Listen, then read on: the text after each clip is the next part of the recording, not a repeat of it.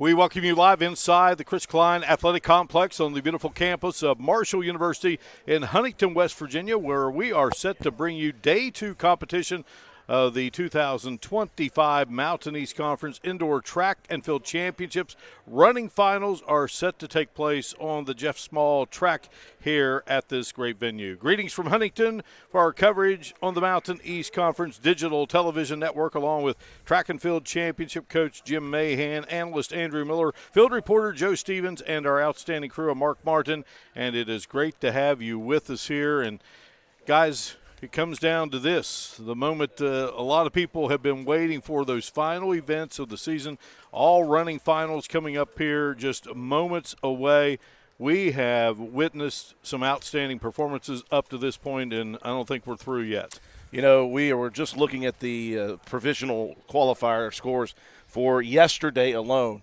And yesterday alone, there were 11 records broken here at the meet, and there were some records were multi-broken by athletes. There have already been 6 more broken, Jim, this day today, and we have not even started the running events. Haven't even started running events, and what you have is 23 people provisionally qualified so far on the men's side, and another 11 or 12 on the women's side, and the records just keep toppling. I mean, you're talking about peaking at the right time. This is the time they're doing it. All right, our order of events today. We'll have the men's mile to get it going, then the women's mile, and then it will be the 60-meter dash for both the 400 meters, the 800 meters, the 60-meter hurdles, the 200-meter dash, the 3,000-meter run, and we'll complete this outstanding 2025 Indoor Track and Field Championships for the Mountain East Conference with the 4x4. Great to have Joe Stevens with us. He will be our field reporter today, and he will be letting us hear from the outstanding athletes who crossed that finish line first. At the moment, Joe is with one of the great legends of not only track and field but cross country in West Virginia, Cabell Midland High School's Chris Parsons. Joe, good afternoon. Take it away. Thanks, Mark. And, yeah, we're down here right now with somebody that you see in the high school circuit of track and field and cross country across the fine state of West Virginia, but he's out here watching some of his previous runners at Cabell Midland High School, and that's the award-winning high school track coach at Cabell Midland High School, and that's Chris Parsons. Chris, you know, Coach, it's got to be fun for you to see some of your kids running and then also other kids from around the state competing here in a college championship. Oh, yeah, the MEC, I mean, for West Virginia, there's so many West Virginia kids that are competing, and I'm getting ready here in just probably 15 minutes. I've got 4 of my Cabell Midland athletes that are going to be running the mile, so really, really excited for it. I brought some of our high school kids, you know, left school a little bit early to get down here to cheer them on. So, yeah, it's exciting, not just to watch my kids, but like you say, to watch these other kids that I've watched progress through the high school, you know, levels, and now to see them jump to a whole new level and run them way, way faster than they did in high school. It says something for West Virginia athletics, doesn't it, especially for the student athletes in high school? Yeah, I mean, you know, West Virginia track, I've been in for a long time, and it's definitely, we have raised the level. You know, I know in the distance on the girls and the boys side, it's compared to 20 years ago, it's just, you know, leaps and bounds, and the being competitive and the quality that comes in now, you know, and that's why these coaches are recruiting them now. Coach Chris Parsons of Cabell Midland High School, track and cross country. Mark, back to you. All right, Joe, thank you very much. And again, just an individual that has meant so much to running sports here in West Virginia. Joe looks pretty good in front of that Mountain East Conference backdrop, don't you think? 100%. We usually see him sweating profusely outside during the state meet at West Virginia down in Charleston, but looking much more comfortable. Calm, cool, and somewhat collected at this point. Let's talk about some of the day one highlights. Wheeling's Kayla McCurry became a 4-time champ in the pole vault with a meet record out of Wheeling. West Liberty's Kyara Ross also set a meet record in the long jump. We talked about all these records that have been set, as did Davis and Elkins' women's distance medley relay team. Janae Scott won the shot put Glenville, and Leah Hall from Wesleyan captured the 5,000-meter run. On the men's side, Point Park's Akeem Mustafa set a meet record with a leap of 7.39 meters there in the long jump. UC's distance medley team set a meet record. Thomas McCoy won the pole vault. West Liberty's Isaac Tavo won the shot put. UC's Cosmos Chalanga won the 5,000 meters. What kind of jumped out at you yesterday, Andrew? You know, a couple of things that jumped out at me yesterday were some of the youngsters that were in this meet. We saw a lot of freshmen, a lot of sophomores in some of those speed prelims. Of course, my first chance to see Candace Morris this year, and she looks just so much more perfected in her running style, and she made it work for her in the prelims of the events that she ran. I really enjoyed the distance medley relay. That was a lot of fun to see. Teams that didn't even have runners in an actual qualifying time doing great things in that one and even breaking records. How about you, Jim? Well, one of the things that's jumped out to me is that yesterday we saw a differential how UC had a stranglehold on the standings. Well, you saw today Point Park went 1-2 in the high jump and vaulted themselves up into a position where they can compete a little bit. They're only about 13 and a half points behind UC at this point. So there is that level of competitiveness. The other thing that I think is really important is, we had the opportunity to cover this last year as well, and the improvement that these athletes have made from year one to year two. All right, guys, we have gotten it underway here. The men's 1 mile, and we have just had a second gun. We had a fall. I hope the youngster right there is feeling better. Looks like he's shaking off something, maybe landed on his wrist, or it's a little bit of tangle there. I believe that's a University of Charleston runner. And while we have a moment, let's talk about the team standings, Andrew. And, we always know there's individual battles going on, but along the way there are team championships to endure and enjoy as well. And nearly halfway through, 8 of 17 events scored. Again, these things can change crazy here today with all of these running events with multiple runners in certain events. UC, again, at the top of the heat in the men's division, 67 points. West Liberty holding close there at 50 points, just 17 behind. Then you got a battle for third. Frostburg State and Point Park separated by just 1/2 point, 39.5 to 39. On the girls' side, on the women's side, University of Charleston, again, 68.5 points. But Point Park, again, with those 1-2 finishers in the high jump today, have vaulted up to second place at 54. They sit 14.5 points behind. Right behind them, though, West Virginia Wesleyan running very well, and they've got some more runners coming today as well. Then in fourth, you got West Liberty with 37. So there's a little bit of separation between the top three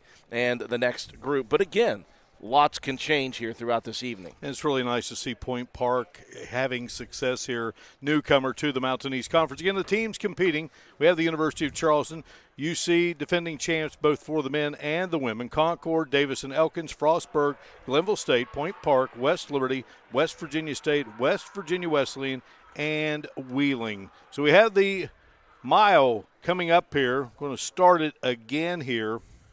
The runner that fell early, that was University of Charleston's Hugo Hewitt, by the way. Of course, pretty nice time here in terms of record, correct? Yeah, very, very good time here in the mile for the men. It is Joshua Chepkashir. He owns 3 distance records here in this, and he put them all on the board in 2020.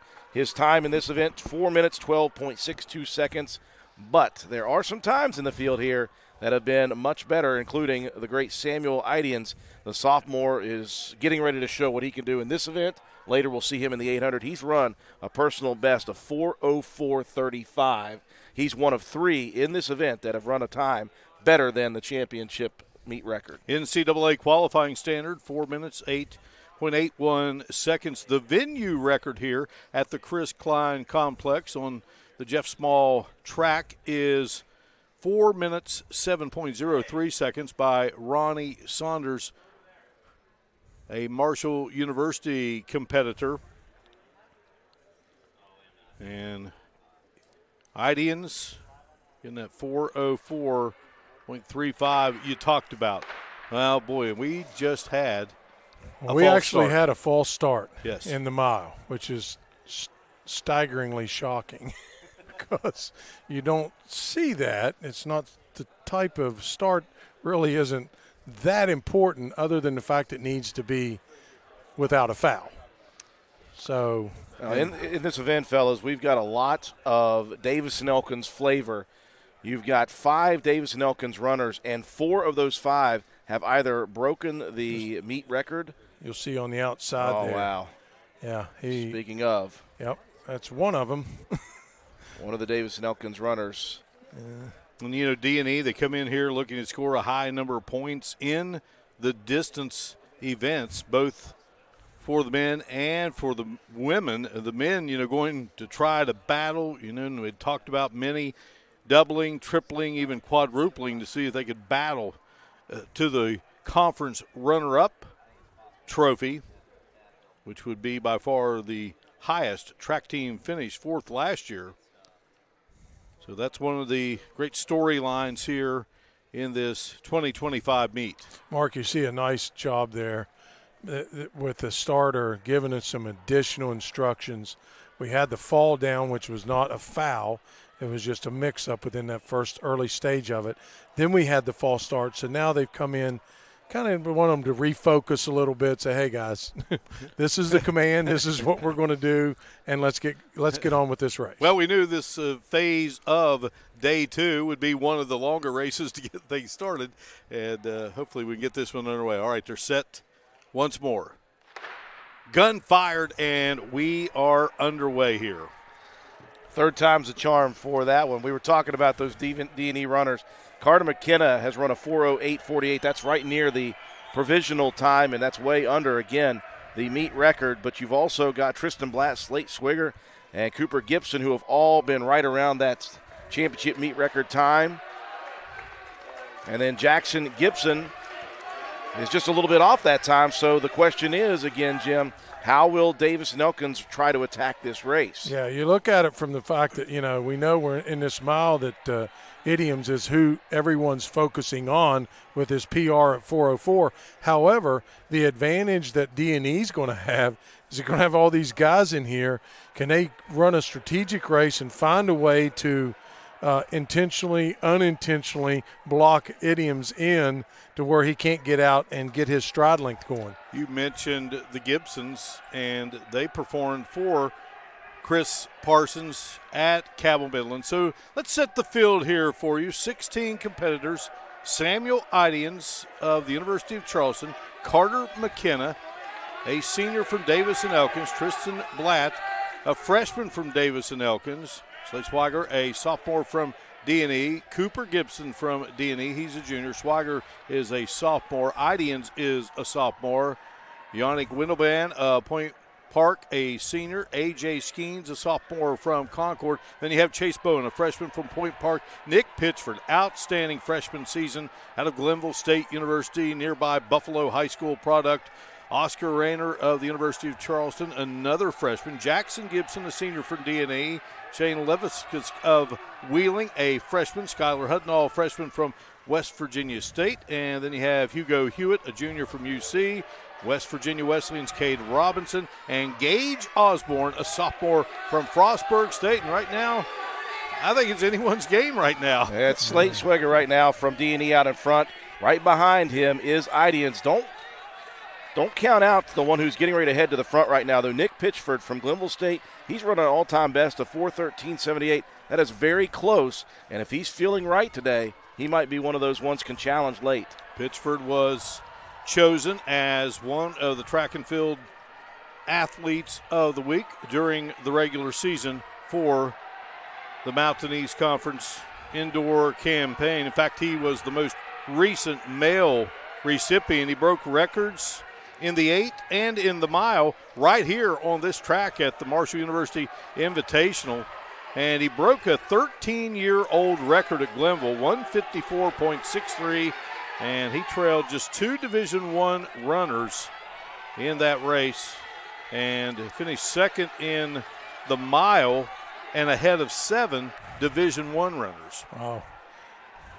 We saw Windelband from Point Park challenging there for a second and third, but he is now falling back. And now you're going to see the separation coming as Idians is going to take the lead over Swigger.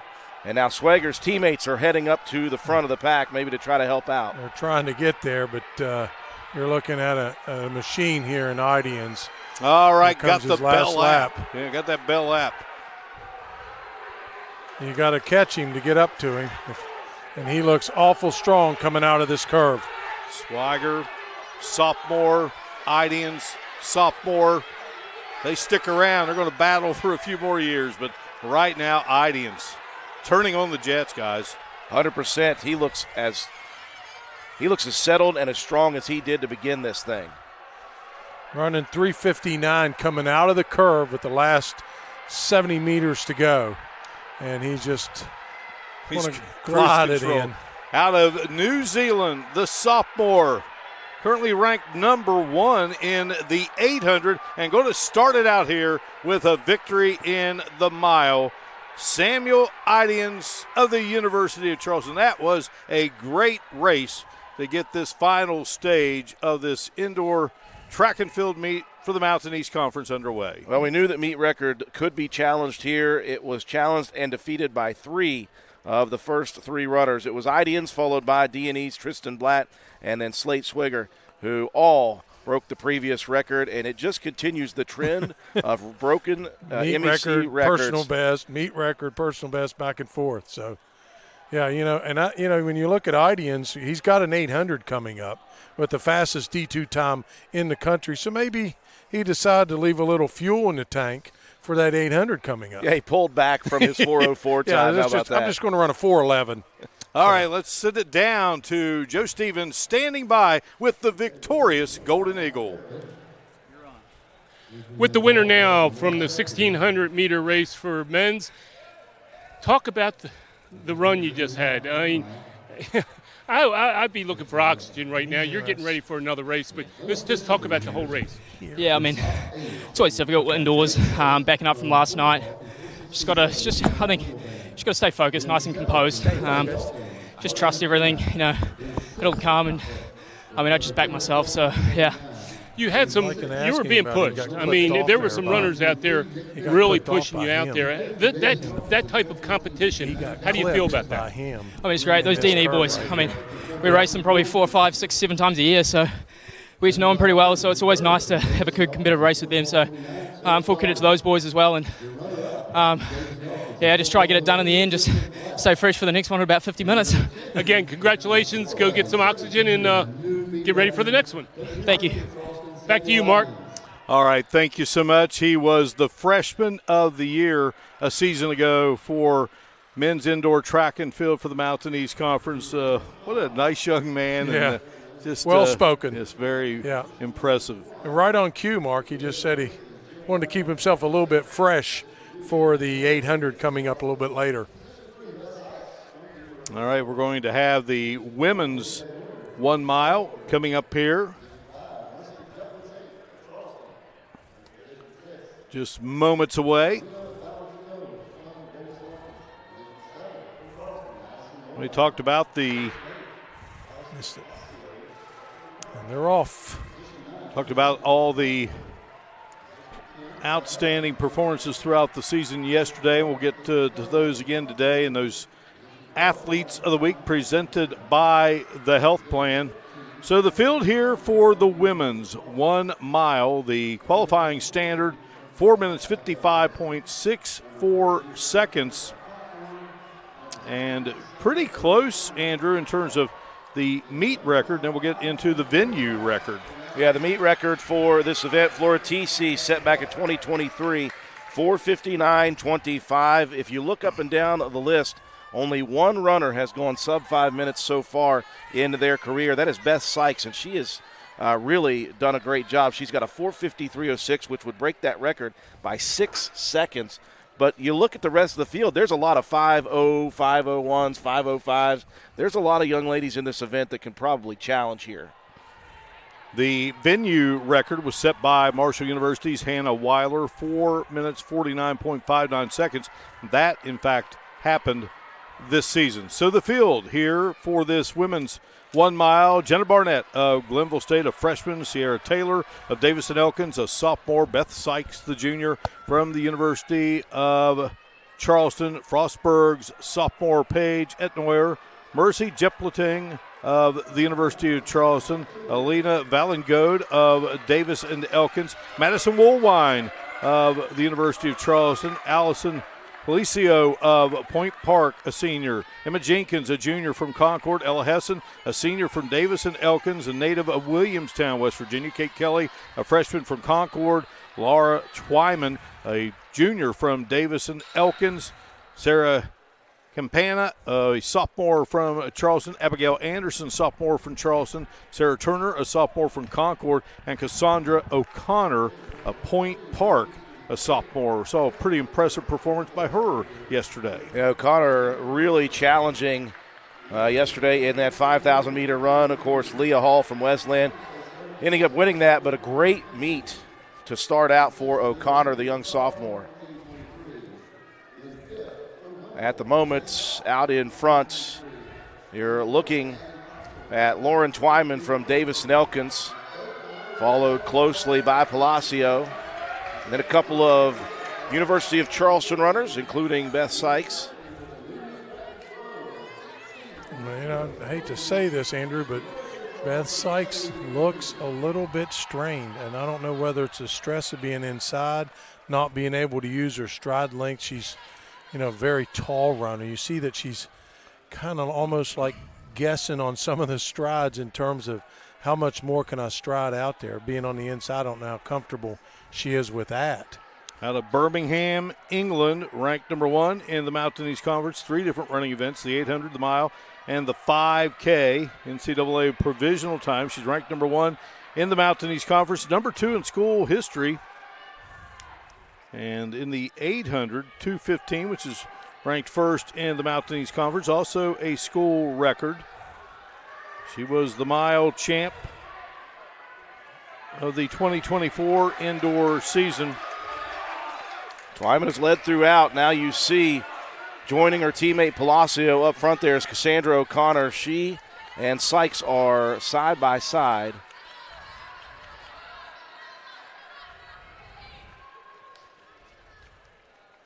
And you can see Sykes, Sykes kind of stuck on the inside there. Yeah, she can't get out and get her rhythm right now. She's kind of almost got her boxed in pretty good. Well, she's going to have to make a move pretty soon. There she goes. There it goes. Yep, she wanted to get outside, Jim. Yeah, she just took off. There. Yeah. Well, she was the track and athlete of the year a season ago in the Mountain East Conference. We have She is no longer looking labored. She looked a little bit rough the first couple of laps, Jim, as you noticed. I think she was out of her rhythm. She did not like that short stride length that she was forced to run on that inside. And then she made the move well ahead of a lap. You're looking at probably close to 350, 370 meters out is when she made her move. See if Lauren Twyman of Davis and Elkins has anything left to catch the impressive Beth Sykes of the University of Charleston. Sykes just going to stride it out here. Again, kind of bunched in, as you said, but she is not bunched in anymore. And it is going to be Sykes bringing the University of Charleston a sweep of the mile run here as we get this final phase of the Mountain East Conference Indoor Track and Field Championships underway. Yeah, some Davis and Elkins runners finishing in the top 6, as well as I think I saw Madison Woolwine from University of Charleston.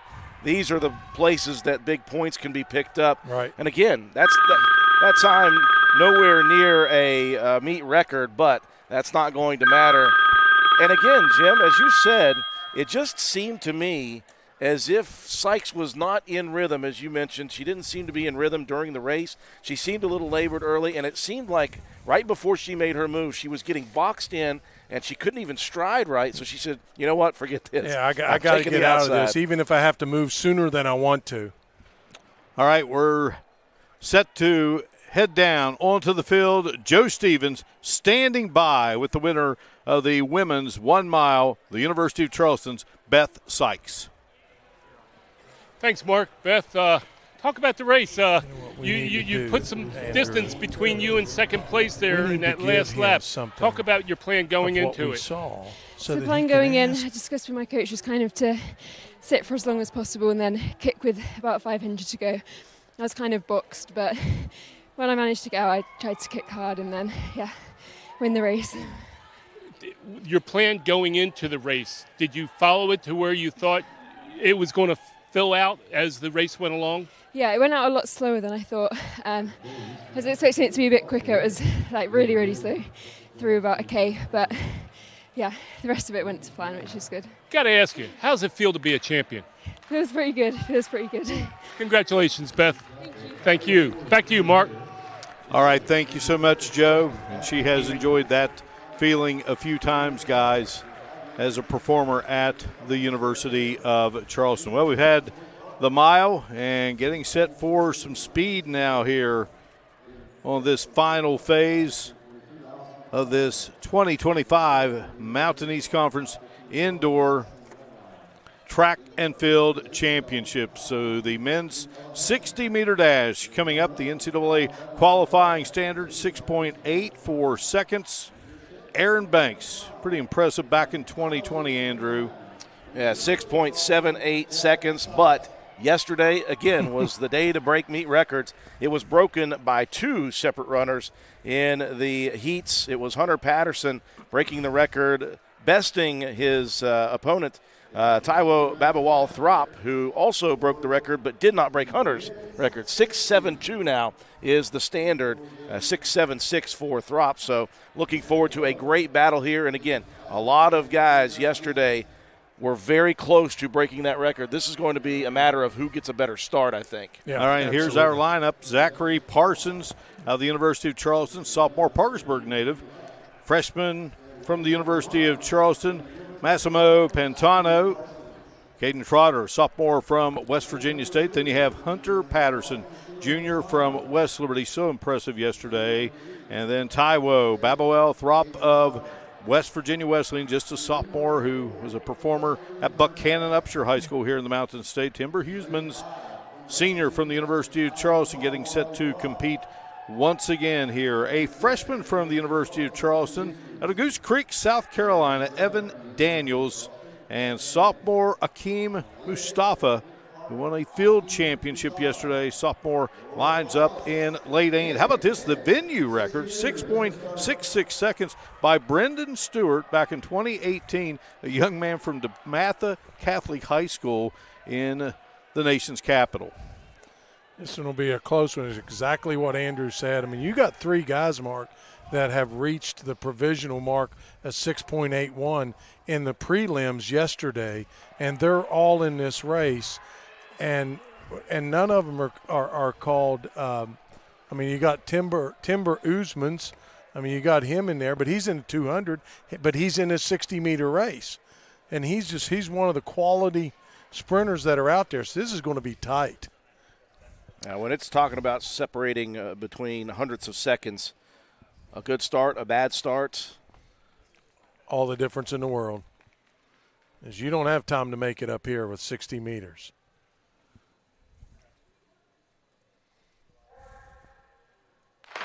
Good clean start here in the men's 60-meter dash. Hunter Patterson to the finish out of West Liberty. Oh, boy. And that race was separated by hundredths of seconds. Babawal-Throp was right on his shoulder. Would love to have been at the finish line to feel the wind as it went by us on that one. That was a great race, clean start for everybody. It looked as if everybody had a good start. It did. So at that point, it's just who gets into their stride quickly, and it looks as if it is Hunter Patterson. And here comes, again, what would have been a meet record, although he already broke that yesterday at 6.72. Yeah. But he's got a 6.77 unofficially, which still would be the meet record from last year to this year. They've got Caden Trotter in second. Well, I'll tell you what, let's not go through those yet. I'll go ahead and let those filter out, and then we'll talk about the rest of the field. All right, and Joe Stevens is standing by with the pride of Chester, West Virginia, Hunter Patterson. Hunter, 60 meters, man. You just let it out, huh? Yes, sir. Focusing on my blocks, coming out good. Good drive phase. Finished through the line. I was able to get it done today. Are you looking side to side, or are you just looking at that finish line? Tell me about your style. Well, I usually look at the finish line. But today, since I was racing for first place, took a little peek at the end, but not usually. It was just staring straight ahead. Thank you. Congratulations. Thank you. Thanks, Hunter. Mark?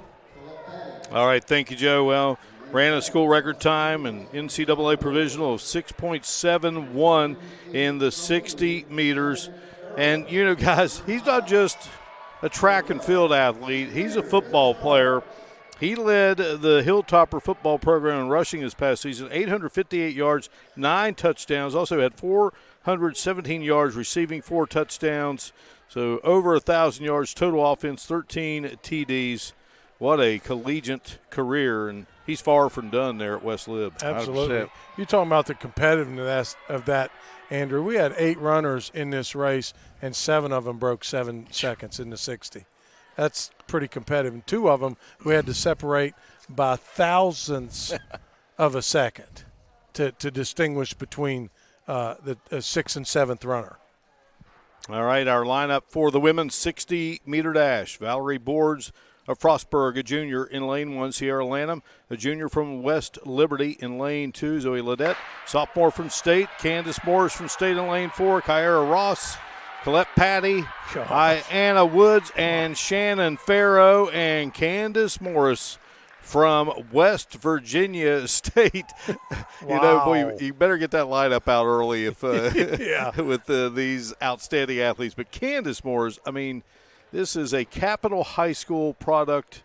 Charleston, West Virginia, stayed near home, helping to build a program there at West Virginia State. And, I mean, she is just blossoming like crazy before our eyes. And she is still so very young. So she broke the record yesterday in the training session, or the prelims, and she just obliterated that today with a 7.44. I think the 60 meters, Jim, is just built for Candace Morris. She already has that lean anyway, and in a 60-meter race, sometimes you don't even get to that stride phase. You really are still leaning a little bit forward. She's already in the drive phase within 2 strides out of the block. And you're talking about running with purpose today. I mean, when you could separate yourself from the rest of this field by a good 2 meters at the finish line, you're a pretty elite runner. And she just did such a good job with that. We do have a couple more qualifiers, though, hitting the standard other than Morris. Colette Patty in second, and then Zoe Ledette also finishing third, both from West Virginia State. Personal best, by the way, for the entirety of the field except for one. All right, Joe Stevens standing by with the pride of Capitol High, Miss Candace Morris. Take it away, Joe.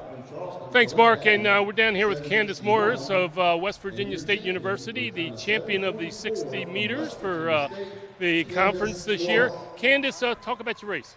I just tried to get a good block start and execute. Was it a race that you did going into it after talking to your coach, making a plan? You're in the finals, you're in the middle lane there, everybody's looking at you. The plan, did it come together? It came together, but it didn't come together the way that I wanted it to. But I still ran a fast time, so I'm happy. Congratulations, you're the champion. Thank you, thank you. Mark? All right, she was the freshman of the year in 2024. Going to be seeing her a lot over the next few years, guys. And Mark, still soft-spoken, if you'll remember. Yeah, that's a soft-spoken lady that's going to run a 7.41 and say, I don't know that I was completely happy with that. I was kind of shocked. She just broke the meet record again, and she said, I wasn't really totally excited about that one. Exactly sure what she was looking at, but I thought it was a pretty flawless race on her part. All right, so we're ready for the first of 2 heats in the men's 400 meters. And in lane 3, we're going to have Cohen Arbogast, a freshman from Frostburg State. Carlos Gomez from Spain, sophomore for the University of Charleston, will be in lane 4. And then Lar McElray, a freshman from Charleston out of New Zealand, in lane 5. Juan Barrera, a senior from Point Park, will be in lane 6. Mark, only 3 runners in this entire field have broken 50 seconds. The record in this event, Bram DeRate from UC, he set it back last year, 47.94. Wow. A great time in an indoor 400. The best time in this heat will be Juan Barrera from Point Park in lane 6. He has run a 49.03 in his career. Looking at the Athletes of the Week presented by the Health Plan during the regular season for the Mountain East Conference, you had 6 guys honored, and thus far, Hunter Patterson, Sam Idians, and Frankie Winter from Ripley, they've all claimed championships here over the last 2 days. Winter, a very, very talented guy in the weight throws. And broke a meet record today in the weight throw. The difference in this one in the finals, of course, we've got 8 runners and we only have 6 lanes, so that's why we need 2 heats. But I want to bear in mind this isn't a heat qualifying. If you win your heat, you're going to place. This is the top 6 times in this race. So part of the event, the way they stack up the runners, they stack the runners based on times. So the 2 fastest times in the 8 runners are in the second heat. That does not mean that they're automatically going to win just because they're in the, quote, faster heat. It just means that they're set up against other competitors with similar times in the 400. Yeah, we'll see Jaden Garris, a freshman from West Virginia State, and Ian Gardner, the past champ out of Concord, the senior. They will be in the next section of the 400 meters. Both have eclipsed that 50-second mark heading into this championship event for the MEC. Mark, while the blocks are being set up here for this 400 race, and looking down at the field events, the triple jump still going on for the men's group. And we had excitement galore right before we came on the air. It was West Virginia Wesleyan's Michael Hansford who broke the meet record and broke it in 2, which was what I would say. He broke the previous record, which stood at 14.88 meters, and that was set by Isaiah Robinson from West Liberty. Hansford, a 15.11 on his third jump. He went after another one on his 4th jump and then decided to pass on his last 2. He's a meet record holder, and he absolutely went crazy. It was so much fun to watch him sprint from one side of the field to the other. His whole team was tracking him down.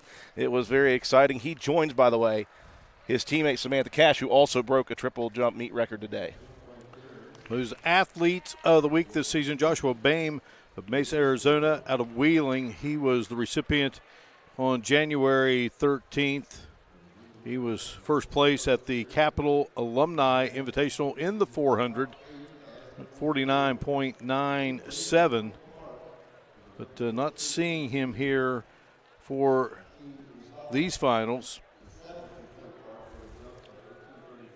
Meanwhile, it was Frankie Winter, second week. He swept the shot and weight throw at the Youngstown State University Collegiate Invitational.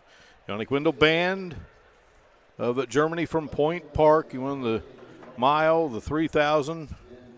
Had outstanding times there at the Dr. Sanders Scorcher Invite in the Bronx, New York. Hunter Patterson, Chester, West Virginia. He's already won the 60-meter here today. Did that just a short while ago.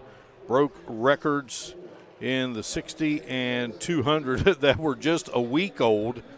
And then Samuel Idians of New Zealand, the University of Charleston. He performed quite well at the Doc Hale Virginia Tech Invitational, and I just think it's wonderful. Doc Hale was one of the great starters for cross-country, track and field in West Virginia for many, many years, and just the respect he had there in Blacksburg, and named a college event in his honor. He's also has an event named in his honor here in West Virginia, Cabell Midland High School, along with the great Carlos Akers. And then Nick Pitchford of Eleanor, the Buffalo High School product from Glenville. We talked about breaking records in the 8 and the mile here at Marshall University. And again, bested some Division I runners. So talented group of athletes that were honored during the regular season. Athletes of the Week presented by the Health Plan. So again, Arbogast, Gomez, McElray, and Barrera going to be the competitors here in this first section of the men's 400-meter final. A couple Golden Eagles going to battle it out in this heat, Andrews. And they'll be side by side. Yeah, side by side with pretty tight times for this year. Of course, in that second heat, you're going to see both Jaden Garris from West Virginia State and Concord's Ian Gardner. Both of those runners have gone sub 50 seconds in this event. Best time in the field will be Gardner. Think about it. Coming into the MEC, there have already been 21 men to qualify with the provisionals to make the move to the big time of the NCAA Division II. When you look at that field of 8, Andrew, of all of them, what the one that pops out of me is that Juan Barrera from Point Park has the best time overall as a PR of any of the runners in the field. However, he's going to be in Heat 1, not Heat 2. Yeah, we have seen him. Of course, the he can surprise you. The qualifying time this year was 50.22. We've seen him earlier qualifying yesterday for some of these speed races. University of Charleston has won 3 of the last 4 team championships and gunning for another one here today. Had the lead as we got started here with this running session. Gun sounds, good start. Arbogast, Gomez, McElray, Barrera battling it out here in our first of 2 sections for the men's 400-meter championship. Nice job staying on the inside of that lane, not wanting to flirt too much, but you get down here and you hit that brake line, and here they come avalanching in. Barrera trying to get in front of McElray. Lar McElray and Juan Barrera. We'll see if others can make a kick here. Well, McElray looking strong to the finish as Barrera fell off a little bit there. Yeah, Cohen Arbogast came on strong there from Frostburg.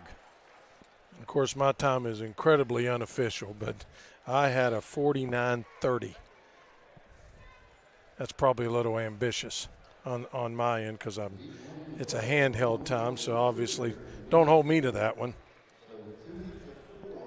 We'll see as these times come in officially. Appreciate Mountain Timing for all these quick times that they have coming through. Now they've got Arbogast and Gomez qualifying with putting up the exact same time mark, 50-14. Now they took it off the list there for a second. Yeah, they had to separate there into the thousands. They're coming back at 50.47 for Arbogast, 50.48 for Gardner. All right, our second of 2 sections. We'll have Brady Pryor, a freshman from Concord, Justin Dow, a junior from Frostburg, West Virginia State's Jaden Garris, a freshman, and Concord senior Ian Gardner. Gardner out of Hinton, West Virginia, Summers County High School, been on the podium of the 400-meter dash 4 times in his career, looking for a first conference championship in the event. Did get the word officially, Arbogast and Gomez in that heat, 50.14. That is the time to beat here in the second heat. Well, you knew Arbogast was coming on strong, didn't you? And he did it from the outside. Had to go 3 wide to get there. They are getting in the blocks as we speak.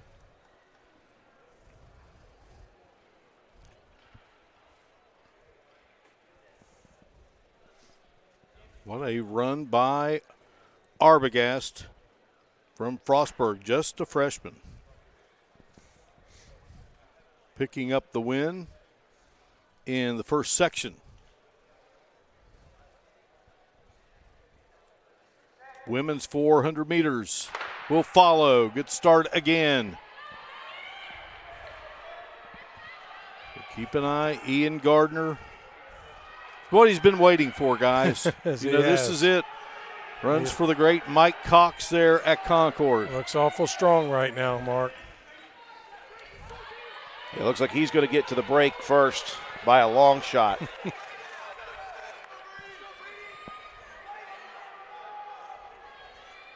Being challenged there a little bit by Garris, though, on the backstretch. Well, you have a chance closing the to gap run for bit. one of the greatest distance runner of all time. But check out Jaden Garris. Garris surpassing Gardner, and Garris, the freshman from West Virginia State, comes away with the win. Just off the state meet record, the MEC meet record at 48:35, and that blows his previous best of 49:30 out of the water, and he has a provisional qualifier time. Gardner finishes just behind him at 48:70, and then Dowell at 50:35. So you've got Garris finishing first, Gardner second, and then Arbogast and Gomez finishing tied for third. Dowell finishing fifth, Barrera finishing sixth, Brady Pryor finishing seventh. But how about Jaden Garris? He just looks strong, trying to track him down on that back stretch and seemed to never let up. I like the fact that Garris was patient, that he didn't take that, that extra time to just, kind of freeze. He just kind of waited till he got out of that last curve with 60, 70 meters to go and decided, okay, it's time for me to make my move, and he did. And speaking of tracking him down, Joe Stevens he is with the champion of the 400 meters. Jaden, I just saw you when those last couple curves there, you had the lean, and you had it in mind, didn't you? I did. I knew I had to execute my plan. I knew he got out fast, so as long as I could stay with him throughout the cut-in, I knew my kick was faster than his, so just stay with my coach's plan, just trusted God. Stay with what I needed to do, practice hard all week, good rest, just eat good, just keep doing what I need to do. We're not done from now. There's Nationals coming up now. I got the qualification by .1, so just more work now, and then we go out for outdoor. Jaden, how much fun is it for you to look down that final 60 meters or so and just say, catch me if you can? Well, it's not always fun running, but when you're coming down that stretch, you just got to push hard, get through the line. Like my coach told me, he said it's not a 400-meter race, it's a 450. So you got to push through the line. You just got to want it, man. You got to forget about the pain, just push. Jaden, congratulations. You're the champion. Thank you. Back to you, Mark. All right, thank you so much, Joe. Running's not always fun, but it's certainly a lot more fun when you win. A lot more fun when they're putting a ribbon around your neck. 100%. For sure. But Garris had a great point about the fact that if he could just stay with Gardner, he knew that Gardner was going to go out fast. If he could stay close to him at the break line, which he felt comfortable enough that he was, of course, he made that move with the last part. Another great point he made, his coach talking about it isn't a 400-meter race, it's a 450-meter race, meaning you just don't let up when you get to the finish line. You drive through it. Yeah, he certainly did. And again, as John Boycett continues to build that program in Institute, guys like Garris helping bring that success and all they've dreamed about having as they return track and field to Institute a reality, a dream that started a few years back.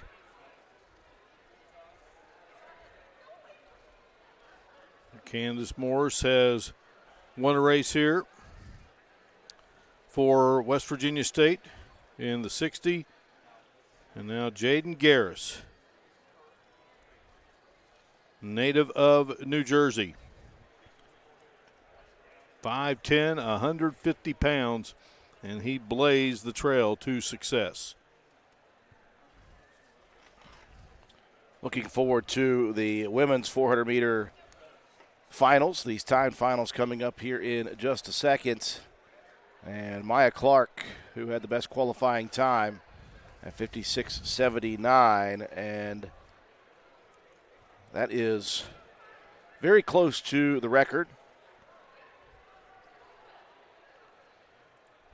Salute our coaches guiding these outstanding programs. Nick Bias at the University of Charleston, Mikey Cox of Concord, Jason Piles of D&E. How about if you had Bias, Cox, and Piles on a relay team? Yeah. I think we could stick any of us three on that relay team and to be the fourth leg, and we'd still do okay, I think. Do all right. I don't know that we would place in the top three if I was one of the. I don't know. I think if you had those three, you don't even need a fourth guy. So you guys run for me. They're going to run double for yeah. me. So there you go. Ballard Suter of Frostburg, Dan Myers of Glenville, Tim Kramer of Point Park, Jason Falvo of West Liberty. I mentioned John Boy said a minute ago, and the great job he's doing in his second season. Kelsey Chambers of Wesleyan and Patrick Stanton of Wheeling. Great coaches who truly love the sport of track and field, cross country. Brooklyn Reynolds, Jamie Preston, Camilla Hoya, and Maya Greshner are the first out on the track in Section 1 of the women's 400 meters. Reynolds from West Liberty, Preston from West Virginia State, Hoya from the University of Charleston, and Greshner from Point Park. One senior, a junior, and two sophomores. Reynolds and Preston, the sophomores, Hoya, the senior, and Greshner, the junior. Hoya with the best qualifying time yesterday at 58.75. Luann Puzanker of the University of Charleston. Andrew, what a job she did in this event. Back in 2023, 56.53. What a push by Camilla Hoya. Down the stretch they come and stretching it out. How about it? Maya Greshner of Point Park going to come away victorious here. Past Hoya there down the stretch. I think what we got there was actually Preston. Yeah, she's number 4. Okay, forgive me. Those Point Park and West Virginia State University uniforms. They're so much alike. Yeah, that was Jamie Preston from West Virginia State. Yeah, we're looking at the because they had 3, 4, 5, and 6 in the lanes. Yeah, but she it was was in Preston. lane. Yeah, Preston Preston had in lane the 4. 4. Yeah, number 4. Right. So forgive me for that. But what a move she made. Absolutely. Again, Preston has run a 58.14 in her career. Waiting to see the times that went through there. Our first of 2 sections. So Preston with a 58.43. That's the time to beat at the moment for this second heat.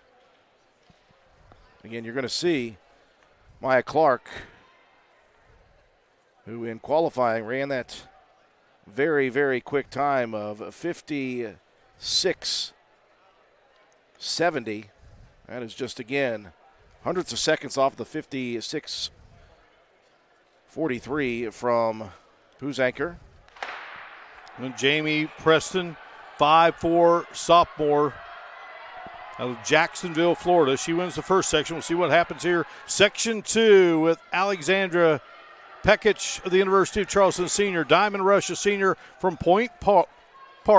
Maya Clark, a sophomore from Charleston. And Jayla Woods, freshman from West Virginia State. 2 UC runners here, along with the Pennsylvania-based Point Park and West Virginia State out of Institute. Clark getting the best on the break. Now the question is, can she hold off the rest of the field? She's got some great arm action coming down that straight stretch with about 20 meters to go. And yes, she will hold off the competitors. Diamond Rush was coming there, and it's going to be Maya Clark, the sophomore. Came in with a time of 56.79. And there it is. She was close in the prelims. Unofficially, she has just broken the meet record by Puzanker. 56.46. Got her by 100th of a second. And Maya Clark is not only your champion, but she is now another meet record holder. What is in the water here in Huntington this weekend? Whatever it is, they're bringing out their best efforts today, which is outstanding. We're seeing some of the top quality track and field athletes, not just in the MEC, but in the entire country. Joe Stevens is trying to track down Miss Clark. Samuel Idians wins the mile. Beth Sykes of the University of Charleston wins the women's mile, both from the University of Charleston. Hunter Patterson of West Liberty takes the men's 60-meter dash. Candace Morris of West Virginia State wins the women's 60-meter dash. And then the boys 400 meters, it's Jaden Garris out of West Virginia State victorious. And Maya Clark of the University of Charleston wins the women's 400 meters. And have the 800 meters coming up here for the men. We'll have 16 runners, and it will be divided into 2 sections. As you see the final results here for the women's 400 meters, Clark, Rush, and Woods, and then Jamie Preston, who finished first in that first heat, finishes 4th. So West Virginia State scoring some points here, and again, they were close. Keep continuing to follow the top scores as we go through. Still just a few events actually scored on the board today. Watching live coverage of the Mountain East Conference Indoor Track and Field Championships on the Mountain East Conference Digital Network. So the top time at this venue set in 2018 by Kristen Williams out of Charlotte.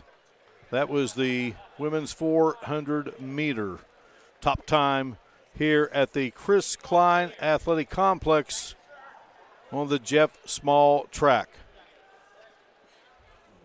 Joe Stevens being very accommodating down below to Maya Clark, the sophomore from the University of Charleston. And I believe Joe is ready to go. Joe, take it away with our winner of the women's 400 meters. Maya, a meet record. Just let's go through that race there. I mean, did you come out with your plan with Coach Bias and this is what you did? Tell me more. Well, I think yesterday I ran what we planned on. I talked to my coach and he said, okay, do this. Go out fast. I never normally really do that, but he told me just to try and see how it goes. And I thought, okay, I'll just try it today as well. And it works out. For a runner of your caliber to change the way you come out and you're changing something right before the championship, what's going through your mind with your thought process there? I mean, I enjoy running the 4. I've always enjoyed it. Like, it's a hard, really hard event, but I think it's amazing. Well, you have the new meet record. You have that in your back pocket. Now you're heading to the Nationals. We'll check the qualifying time and go from there. Again, congratulations. Mark? All right, thank you so much, Joe. She hails from the Netherlands, a sophomore, competes in the 400 meters, the 200 meters, and the 4x400 meter relay, and a champion here at the 2025 Mountain East Conference Track and Field Indoor Championships. She seemed a little bit hesitant about that, whether she was going to qualify for her provisional time, but 56.43 coming in, number 1 ranked in the MEC, number 2 in school history and MEC history.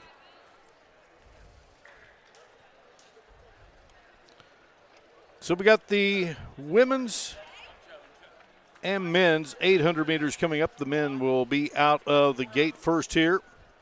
Qualifying standard, 1 minute 52.31 seconds. Ryan Hastings of Appalachian State back in 2018, the venue record at 150.48.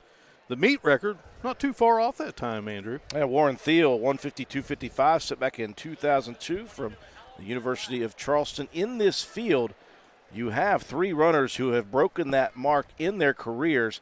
But again, this race at the moment we kind of believe would be Idian's to lose. Again, you got to go perform, but he is the one that has got the best time in the nation, 148.29. And that is a stone's throw away from that previous best. And we see him right over our ledge here. We're trying to take a look at him and see what's going through his mind and knowing what he needs to do to accomplish this. And I don't think he feels like he fell short in the mile. I mean, obviously he won it. You know, this one's much more of a sprint. It will cost him to it won't allow him to stay close. He's going to need to get out and get away from the rest of the runners by the break line, so he's not in any trouble. Well, this time to 2 heat finals, the best number put up in this first heat is by Davison Elkins' Cooper Gibson. He's put up a 154.65 in his career this year so far, 156.64. But again, he's got the opportunity to go low and set that number at least for that second heat. Right. Top 6 times will place. So Cooper Gibson, the junior from Davis and Elkins, again, product of Cabell Midland High School, ran for the great Chris Parsons. Garrett Kinder, a freshman from Concord. Gage Osborne, sophomore from Frostburg. Matthew O'Shea out of Ireland, a freshman from the University of Charleston. Isaiah Stewart, a sophomore from Frostburg. Emil Raphael, a freshman from Point Park. Dylan Blackshire, a freshman from Glenville. And Chase Bowen, a freshman from Point Park, all in this Section 1 of the men's 800 meters. So there are 5 freshmen here, 2 sophomores, and a junior. Pretty young field. And youth has served in this first of 2 heats. They will encompass this facility in 2 2/3 laps. They have just now finished their lap number 1. Cooper Gibson out in front of, at the moment, Glenville's Blackshire right there on his heels. Punched up pretty well there. Point Park's Raphael. As you said it best, Andrew, youth has served in this 800 meters first section of this great event. Again, Jim, you coached this great sport for a long time, won a lot of championships. This is a gut check event. It certainly is. I mean, it's a lot of strategy in this race. And obviously, we've seen the top 4 here separate ourselves. And now we're going to see what kind of move they're going to make here. Garrett Kinder making a big move from Concord on the outside. Yeah, that's a little surprise going that early to do that. Kinder feeling maybe perhaps he's bunched in here. I got to do something and maybe my chance. See if he can hold it off here. Kinder would be in first at the moment with Raphael in second. Kinder trying to hang on. Looks like he's going to finish strong here, guys. Oh, wow. And how about that? We wondered if he moved too early. Well, Garrett Kinder crosses the finish line first. Great strategy by that young freshman out of beautiful Athens, West Virginia, the home of Concord University. He got 2 seconds off his previous personal best, 155.89. Raphael behind him, followed by Cooper Gibson, and then Matthew O'Shea. So 155.89 unofficially is the number on the board for this second group. Yeah, that was I thought really a pretty courageous move for him to start that as early as he did. And I think part of that had to do with I got to get out and I got to get separated and see if I can hang on at the end, which is exactly what he did. He didn't really hang on. He kind of pulled away from the rest of the field. He just looked very strong coming down the stretch. He did. Took a couple of those big, huge, deep breaths in and out before he hit that front straightaway. And he just had the strength to keep up with it. His legs didn't falter whatsoever. Yeah, Emil Raphael, I thought he ran a nice race as well. Yeah, he had great form coming down the stretch with the last 30 or 40 meters to go, but he just couldn't close the gap. Section 2 will feature these individuals. Samuel Idians, the sophomore from the University of Charleston, has just been outstanding here in this meet. Ryan Rasco, a senior from Davis and Elkins. Nick Pitchford, looking forward to seeing the young freshman from Buffalo. Out of Glenville State University, Tristan Blatt, freshman from Davis and Elkins. Ethan Board, the senior from Concord. And Jackson Gibson of Davis and Elkins, along with Tommy Bildheiser, a junior from Davis and Elkins. And Francis Toohey, a junior from West Liberty. You know, those coaches, and I'm not talking about anything other than Ideans has just decided to establish himself from the beginning of the race. And I'm not going to be around you guys. I'm going to go run my race.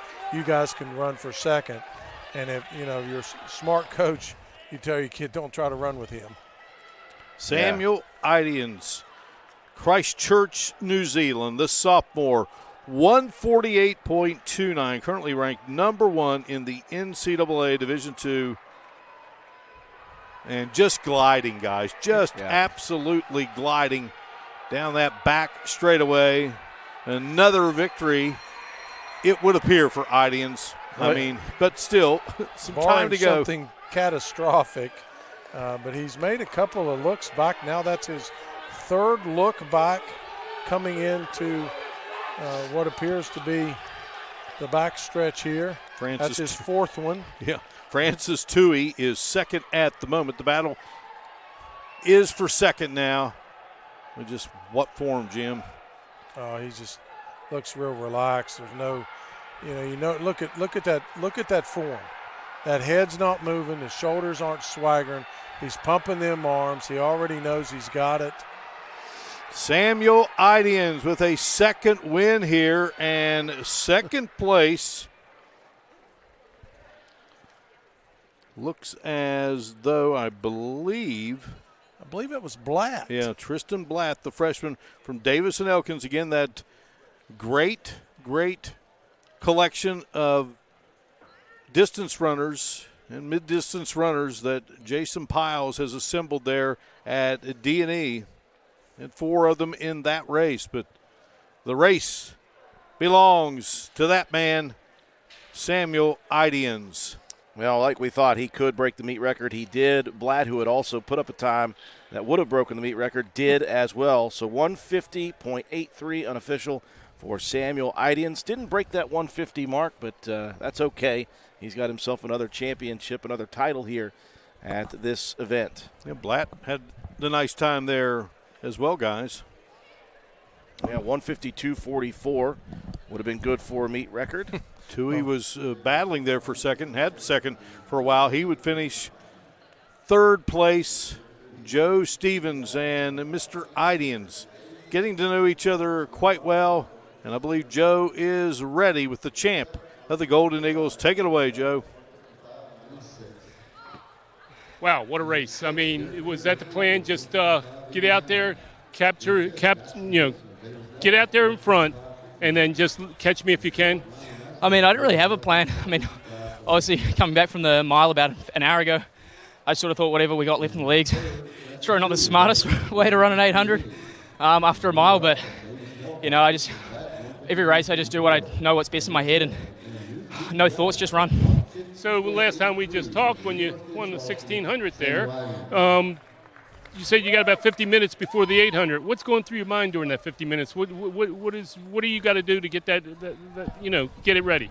I think probably the main thing is just coming down that heart rate, because if you stress, it's just going to stress up all the muscles. So I try to breathe and just keep moving, because if you stop moving, then you're just going to stress up and everything. So I just did what I could, and I know there was a lot of other boys coming back from the 8 as well, so they did real well too. Yeah. Congratulations, my friend. Thank you. Thank you. Mark? All right, thank you so much, Joe. Samuel Ideans, 150.83. Somewhat effortlessly, I might add.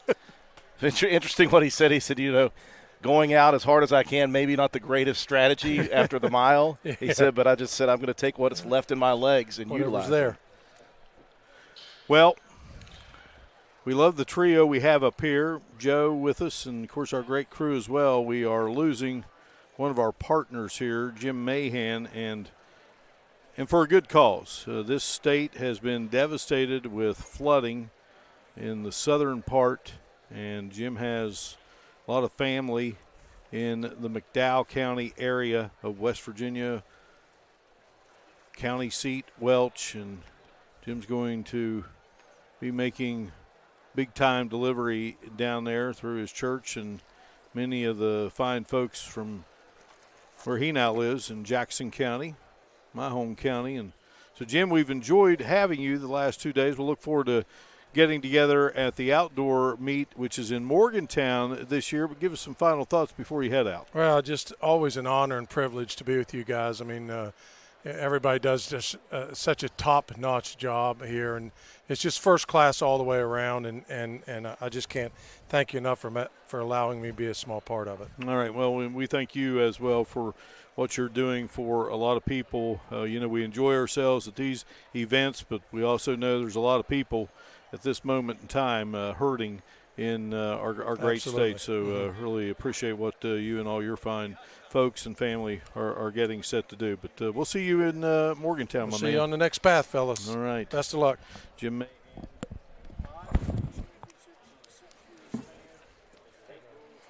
At Ravenswood High School, and just great to have his expert analysis here inside the Chris Klein Athletic Complex on the Jeff Small track. We will break away. We'll reset. We'll come back. We've got a lot of great action still to come.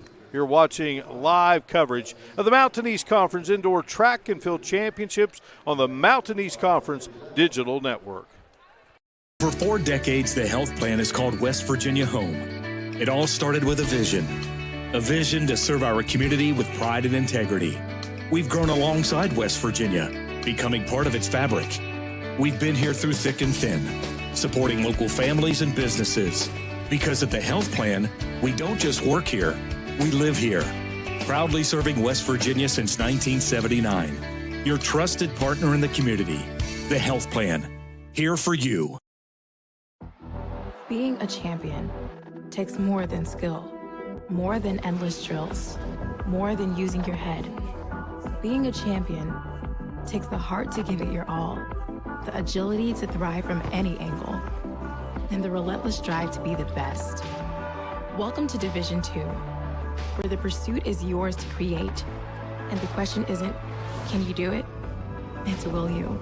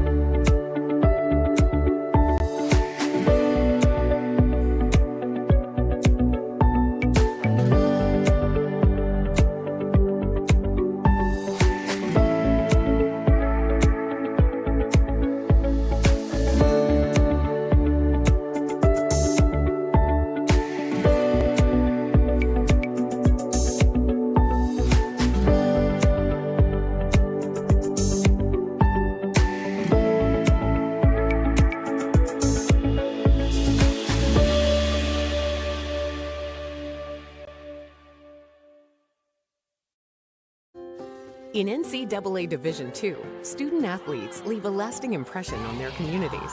That's because Division II student athletes want to make a difference and truly be part of their surrounding communities. Through community engagement, thousands of student athletes from various backgrounds interact with community members who view them as role models. This interaction leaves a positive and perhaps even life-changing impression on all those involved.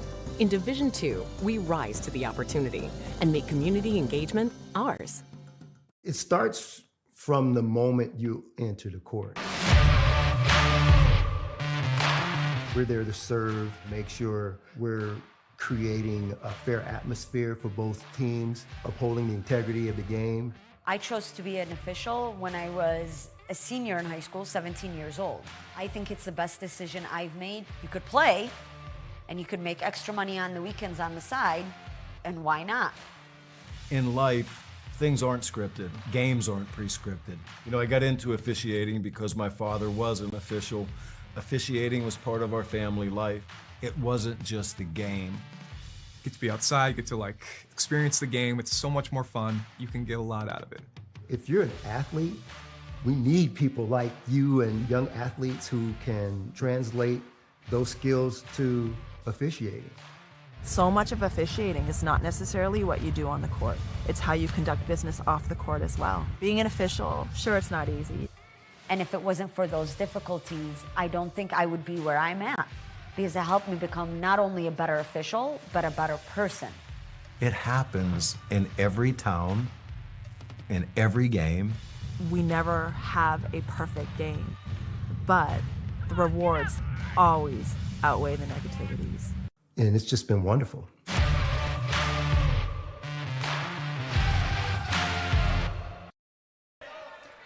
We welcome you back inside the Chris Klein Athletic Complex here on the campus of Marshall University in Huntington, West Virginia. Wonderful to have all of you with us, along with analyst Andrew Miller, Joe Stevens, our field reporter, Mark Martin, and we have fired the gun here for our first of two sections of the women's 800 meters. Lotte Zethoff of Point Park, a junior. Lacey Dimmitt of West Liberty, Ella Hessen of Davison Elkins, who is a senior, Dimmitt the sophomore, Amanda Ferrante, a freshman from the University of Charleston. And then you have Raina Headley, Tatum Walls, Emma Newton. Some outstanding runners here, Andrew. Well, and just as we saw yesterday evening, Malamo Kita coming out strong in another race. She pushed the issue yesterday. She and Headley, the two teammates, bookending Zethoff from Point Park, who has the best time in the field in this first heat, 2:21.77. The all-time record, by the way, Taylor Butler from Alderson Broaddus College. Yeah, how about that? 2:15.71 back in 2022. And we were just talking about AB earlier today, and beautiful campus there in Philippi, and getting utilized. And of course, they had great athletic facilities there, and so the community and the region able to take advantage of that. Miss that school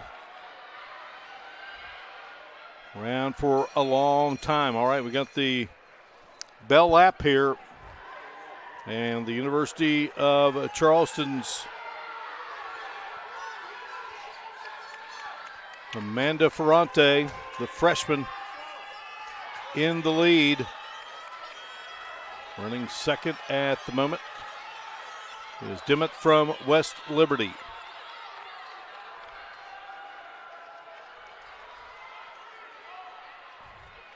Dimmitt has also run a good time this season. 2:20.58 is her best. I wondered if Ferrante came out a little bit too quick here on the second lap. Dimmitt now trying to make the move to the outside and overtake Ferrante in this first of two sections of the women's 800 meters. And it will be the West Liberty Hilltopper, the sophomore, coming away victorious in this first section. A tremendous run by Dimmitt, cutting a couple of seconds off of her previous best this year, 2:19.46. That is her personal best. Ferrante in second, also with a PR, as does Lotte Zethoff and Emma Newton as well. I love seeing those PRs come in here during this meet. Top time in this venue, 2 minutes, 9.30 seconds, and that was by Haley Jackson of West Virginia back in 2021. So the time put up here in this first section, 2:19.46. We'll have to remember that as we get set for the second heat. And looking at the numbers there, we'll have the 60-meter hurdles for the men coming up next here inside the Chris Klein Athletic Complex. When it gets fast, it stays fast, and then it gets a little bit longer.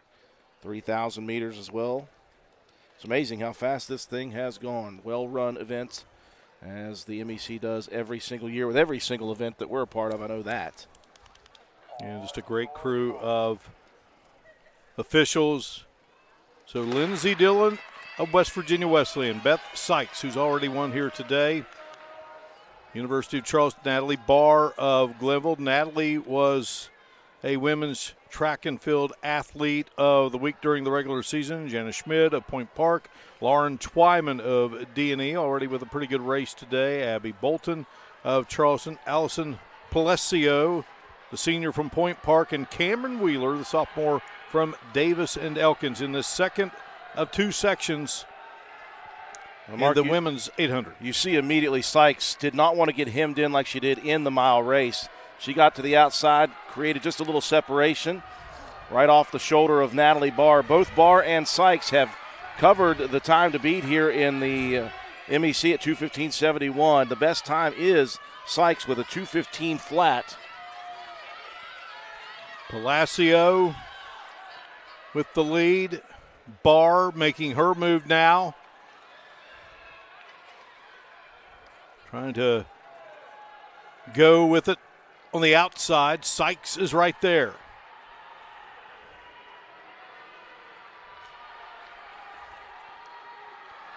See a move being made by West Liberty, and then on the outside, here comes a Westland runner, Lindsey Dillon.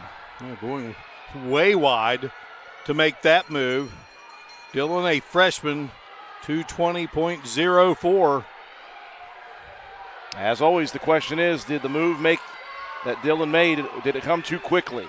Jana Schmid is second, the senior from Point Park. Get a good look there at the West Virginia Wesleyan runner. Now Sykes going to try to track down Dillon right off of her heels. And Sykes with that stride, that frame. The junior, Beth Sykes, runner of the year. But Dillon not going away, Andrew. Boy, what a great run down the stretch. It's going to be Beth Sykes with the victory. But how about Dillon, the freshman? She made such an early move, and you just wondered when Sykes on that back straightaway, Mark, when she caught and passed Dillon, you thought, well, Dillon is probably going to fall back maybe 2 or 3 spots now because it seemed like she used all of her energy. She did not. She kept just enough in the tank on the front stretch, and she really stayed close with Sykes to finish second. Very nice race by the youngster, Lindsey Dillon. But Sykes will repeat here today as another championship in her case. You get a look here at Lindsey Dillon's move, and you again wondered, is it too early? Well, she finishes second, and she turns in a time of 2:17.37 seconds. Dillon's time coming in 2:20.04. Sykes has the winning time of 2:16.58 seconds. Hurdle action forthcoming here. Sykes the championship, Dillon finishing second. Schmid from Point Park running very well. And then you saw another West Liberty runner, Lacey Dimmitt, who finished first in that first heat. That time held up good enough for 4th place, which is important for the team standings.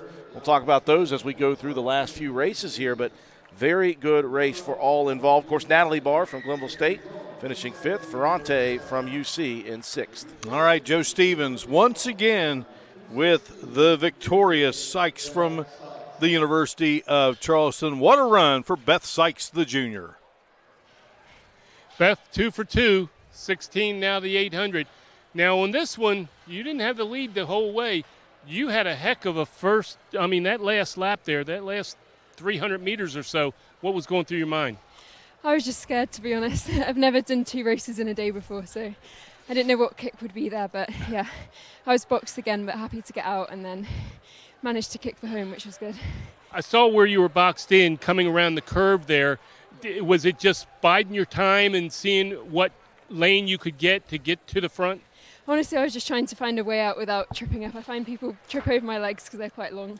But yeah, trying not to fall over, trying to get out and then kick for home. So now, 2 for 2, the first time you've run 2 races. In the championship, too. You're taking home 2 crowns. It's got to feel good. Yeah, it feels pretty good now. I'm really happy. There you It's go. been a good weekend. Congratulations, Beth. Thank you. Mark? All right, thank you so much, Joe. Well, you know this. She said it's the first time I've ever competed in 2 in one day, but you know those workouts that Coach Bias has at the University of Charleston probably seems like you're in 10 events. Yeah, these are the payoffs. These are not the hard races. The hard races that they have to run are every week in practice.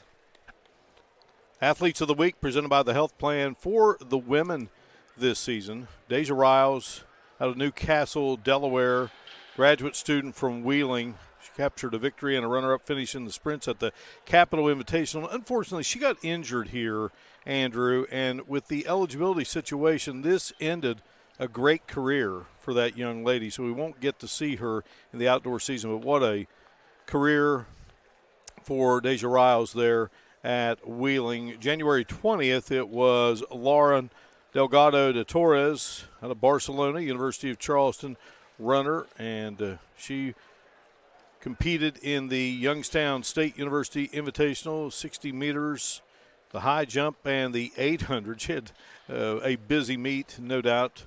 Colette Patty, sophomore from Johnstown, Ohio, UC runner, and she did well in both the 60 and the 200 meter during that particular week. Samantha Cash Jr. from Denton, Maryland. We talked about her a lot throughout this weekend, these 2 days, and certainly during our coverage the past few years with Mountain East Conference indoor and outdoor track and field. She had an NCAA provisional qualifying in winning the pentathlon at the Youngstown State University Mid-Major Invitational with a score of 3,591 points. Dunja van den Toren of the Netherlands from Point Park, she hit an NCAA provisional in the high jump at a meet inside the facility at Penn State, and that was February 10th. And February 17th, Natalie Barr of Glenville, Canvas, West Virginia, set a Glenville State University 800 record of 2 minutes 15.16 seconds, and that happened right here on this Jeff Small track at Marshall University. She was fourth place ahead of 11 Division I runners. So congratulations to all those athletes of the week presented by the Health Plan throughout the course of the 2024-25 indoor season. Well, they've been setting up those hurdles, Andrew, and getting set for 60-meter competition. We will break away. We'll come back, and we'll have it for you. The men first, back out on the track with the obstacles of the hurdles. You're watching live coverage of the Mountain East Conference Indoor Track and Field Championships on the Mountain East Conference Digital Network. For 4 decades, the health plan is called West Virginia Home. It all started with a vision to serve our community with pride and integrity. We've grown alongside West Virginia, becoming part of its fabric. We've been here through thick and thin, supporting local families and businesses. Because at the health plan, we don't just work here, we live here. Proudly serving West Virginia since 1979. Your trusted partner in the community, the health plan, here for you. Being a champion takes more than skill, more than endless drills, more than using your head. Being a champion takes the heart to give it your all, the agility to thrive from any angle, and the relentless drive to be the best. Welcome to Division II, where the pursuit is yours to create, and the question isn't, can you do it? It's will you?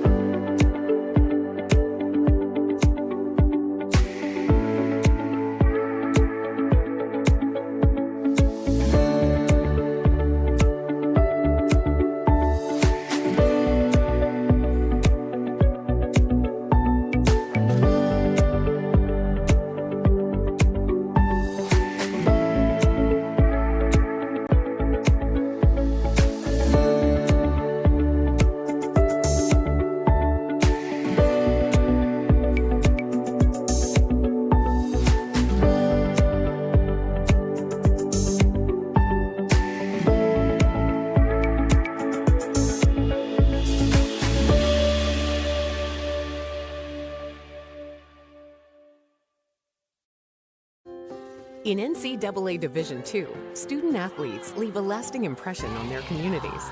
That's because Division II student athletes want to make a difference and truly be part of their surrounding communities. Through community engagement, thousands of student athletes from various backgrounds interact with community members who view them as role models. This interaction leaves a positive and perhaps even life-changing impression on all those involved. In Division II, we rise to the opportunity and make community engagement ours. It starts from the moment you enter the court.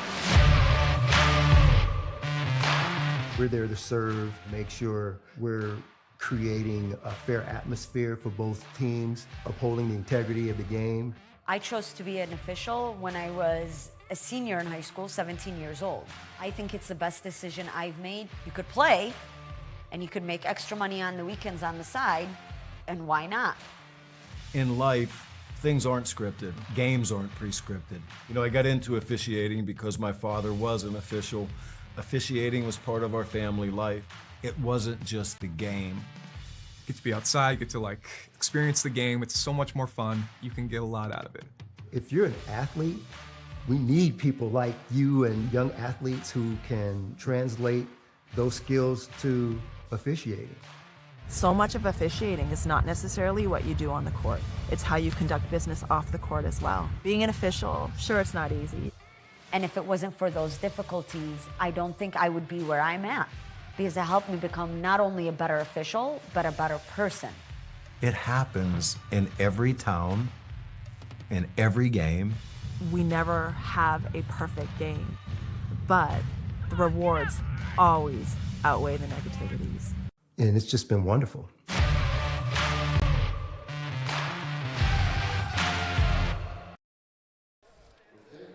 Hurdle action getting set to unfold here inside the Chris Klein Athletic Complex on the Jeff Small track.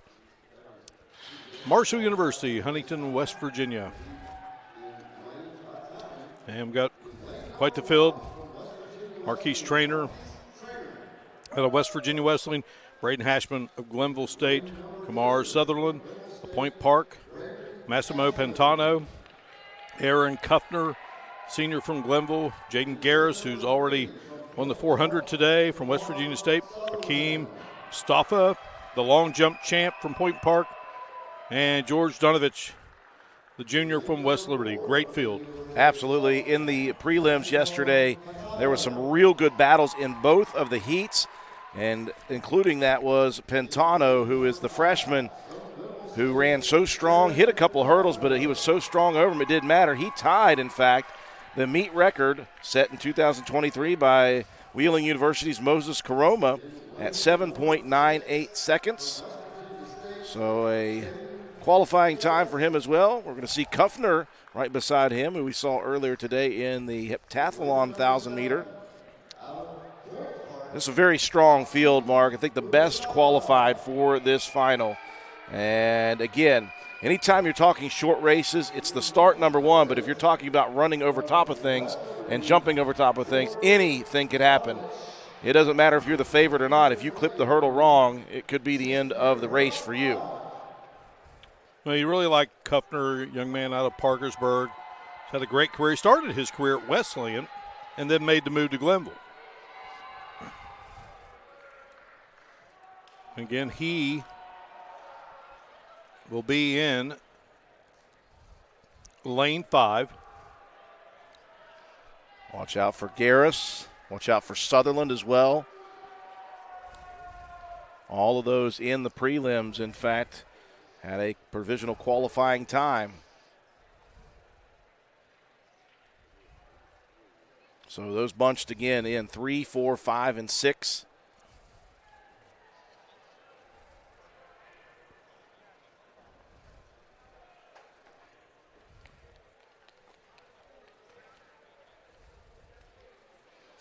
Kuffner competed in his first ever Mountain East Conference heptathlon over the course of the last 2 days.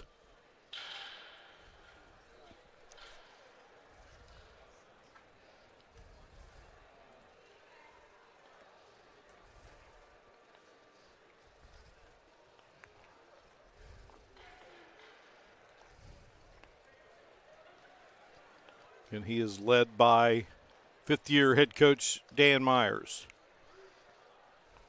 Kuffner, by the way, in that heptathlon, finishing runner-up to Luke Davis from Concord. Very close battle there, 4,304 to 4,274. Kuffner competed at Parkersburg High School for the great Rod O'Donnell.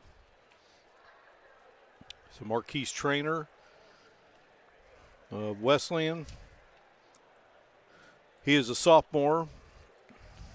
We have 4 freshmen here in this race with Braden Hashman from Glenville, Kamar Sutherland of Point Park, Massimo Pantano of Charleston, and Jaden Garris, who's already picked up, as we mentioned, a 400-meter championship.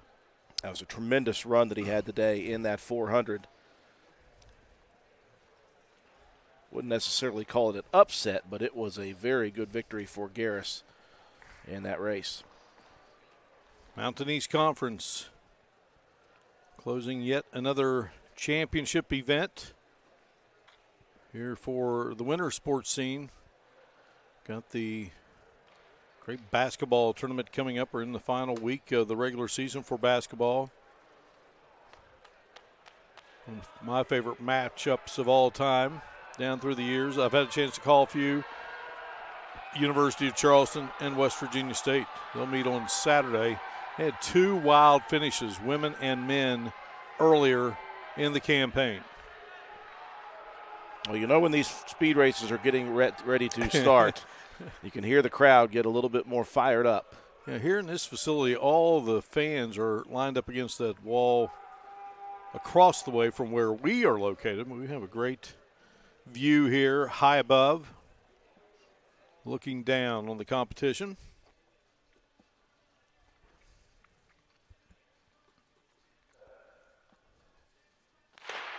Good start.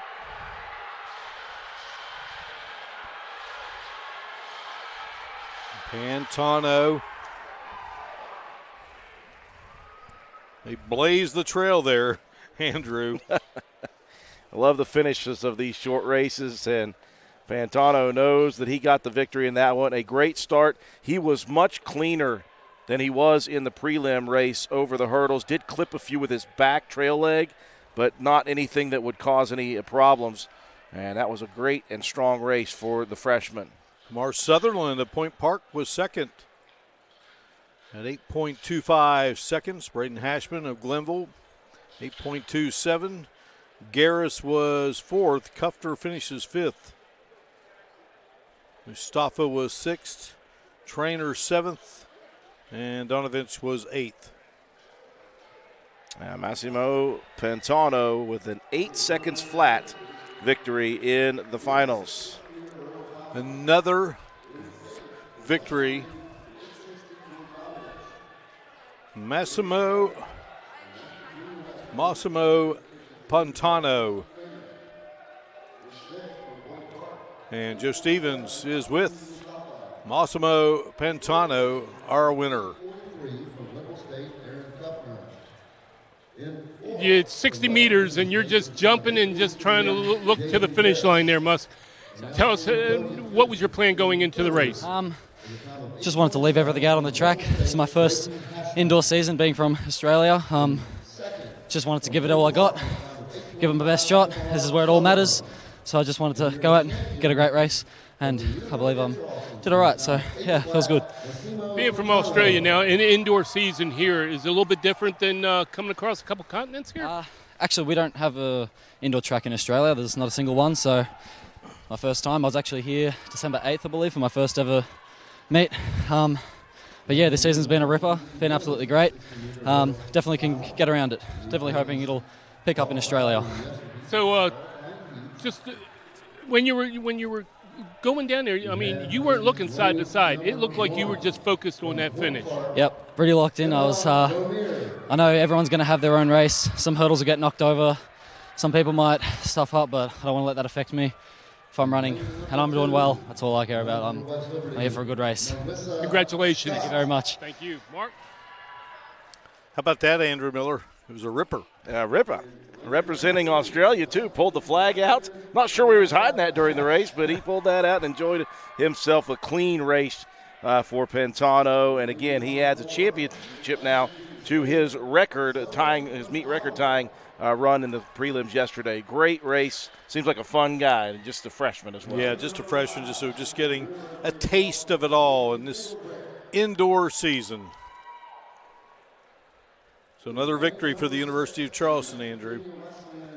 Yeah, looking at the standings at the moment real quick while we have a second before the women's 60-meter hurdles starts. The men at the moment, you see UC starting to separate themselves from the rest of the field. They now lead with 101 points. West Liberty in second with just 60, and then D&E right behind them with 50. On the women's side, University of Charleston with a lead of 109.5 points. Point Park in second at the moment with 70, and then West Virginia Wesleyan with 56 in third. That is 11 of 17 scored events officially. So it is time now for the women's 60-meter hurdles. The NCAA qualifying standard, 8.81 seconds. The meet record owned by Isha Cisse of Wheeling University, 8.78 seconds, set in 2023. And the venue mark is owned by Tyra Thomas of Marshall University, 8.37 seconds, at 2 in 2023. This is another one of these events that the record was broken yesterday by Zoe McDonald from West Virginia State with a time of 8.71 seconds. So our lineup for this race, Emma Romier, sophomore from Point Park in lane 1. Marissa Scott, sophomore, West Liberty, lane 2. Samantha Cash, senior, is in lane 3 out of West Virginia Wesleyan. Zoe McDonald, sophomore from West Virginia State. Minky Engelbrecht of the University of Charleston. Anna Woods, Delgado Torres in lane 7. Jordan Golden in lane 8. McDonald running another clean race. She yesterday during that victory hugged the inside of her lane, does the exact same thing here, hugs the inside portion. Not sure if that's just common for her, but she stayed towards lane 3, and she really just ran a clean race. I believe it was Engelbrecht from lane 5 who may have clipped Mark a small bit of the hurdle right before the end, and that kept her from maybe making the comeback. Another meet record, Zoe McDonald, 8.72 seconds. That is right off of her time yesterday of 8.71, but it breaks the meet record again from last year. Engelbrecht did finish in second with 8.88. That is a provisional qualifier, as does her teammate from UC, Laura Delgado de Torres, with a time of 8.94. And those three with qualifying time. Samantha Cash in fourth, and her teammate from Wesleyan, Jordan Golden, in fifth. Marissa Scott finishes in sixth from West Liberty.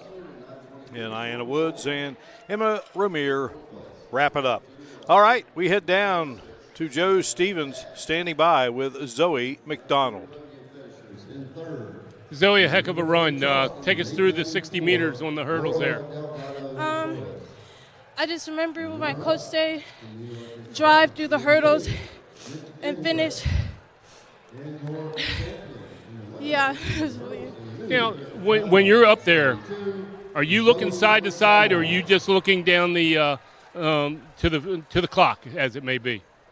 I'm just looking straight. I just look straight at the finish line, not side to side or like that. Now, you said you were running in high school in Bluefield. Yeah. Stepping up now into college, how much difference have you seen it? I've seen a lot of difference. My coach is really good. I've got 10 times faster. So it's been a big difference from high school to college, just performance-wise, effort-wise, work ethic-wise, everything. Zoe, congratulations. Thank you. Mark? All right, thank you, Joe. Young lady out of Windsor, Connecticut, Bloomfield High School, and she picks up the victory here. Outstanding effort. And now we are getting set for the men's 200 meters. We'll have a pair of sections for this race and set to go at 5:55. So we'll break away here. We shall return. You're watching live coverage of the Mountain East Conference Indoor Track and Field Championships on the Mountain East Conference Digital Network. For 4 decades, the health plan is called West Virginia Home. It all started with a A vision to serve our community with pride and integrity. We've grown alongside West Virginia, becoming part of its fabric. We've been here through thick and thin, supporting local families and businesses. Because at the Health Plan, we don't just work here, we live here. Proudly serving West Virginia since 1979. Your trusted partner in the community. The Health Plan. Here for you. Being a champion takes more than skill, more than endless drills, more than using your head. Being a champion takes the heart to give it your all, the agility to thrive from any angle, and the relentless drive to be the best. Welcome to Division II, where the pursuit is yours to create, and the question isn't, can you do it? It's will you?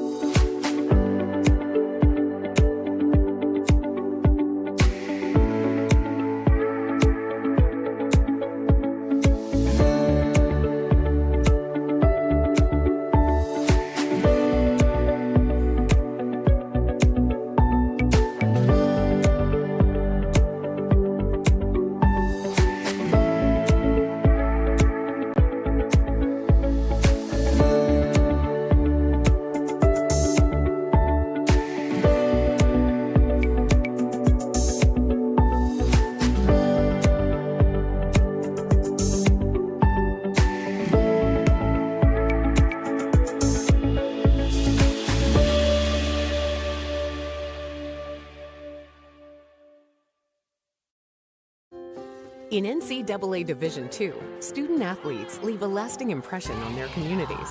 That's because Division II student athletes want to make a difference and truly be part of their surrounding communities. Through community engagement, thousands of student athletes from various backgrounds interact with community members who view them as role models. This interaction leaves a positive and perhaps even life-changing impression on all those involved. In Division II, we rise to the opportunity and make community engagement ours. It starts from the moment you enter the court.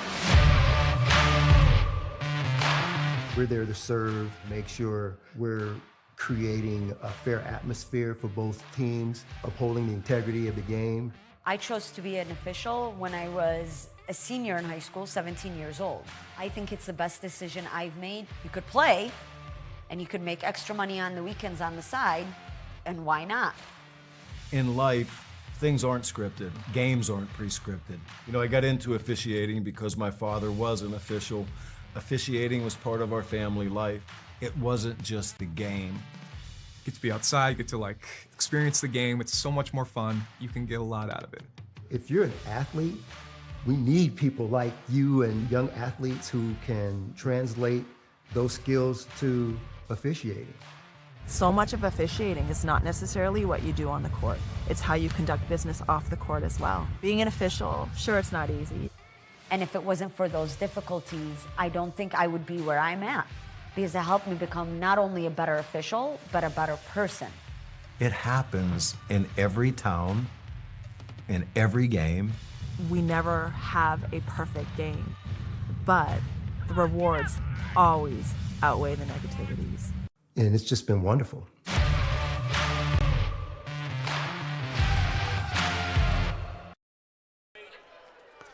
You're watching live coverage of the Mountain East Conference Indoor Track and Field Championships on the Mountain East Conference Digital Network, getting set to move into 200-meter competition on the Jeff Small track inside the beautiful Chris Klein Athletic Complex here at Marshall University, the home once again of the MEC Indoor Track and Field Championships. Out of Florida International in 2017 out in LFR, 21.28 seconds. That's the venue record. The NCAA qualifying center, 21.63, and a couple share the mark in the MEC. Yeah, yesterday it was a banner day for records broken. 3 in the prelims broke the record set previously by Aaron Banks from UC at 21.66. First off, it was Hunter Patterson at 21:49, and then Taiwo Babawale Throp with a time of 21:46, and then Timber Usmans with 21:31. Usmans and Throp will be in lanes 5 and 6 in the second timed final. Patterson, he'll be surrounded by a lot of good runners as well in this one, including Caden Trotter, who ran a time of 21:72 just off of that meet record. So again, there will be 2 sections to this men's 200 meters, and that will be the same case for the women. As we move along here in our final scheduled event, the 4x4 for the women, set to go at 7:15. The award ceremony will follow, and then just like that, Andrew, it will be on to the outdoor season. Of course, many of these will compete, in the NCAA events before making that transition to the outdoors, but it is a busy time for track and field athletes. Yeah, when they start that season out in the indoor, it's basically you're going from start to finish about 6 months of nonstop action. Royale Salmon of West Virginia Wesleyan will be in lane 3. Malik Kelsick, freshman, in lane 4 out of West Virginia State. West Liberty junior Hunter Patterson will be in lane 5, and Caden Trotter, sophomore out of West Virginia State, will be in lane 6 in this first of 2 sections. If you're looking for a dark horse candidate in this heat, look at Salmon from West Virginia Wesleyan. Although his best time this year is 22:06, he has run in his career a 21:45, which would be good enough for second place in this event right now.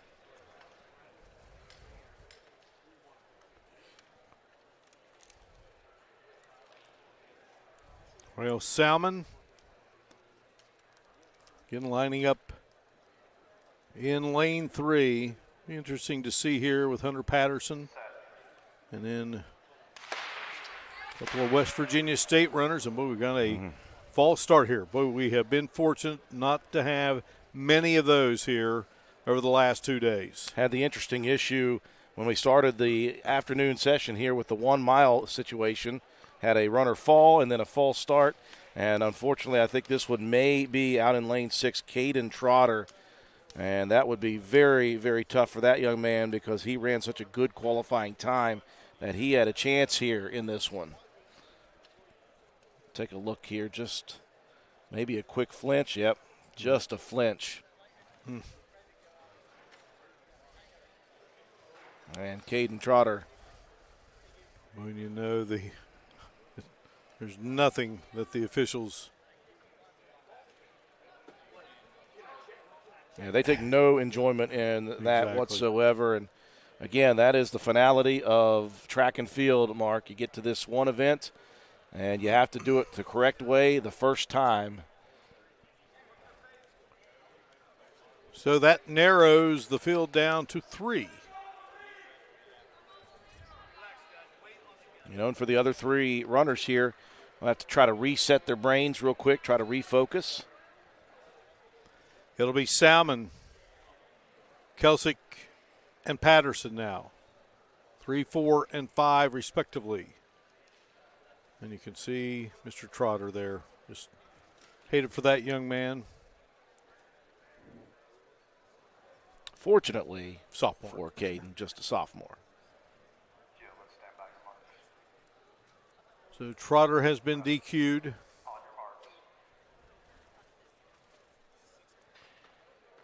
Salmon, Kelsick, and Patterson looking for a good battle here in this first of 2 sections.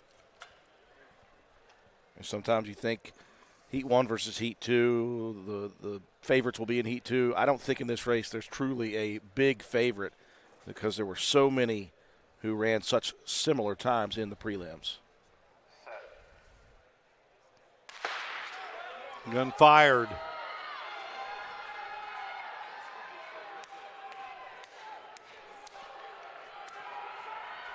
It's Hunter Patterson out in front at the moment. He's had a great meet. And Hunter Patterson leaving no doubt in this first section. Well, he continues to fly. That was a tremendous race, having to reset. And another 21:46 for Patterson. A blazing fast time. Well, he ran 21:45 in the prelim, right on that one again in the final. Roberto Agrizzi, senior from Charleston. Lucas Anderson, sophomore from West Virginia State. Timber Huseman of the University of Charleston. And Taiwo Babawell-Throp of Wesleyan make up the 4 runners in Section 2. Of all of the runners in this event, Huseman is the only one to go sub 21 seconds. His PR is 20.97. He broke the record yesterday. That was broken again by Patterson and Throp, but he broke it the biggest, 21:31 yesterday in the qualifier, so he is the record holder. And again, he's got a lot of speed surrounding him. We saw in that first heat how important a start is.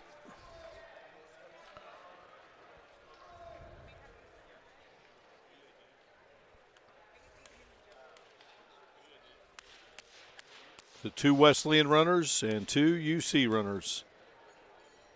They battled day after day in practice. Now here they are out on the track together.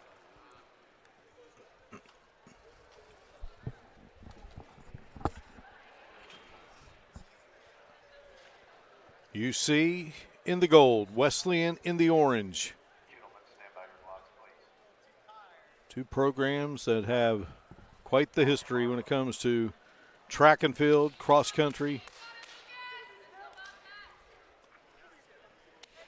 Well, Mark, you go back to yesterday in that 60-meter hurdles prelim, first race of the day. And so we've had very clean starts. It was Agrizzi who in that first race fall started, came back very strong in the evening session.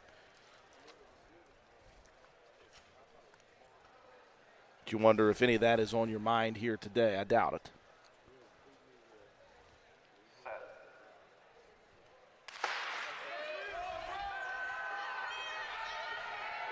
Good, clean start. Dropping that outside lane. Leads at the moment. Huseman's right there with him. Coming on strong, Lucas Anderson. Now here's Throp and Huseman's. And they battle to the finish. About as close as anything we've had in our years of doing the Mountain East Conference competition. What a run. I think Throp sort of feels as though he's got it. Well, it looks as if Huseman's at 21:32. He gets the win. Is going to get the win by 4/100ths of a second. Yeah, you never take the reaction, do you? yeah, you just never really know. But what a race by both of those. Huseman's looked like he was going to maybe overtake Babawale-Throp on the front straightaway to begin with, but Throp just did not give up whatsoever. It'll be Huseman's followed by Throp, and then Hunter Patterson in that first heat. And look at the meet records once again that they all set yesterday. They all stay right there today. Finishing 4th was Lucas Anderson, Roberto Agrizzi finishing 5th, Malik Kelsick in 6th, and Royal Salmon in 7th. Well, out of Belgium, Timber Huseman has the NCAA provisional time, number 8 in NCAA Division II, fastest time in the MEC in school history. And he's ready to talk it up with our Joe Stevens. Take it away, Joe. One heck of a race there, son. I mean, just take us through the 200 meters. I'm going to be very honest. Kind of panicking. During the 60, I kind of started cramping in my hamstring. So, honestly, I was just praying the whole time that I can just get through this race healthy. I wasn't caring about winning. I was just caring about getting to the finish line and getting as many points from my team. So to get first place after being in so much fear, I'm just grateful that I can win. Well, you've got a meet record. You win by 4/100ths. So you did something right, son. I know, and I'm very grateful for that. Everyone is so good, everyone's so fast. I appreciate all of the guys, but I'm just happy that I was able to finish the race. Go take care of that hamstring now. Thank you so much. Congratulations. Thank you. Mark? Thank you, Joe. Well, I think that maybe illustrates, too, his comments about the reaction after the race. You know, it was so close, and Throp seemed to be the happiest of the two, and that young man, I think, just in a bit of pain. Yeah. And grimacing there, and he was frustrated, but just trying to get points for my team. Well, you got him. You got the most that you can get. All right, we're set for the women's 200-meter finals. And this will be run in two sections. Jayla Woods, a freshman out of West Virginia State, will be in lane 3. Maya Clark of the University of Charleston will be in lane 4. Then it's Candace Morris, lane 5 from West Virginia State. And Colette Patty, the sophomore from Charleston, in lane 6. The NCAA qualifying standard, 24.73 seconds. Now you see Morris in lane 5 in this event, already picked up the championship in the 60-meter dashed earlier today. Top time in this event set back in 2023 by West Virginia Wesleyan's Nitira Hobbs, 24.71 seconds. Although that was broken yesterday by Zoe Ledette from West Virginia State, a time of 24.65 seconds. Still to come. We have the men's 3,000 meters, the women's 3,000 meters. So here's the gun for this first of two sections in the women's 200-meter dash. That is Colette Patty right there with Candace Morris. And Candace Morris just, again, that great stride that she has, and she motors to the victory in the first section. We'll just see what the time comes in at. It looks as if unofficially a 24.71. That is a provisional qualifier time for Morris, and that'll be the time to beat as the second section comes. All right, so now we move to our second section.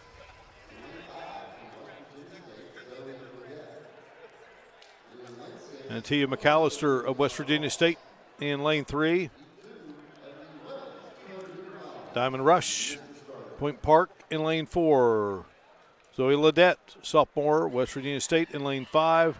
And Kyra Ross, sophomore from West Liberty in lane 6.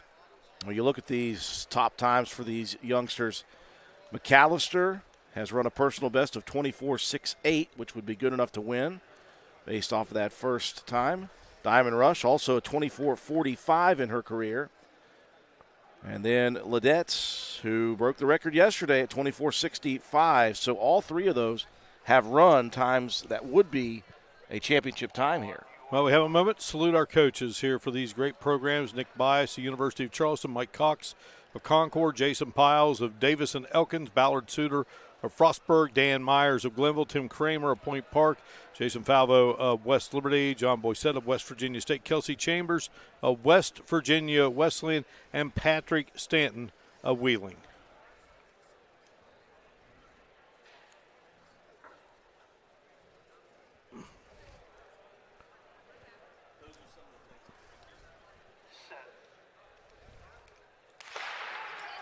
Gun fired. Off we go.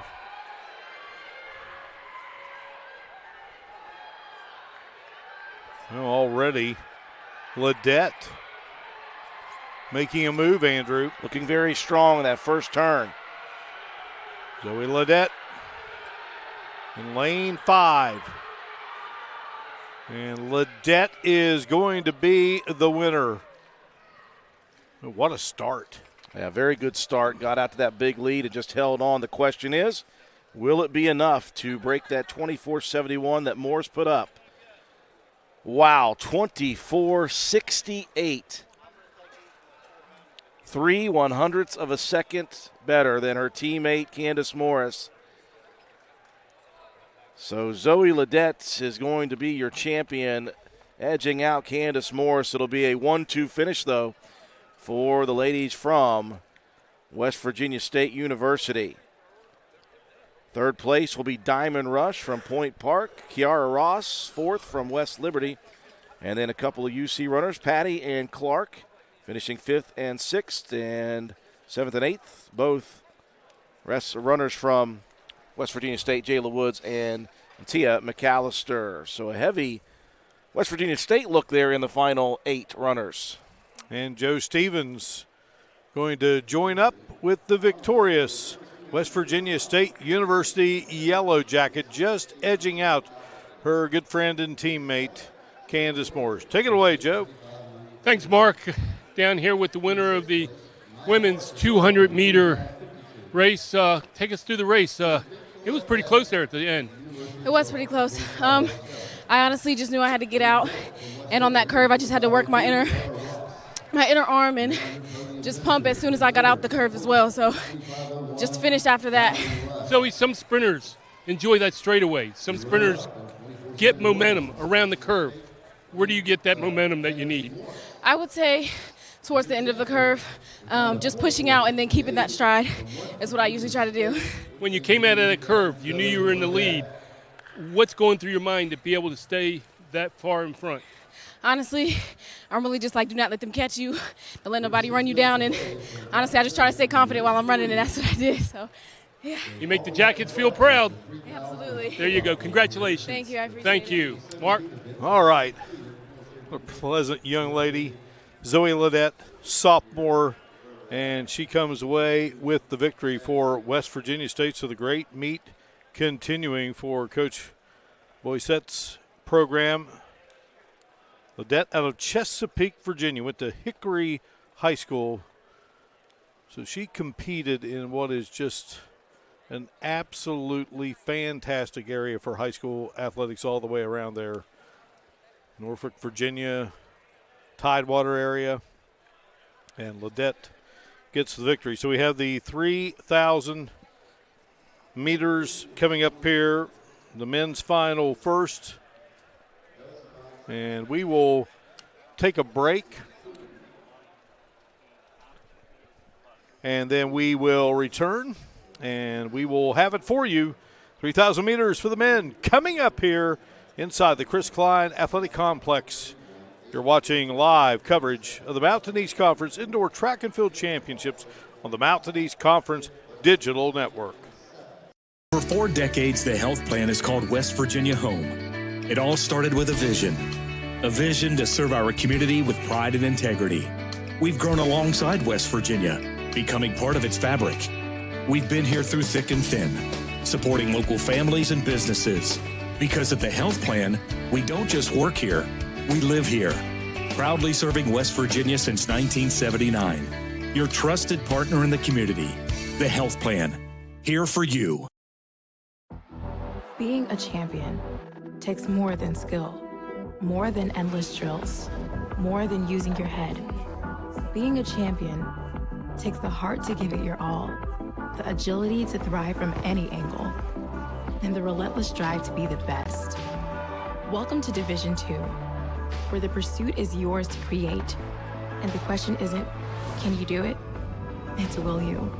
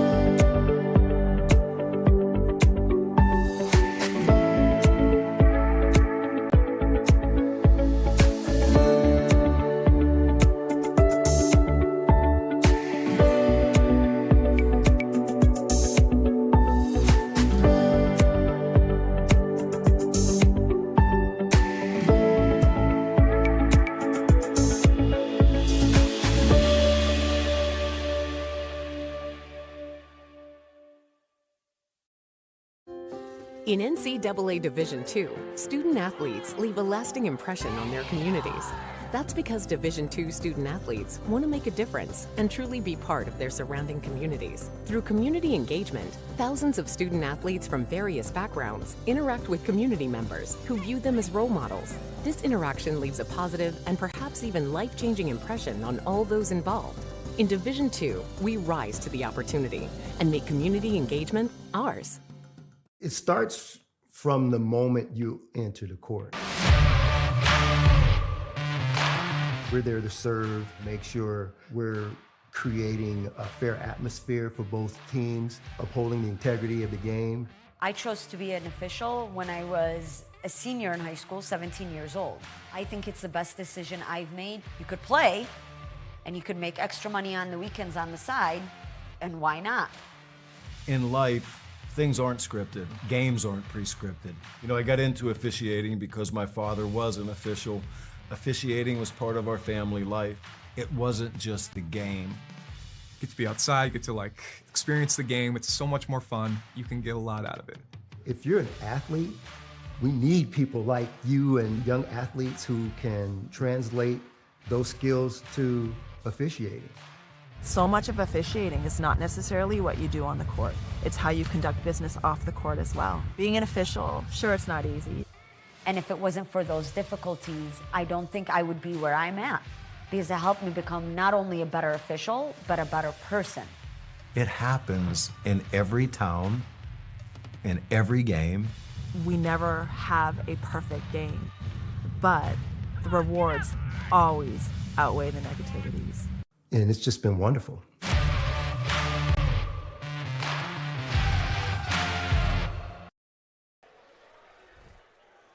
Back inside here at the Chris Klein Athletic Complex, getting set for competition in the men's 3,000 meter run here at the 2025 Mountain East Conference Indoor Track and Field Championships. Hope you are enjoying it here on the Mountain East Conference Digital Network with Andrew Miller, Joe Stevens. I'm Mark Martin. Delighted to have you with us.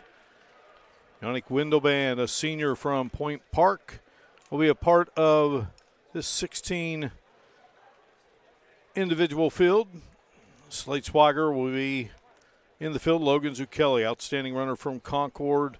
Jonathan Norton from West Virginia State. Jan Thievis of Davis and Elkins. Braden Ward from Concord. Jordan Thomas, junior from D&E. Gabe Condor, senior from Davis and Elkins. Hugo Hewitt, junior from Charleston.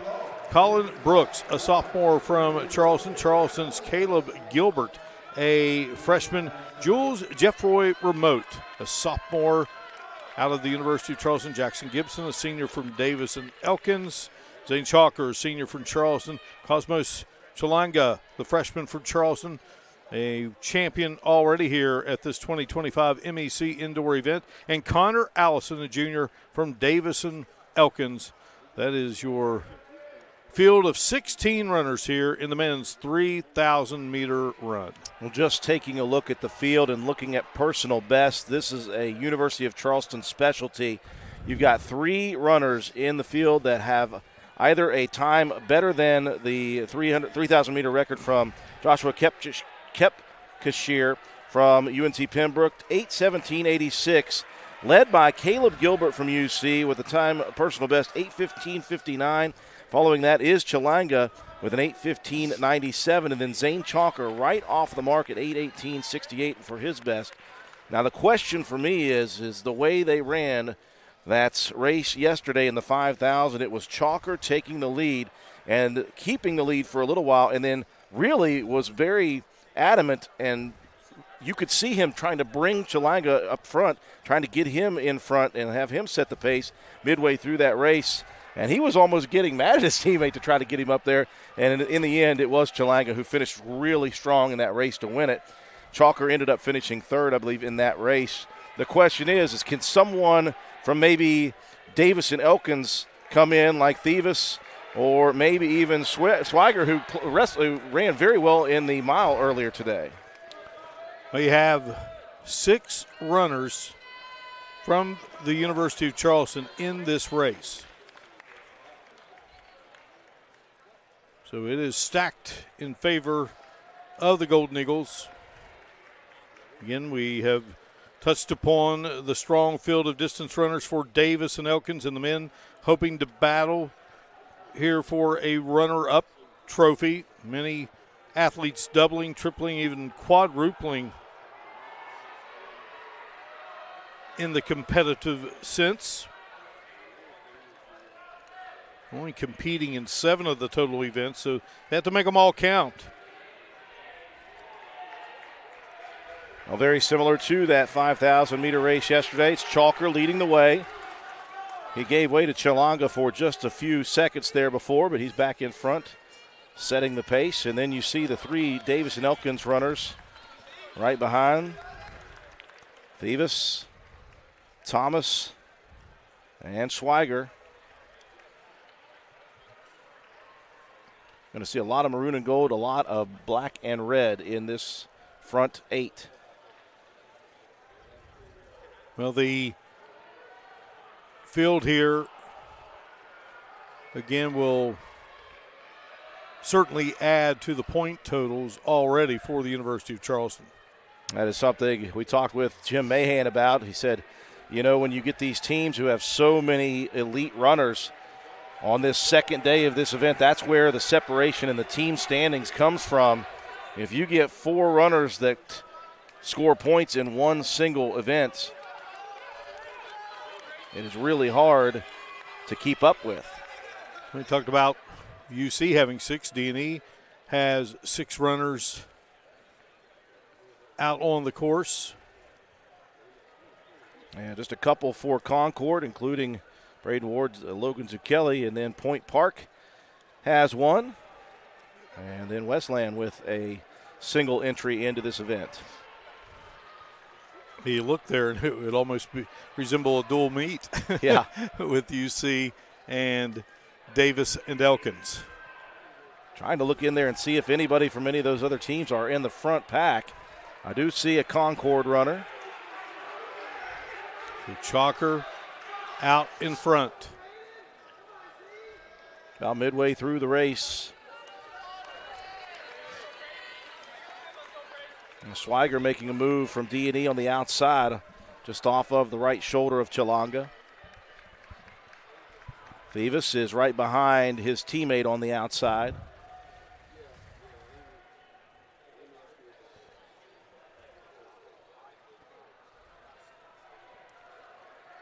Come down the back straightaway. People they hit as they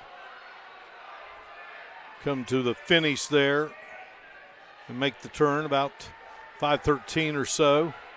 So new leader since the last time they circled here, and that is Chilanga, the freshman.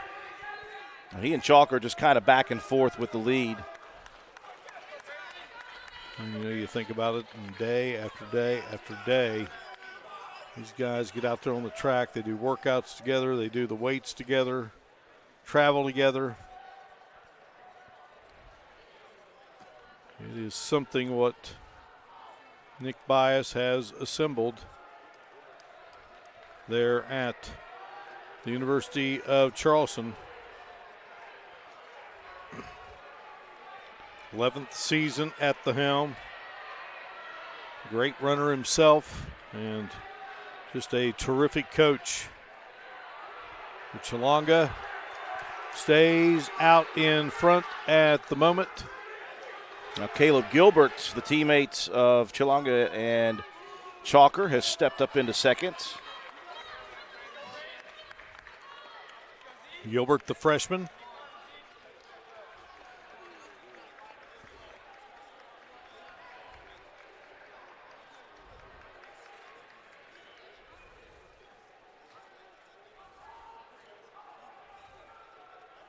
Women's 3,000 meters to follow, and then we cap off this 2025 Mountain East Conference men's and women's indoor track and field championships with the 400-meter relay. Chilanga in the lead.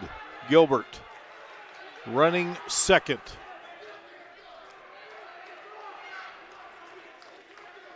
Running third is Chalker.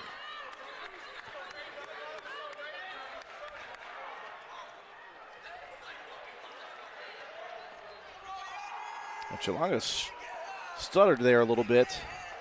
Didn't completely lose his footing, but he is hugging the inside of that lane, so going to give way to his teammate for a bit. Gilbert out in front.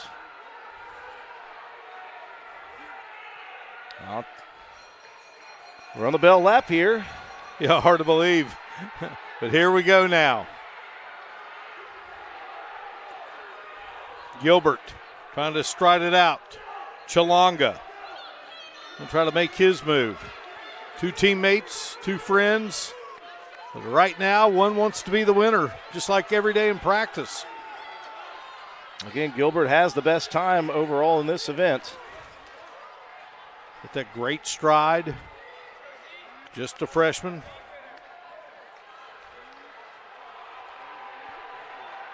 Chilanga trying to turn on the Jets here. And I think Gilbert's going to be able to fend him off. The celebration. 1-2 finish for UC. D&E will come away with third. The Senators up there in the point production. A nice race there between two teammates. Not sure, I believe, was that Jackson Gibson? It was Jordan Thomas. Jordan Thomas, yes. Who finishes in third. Then another UC runner came in. I believe that may be Jeffrey Remote. And then Thievis, I believe, was in there as well for Davis and Elkins. Start to produce those times here for us.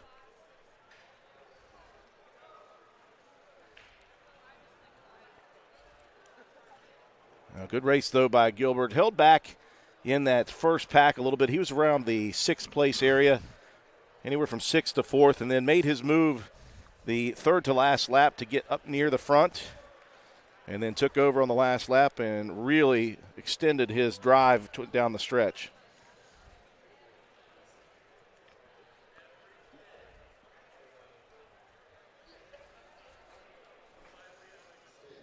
Well, showing Caleb Gilbert as the winner. Still waiting on these things to come in. That's the difficulty when you got 16 runners, yeah. It shows at the moment, Jonathan Norton, that is not correct. It was Chilanga who finished in second. They're just working through those.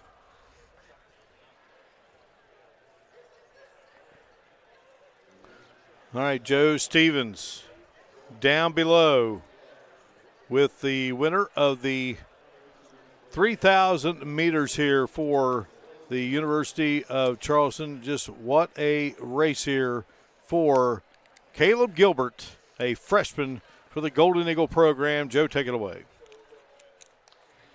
Thanks, Mark.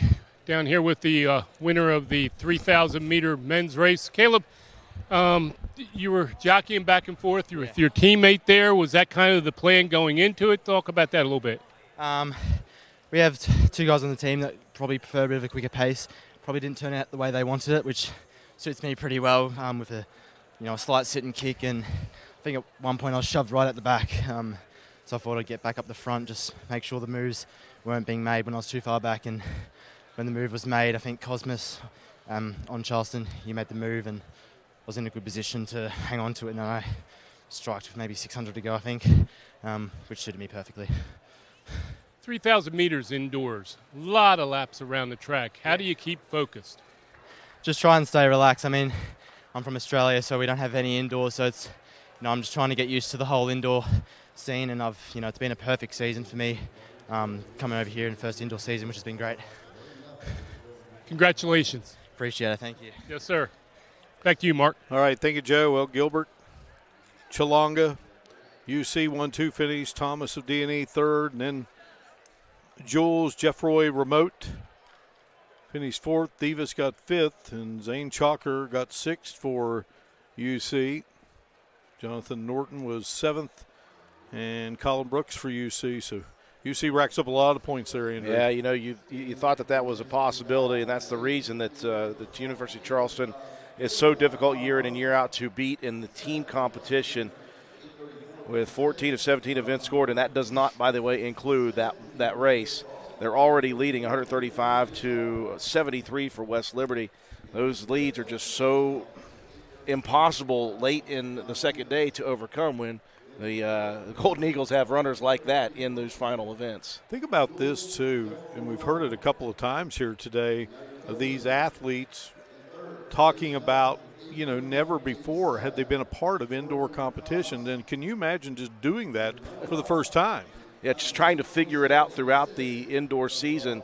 In a very short indoor season, it's hard to figure that out, and you're trying to learn quickly, learn on the fly. And obviously these runners from Australia are doing quite well with it. No doubt about it. A lot of point production there for the University of Charleston program. And now we get set for the women's 3,000 meters. The NCAA qualifying standard, 9 minutes, 53.07 seconds. University of Charleston ownership of this record. Yeah, Julie LaFair for back in 2023. That was a part of that TC and LaFair really impressive distance running combo. Owns the record sub 10 minutes, 9:57.83. And if you look at the field here, just one this year as Savannah Hardman from Davidson Elkins has qualified lower than 10 minutes, 9:59.44 is the qualifying time, and that's her best time as well. No other runner in the race has gone sub 10 minutes for their career in college. The venue record, Abby Herring, who just had a terrific career here at Marshall, setting the record 2024, 9 minutes, 28.68 seconds. Young lady who hails from Parkersburg and really just took up the sport and got interested about her senior year in high school and decided to compete at the collegiate level and just was sensational. All right, we'll break away. We'll come back, and when we do, we will be not only bringing you the women's 3,000 meters, but we'll also be talking with the great commissioner of the Mountain East Conference, Reed Amos. You're watching live coverage of the Mountain East Conference Indoor Track and Field Championships on the Mountain East Conference Digital Network. For 4 decades, the health plan is called West Virginia Home. It all started with a vision to serve our community with pride and integrity. We've grown alongside West Virginia, becoming part of its fabric. We've been here through thick and thin, supporting local families and businesses. Because at the health plan, we don't just work here, we live here. Proudly serving West Virginia since 1979. Your trusted partner in the community. The health plan, here for you. Being a champion takes more than skill, more than endless drills, more than using your head. Being a champion takes the heart to give it your all, the agility to thrive from any angle, and the relentless drive to be the best. Welcome to Division II, where the pursuit is yours to create, and the question isn't, can you do it? It's will you?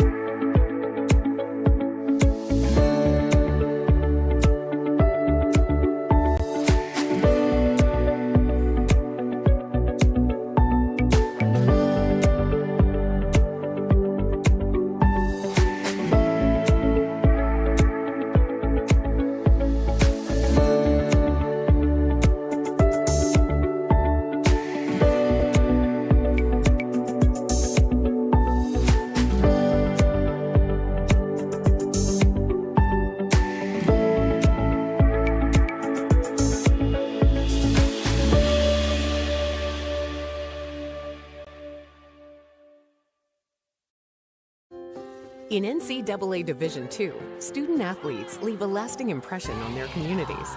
That's because Division II student athletes want to make a difference and truly be part of their surrounding communities. Through community engagement, thousands of student athletes from various backgrounds interact with community members who view them as role models. This interaction leaves a positive and perhaps even life-changing impression on all those involved. In Division II, we rise to the opportunity and make community engagement ours. It starts from the moment you enter the court. We're there to serve, make sure we're creating a fair atmosphere for both teams, upholding the integrity of the game. I chose to be an official when I was a senior in high school, 17 years old. I think it's the best decision I've made. You could play, and you could make extra money on the weekends on the side, and why not? In life, things aren't scripted. Games aren't pre-scripted. You know, I got into officiating because my father was an official. Officiating was part of our family life. It wasn't just the game. Get to be outside, get to like experience the game. It's so much more fun. You can get a lot out of it.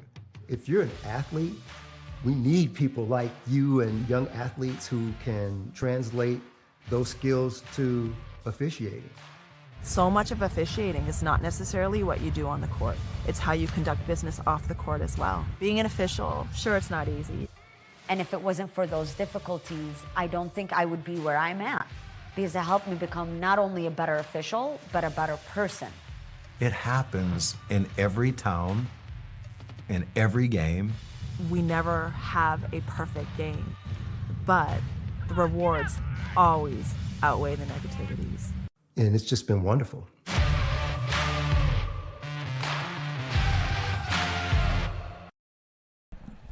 Back inside the Chris Klein Athletic Complex here on the beautiful campus of Marshall University, Huntington, West Virginia. Jeff Small track. We're getting set for the women's 3,000-meter run. You're watching live coverage of the Mountain East Conference Indoor Track and Field Championships on the Mountain East Conference Digital Network. It is a pleasure to be joined here high above by the great commissioner of the Mountain East Conference, Reed Amos, a guy I've known for a long time, and we used to share broadcasting notes, and we still kind of are, but obviously, Reed, I know just you're like a proud papa when you get to have these championship events. 23 of them we have annually, growing from 16 our first year as a conference in 2013-14, and we have significantly increased opportunities for student athletes over that time systematically, and Mark, so kind of you to note to us the championship experiences that we get to give to student athletes through our hard work really is the great reward for all the hard work that my staff and I and administrators across the conference, ADs like Jesse Skiles, the track and field legendary coach who is here serving as the PA announcer and assisting with administration. I mean, it really is among all of us across the MEC a group effort to put on these events, and boy, it just keeps getting better and better and better with each passing year. The competitiveness this year in this event is just the best it's ever been. Yeah, track, indoor, outdoor, it takes so many. It takes so many to run any kind of event, but track, there is so much involved. In fact, the great Dave Hickman just brought me the list because I definitely wanted to highlight all the great officials here, and it just takes so many wonderful people to make it run so smoothly, and it does run smoothly. Well, it certainly, and very thankful that that Dave Hickman has taken over as our meet director. Many officials that have been working for us for many years are a part of Dave's crew, and some newcomers that have joined us as well. We're very thankful to be in very good hands with our officials in track and field, which actually, Mark, gives me the opportunity while we're working our way toward the start of the 3,000-meter women's race, that there is an increasing shortage of officials. Absolutely. I'm sure that you're aware. I'm currently a member of the Conference Commissioners Officiating Working Group, 3 Division I, 3 Division II, and 3 Division III commissioners, and the 9 of us are working with NCAA President Charlie Baker on strategies to resolve these issues. We've made tremendous headway with the support of President Baker and the NCAA over the last 13 months, and we think great things are to come in partnering with RefQuest, who is the new NCAA provider for officiating assigning across the association. We have shifted all of our Mountain East sports to that platform, and with how improved that platform is over many platforms that have been used in the past, we're doing a much better job in gathering information, gathering data that helps us identify problems, be out in front of areas of the country and specific sports where we have specific shortages, and allowing us to take strategies to deal with where the shortages are. But if we're dealing with shortages at the college level, it's a bigger problem at the high school level. Sure. And if it's a problem at the high school level, it's a bigger problem at the youth level.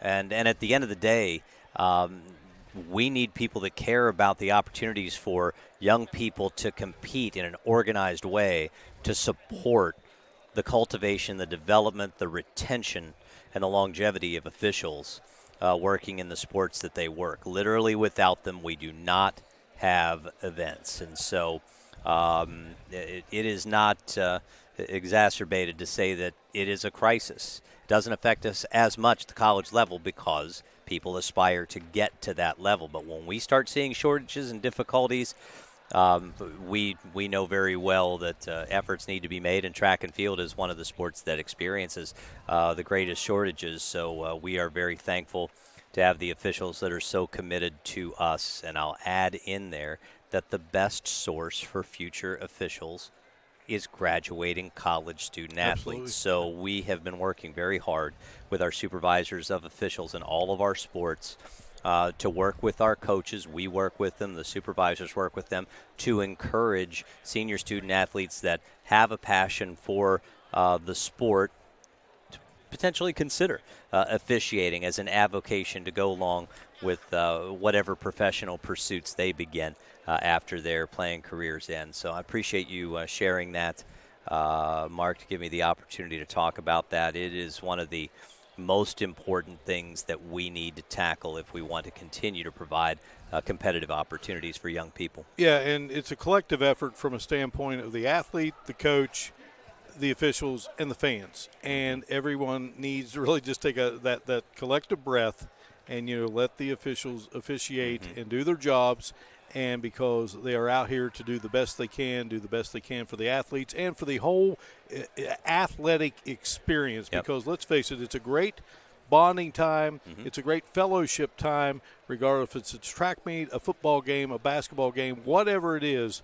That is a time for people to gather, cheer for their teams, enjoy the moment, and also realize that everybody who is involved, I think 99% of it, they truly care, and that's great. We're firing off here with the 3,000 meters. We're joined by Reed Amos, the commissioner of the Mountain East Conference, as we are into what is the next to last event here for this great indoor track and field championship. Let's talk about this venue, and I know Marshall University's just been a great partner for you. Yeah, they have. Really appreciate how welcoming that Marshall University had been. This relationship started when Mike Hamrick was still the director of athletics, continued through Jeff O'Malley being the interim AD, and Christian Spears has continued to support this event being here. We've worked with Andrew Brown every year that we've been here, and he and his staff have been outstanding in supporting this championship, and they've been supportive in ways that that have made it very affordable for us to be here in one of the finest venues anywhere in the region. So we are very grateful to Marshall University, and I'll even mention my old friend Coach Gibson, who Coach Gibson was at Glenville State. Right. My first couple of years in college broadcasting were his first couple of years on Rich Rodriguez's staff at Glenville State. So he and I go back about 30 years. I was hoping we might get the opportunity to bump into one another while we're down here, and I thank him for being willing to go outside in the chilly temperatures this morning so that we could enjoy the indoor facility here at Marshall. Yeah, no doubt about it. Just a great guy and a great addition here to Marshall.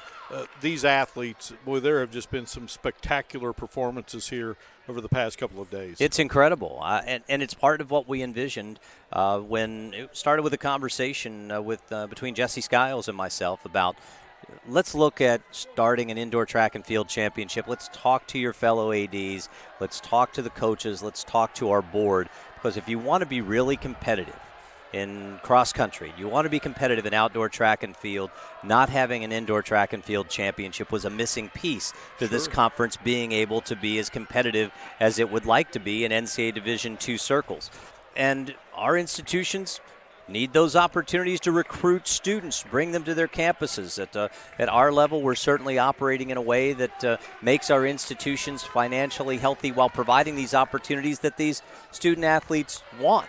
Not everybody gets the opportunity to participate in Division I, and so these Division II partial scholarship opportunities are valued because many young students are looking to partner pursuit of an education with the opportunity to continue their athletic career. So when we've expanded from 16 sports to 23 over a dozen years, it's a whole lot of opportunities that student athletes now get the chance to fill that at one point didn't exist. Yeah, exactly. So this indoor track and field championship, I think, has made it much easier for our coaches to recruit high-quality student athletes and grow the numbers on their rosters because it's grown the chances to compete. Yeah, just some great coaches, no doubt about it, in the Mountain East Conference. Lydia Falkenstein of Davis and Elkins right now, the leader here in this women's 3,000 meters. And, of course, we're wrapping up the championship here, Reed.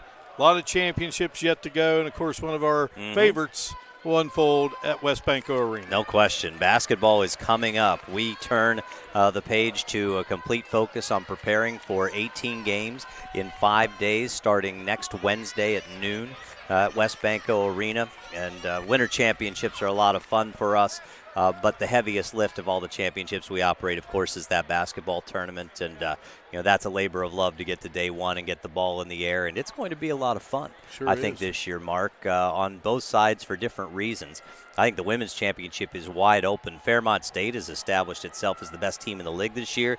But right now they're the only team that I think feels comfortable that they're going to the NCAA tournament. So that's a wide-open tournament. I think there's as many as 6 or 7 teams, maybe even more, that could legitimately win that tournament next week. And on the men's side, West Liberty and Fairmont State have been a little cut above everybody else, but Concord is a very dangerous team, and they are a ton of fun to watch. And I think there's 3 or 4 teams that are more than capable of pulling off an upset or two and giving themselves a chance to play in the tournament final on Sunday afternoon. Yeah, and I know working there in Charleston, I always look forward to those UC State battles, and if they're anything like the first time around, where they both came down to the wire there at the Walker Convocation Center. Should be a lot of fun Saturday at the Worley Center there on the UC campus. Reed, it's always great spending time with you.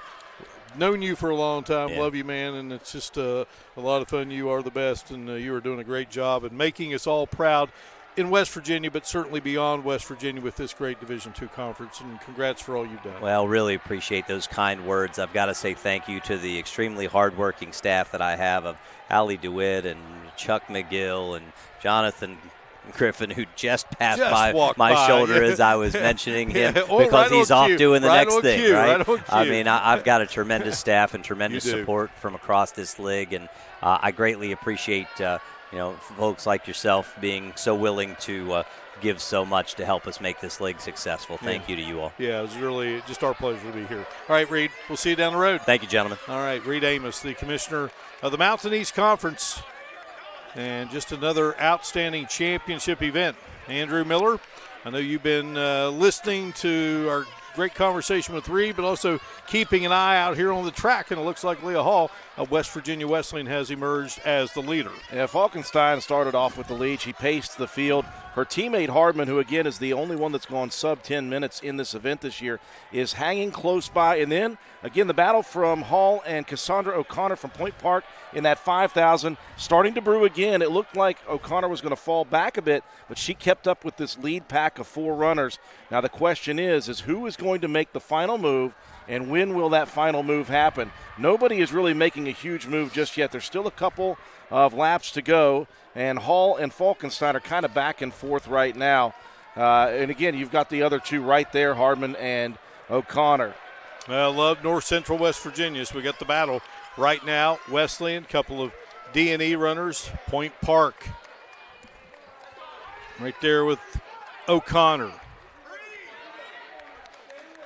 Great interview there with Reed Amos. You know, talking about him being one of the best, if not the best, it is absolutely true. And one of the stories that we have just from today was one of the coaches came up, one of his female athletes, also a basketball player for the school, had to leave early today, couldn't stick around for the medal ceremony, came up and asked Reed, is there any way you could help us out with getting her a medal and getting some pictures?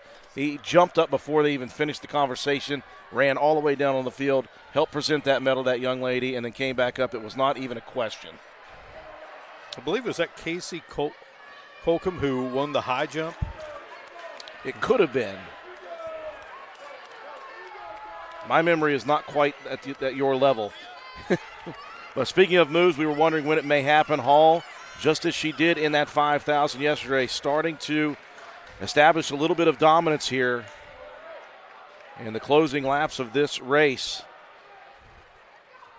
Forgive me, it was Emma Pavlak who was the winner of the high jump. And, yes, she is a performer on the women's basketball team as well for the Pioneers.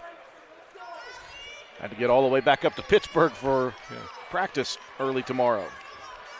Casey Colcom did place as well in the high jump. And, yeah, that was a great touch of class. And, again, and it's all about these athletes and honoring them and giving them a chance to shine. And we have watched them shine. Hall has shined in this event. And there she is for the Bobcats of Wesleyan. Shining once again in the longest distance and the second longest distance races in this indoor event. She's got a PR of 10:05, so she is right around that 10-minute mark if she is feeling good. Obviously, yesterday she was feeling tremendous in the 5,000, and she looks to just have a great 2 days here. She is looking stronger than even she did last night.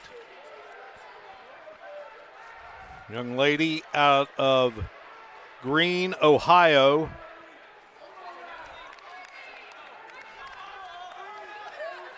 Bell lap on its way here. Just a second. The battle right now, Mark, is for second. You've got O'Connor right there in second, just in front of Hardman from D&E. Leah Hall looking ever so strong. A senior.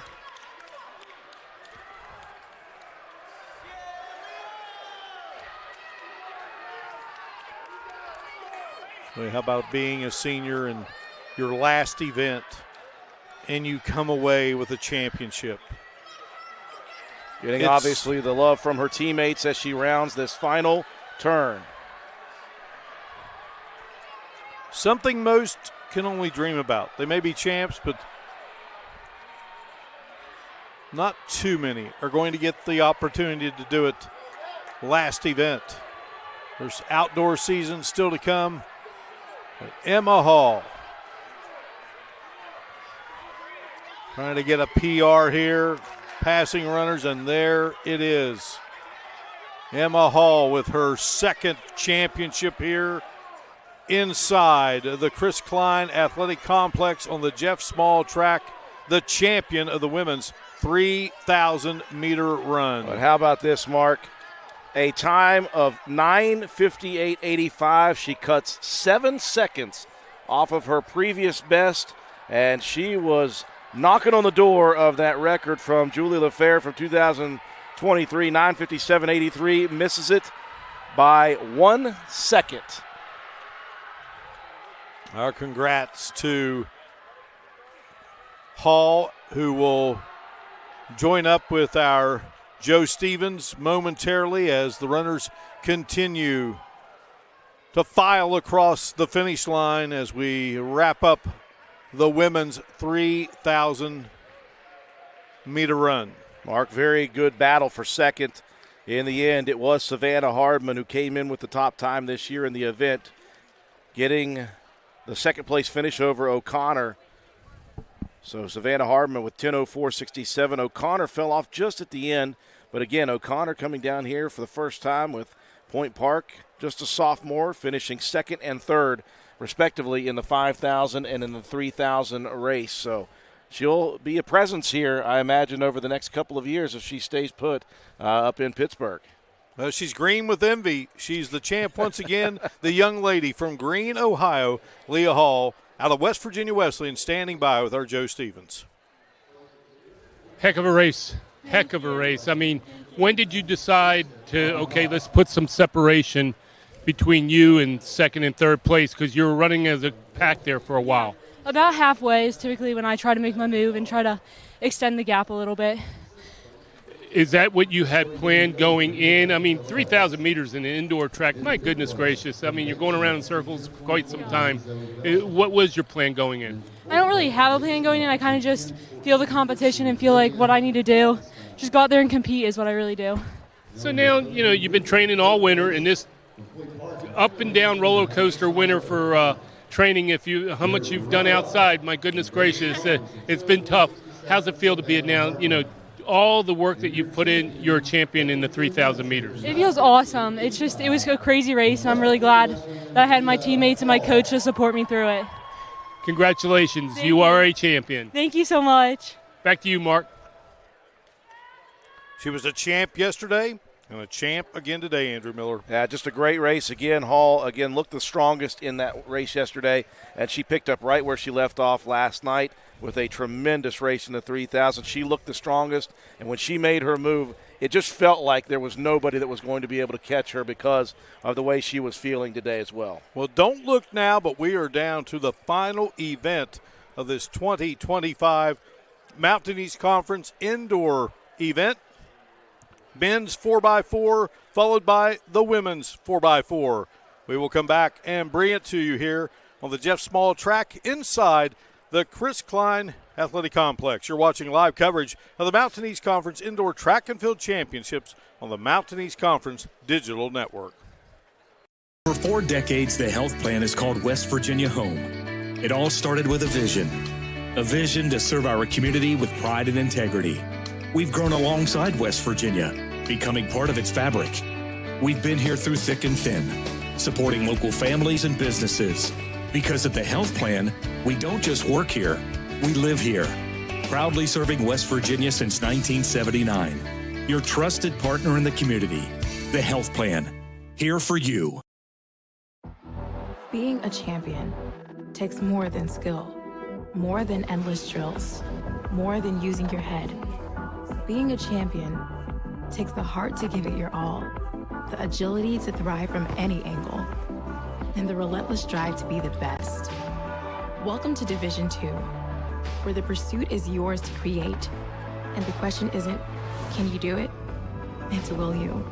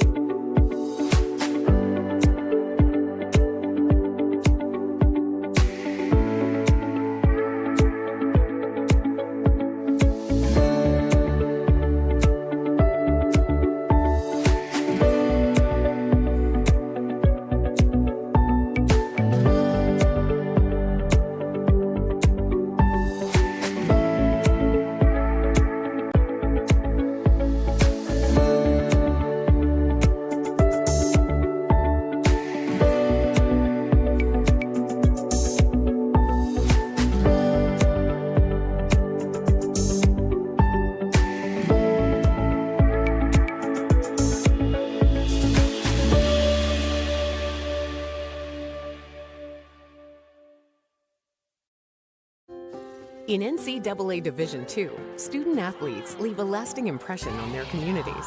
That's because Division II student athletes want to make a difference and truly be part of their surrounding communities. Through community engagement, thousands of student athletes from various backgrounds interact with community members who view them as role models. This interaction leaves a positive and perhaps even life-changing impression on all those involved.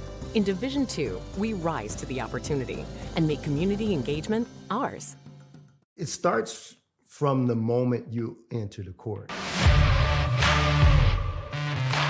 We're there to serve, make sure we're creating a fair atmosphere for both teams, upholding the integrity of the game.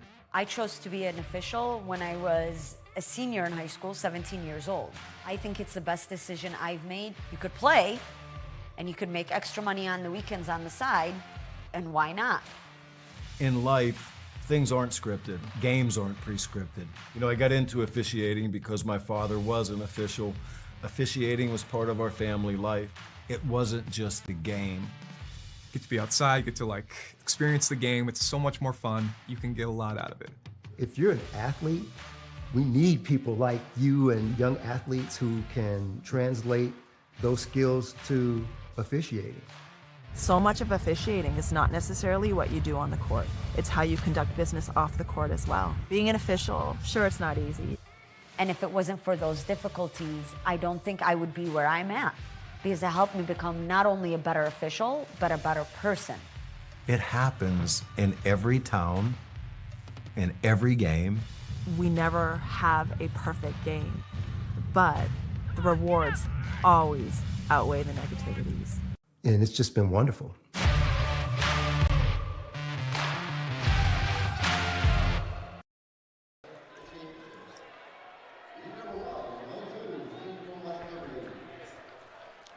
Back inside the Chris Klein Athletic Complex on the Jeff Small track, we are getting set for the men's 4x400 meter relay final. We will have 2 sections of this race and 2 sections for the women. Well, it's one of the most exciting races you'll watch at a given track and field meet, Andrew. Well, I'm all about chaos, and when you talk about handoffs in this race, chaos is personified at the start and exchange line because everybody cuts in after that first half lap, and then it's just find out who's in first, second, and third or fourth and try to move back and forth, try to avoid people when you're running through them, try to avoid hitting somebody, and, again, speed to burn as well. This is people running their hardest for an entire normally a lap outside, but kind of a lap and a third here. You mean you don't have enough chaos just working with me at some of these events? All right, so we got the University of Charleston as the meet record holder at 3:14.53. That was a season ago. Charlotte has the venue record at 3:12.96 seconds. So we have West Liberty, Wheeling, Glenville, Charleston, and Davis and Elkins in this first section, Andrew. UC does have the top time in this first heat this year with a 3:26.22. But this year at the moment, the team to beat is West Virginia State. We'll see them in that second timed final. It'll be a 3:16.02, which is what they have run as their best. This event, though, in the men's division has been owned by Charleston. They have won it 3 of the 4 years of this indoor meet. While we have a moment, we want to salute all these great officials that have made this thing run so smoothly. Dave Hickman, the meet director, Mike Smith, Andy Barham, Marshall Cavender, Richard Messenger, Donna Messenger, Joe Heinzman, Joe Gonzalez, Chip Allman, Mike Ashworth, Tom Plummer, Judy Plummer, Logan Harrison, Sherry Carr, Angela Setliff, Lindsay Harrison, and I would tell you what all they do, but these individuals do so much. We might be here a while, but again, just salute those individuals. We'll see them again at the outdoor meet, and as Reed and I were talking earlier, it is folks like that that make this sport and all sports so special by being officials. Well, to do it, you got to love the sport, number one. To do it, number two, you got to love the kids, and you got to love working with and helping them out. And 3, man, you just got to be committed to your time because these things do last a long time. These are not short events. These are multi-day events, and many hours have to be put in before, during, and even after these meets. And we've got some of the best. When you list that off, we just have some of the best. All right, the gun has been fired, and off we go here. Opening leg of this first of 2 sections in the men's 4x400 meter relay. You see out in front on the cut-in.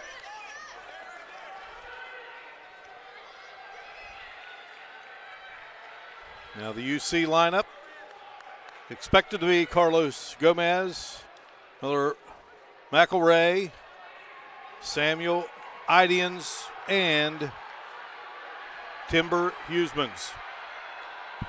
West Liberty now taking over as we get set for the first exchange. Francis Tui running the opening leg for the Hilltoppers. And you and I do a lot of high school state meets, so one thing I like here, we can see numbers better now. We've got George Donovich now with the baton. Now, he was scheduled to be the number 2 runner, but he's or the number 3 runner, forgive me. He's at number 2. So keep an eye on that. But right now, UC back in front. A strong second leg run here by Donovich.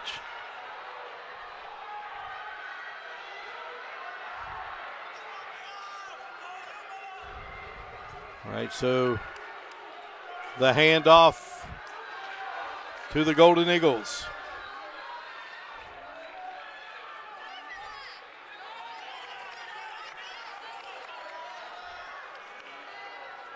So that's a Grizzy.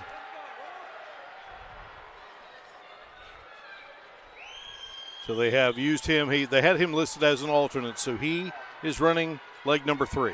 Again, the senior got a tough start to his last indoor championship with that false start on the 60 high hurdles. Since then, though, he has come back, and he has really run strong in his events. All right, so for the University of Charleston, getting the handoff, that's McElray, the freshman.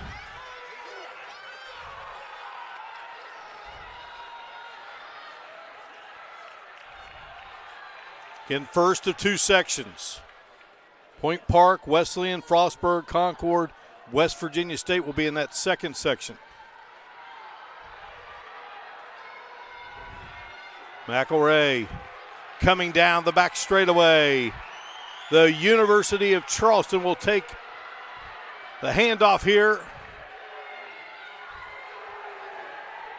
And getting the handoff for the Golden Eagles, Carlos Gomez. So we had Gomez on our list. He was going to be the first runner in this relay. Always mixing and matching things here. Davis and Elkins trying to close the gap here. Not sure, though, they're going to have enough time to burn, enough room here in this race. Gomez looking strong for the Golden Eagles, a sophomore. See the time up there in the top left-hand corner. Gomez will cross the finish line first. And Davis and Elkins will finish second.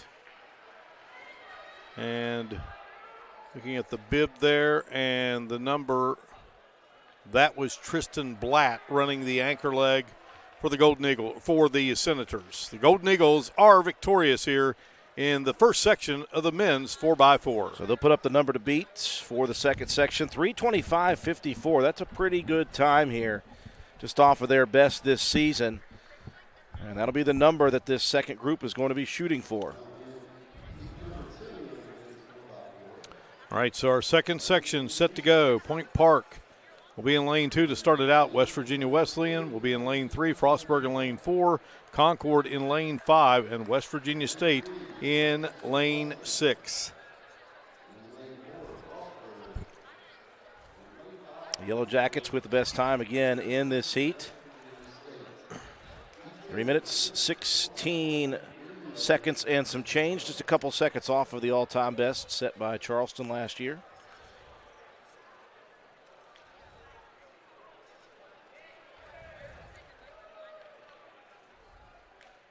How did it happen that we were down to 3 more heats in this entire championship?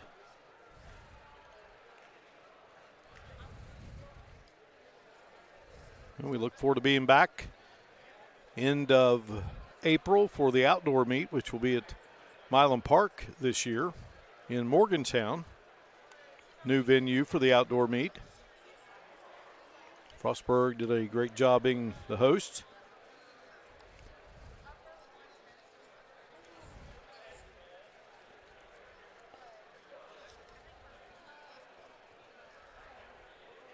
Watching live coverage of the Mountain East Conference Indoor Track and Field Championships here on the Mountain East Conference Digital Network.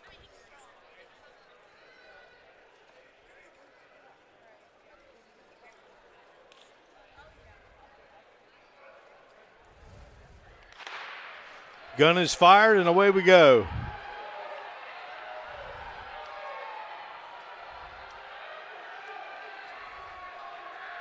First of 4 legs. Final men's competition here of the 2025 Mountain East Conference Indoor Track and Field Championships. Lucas Anderson is running the first leg of the relay for West Virginia Wesleyan. And at the moment, he has the lead. Point Park running second. West Garris? Virginia State making a move. I think that is Garris.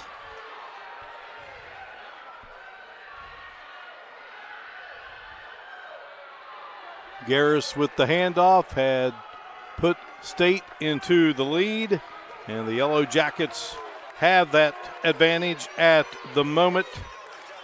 Garris got it into the hands of Caden Trotter. Well, you talk about redemption for Trotter after false starting in the finals of the 200. Chance for him to help his team out with a possible win here. Gavin McKnight was scheduled to run the second leg for the Bobcats. Right now, State. Nice little cushion there. As we have the handoff and get it to bib number 267. Now, I have that as Trotter, forgive me. Yeah, that's correct. Yeah, okay. Okay, now here we go. So different when they're not handing it all off at the starting line. Exactly, yeah. And we're looking at the monitor, and we're also keeping our eyes peeled to the live track view. So Trotter ran that second leg. Yellow Jackets in the lead. Baton in hand for bib number 260, Tyler Minter, the sophomore.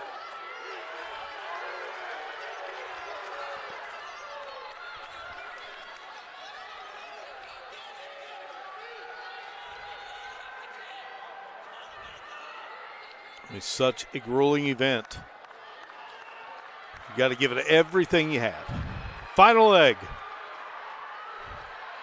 Yellow Jackets of State. You've got that great speed and trying to bring home another first place finish. Tyrell Brooks, the sophomore, zooming around the track. Now the anchor leg for Wesleyan, Babawale Throp, going to try his best to make up the ground here. Not sure if there's going to be nearly enough time, though. And if anybody could do it, it would be Throp. State trying to hang on. Tyrell Brooks. Throp trying to close. I think he's going to run out of real estate, and it's a victory for West Virginia State. Now, they came in as the top team in this event, and they put it right close to their best time this year at that 3:16 and some change mark. Well, probably a little bit higher than that, but nevertheless, it'll be a victory for West Virginia State. Jaden Garris, Caden Trotter, Tyler Minter, and Tyrell Brooks making up the unit, the winning unit, the Mountain East Conference Championship foursome for West Virginia State. Unofficially, 3 minutes, 17.95 seconds, the winning score for the Yellow Jackets. West Virginia Wesleyan is going to finish second, 3:19.26, followed by Frostburg State, Point Park, UC, and Davidson Elkins, your top six, followed by West Liberty, Glenville State, Concord, and Wheeling. And Joe Stevens has gathered the Yellow Jackets, ready to chat it up with the foursome from Institute. They've got that speed to burn, those great sprinters, both for the men and the women, and they have done sensational here, and they close out with a victory. Joe, you got four of them there. Take it away, my man. Thanks, Mark. Down here with the winning 4x4 team from West Virginia State University. I'm just going to let them introduce themselves. I'm Jaden Garris from New Jersey. Okay, Deion Trotter from Michigan. It's Terrell Brooks from Lakeland, Florida. I'm Tyler Minter from Dallas, Texas. Who's your talker? I'll go first. There you go. Just let's talk about the plan going into the race. Talk about it a little bit. All right, so we knew last week we came here running 4x4 in the Marshall Invitational. We ran at 3:16, and it was neck and neck to be in the provisional to go to national. So our goal here today was to beat that time. We knew that the field we were running against wasn't as fast as us, so we know we were running against time in our own selves. So we just tried to get together as a group and just come together and run the time that we needed. And you got it. We did. There you go. Congratulations. I got to know something. You got three other guys that you're running with. How much fun, dedication is it to be running as a team, knowing that you got to hold up your end of the bargain? No, it's real fun. I feel like it brings us all together. We got two guys right there. They done already had 2 events today. The second place, you know what I'm saying, the first place. And we all come together, it's something special. I don't know, man. I'm tired. I got the flu, bro. I ain't gonna lie. I don't know how to run that. There you go. What's it like running with these guys? Who's the one that keeps everybody in gear and saying you got to do better? Which one is it? I'll take charge of that one. Knowing guys that, what I'm saying, we go through the same workouts every day. I know what these guys are capable of. We go through every day. I know each and every one of their weaknesses and strengths.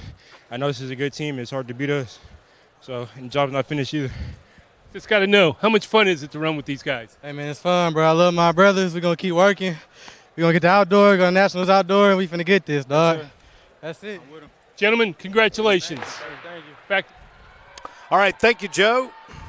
And we could not have timed that any better. Just as Joe's interview ends with the victorious Yellow Jackets, the gun fires, and we are underway here with the first of two sections of the women's 4x400-meter relay, our last event of this great 2025 Mountain East Conference Indoor Track and Field Championships. Davis and Elkins, Wheeling, West Liberty, Concord, and Glenville State making up this Section 1. And Davis and Elkins does have the meet record in this event, 3 minutes, 54.76 seconds. That was set in 2020. Of course, D&E in this first heat of 2. No time qualified officially for D&E or Wheeling in this first heat. Top time in this entire event is UC. Charleston will be in that second heat.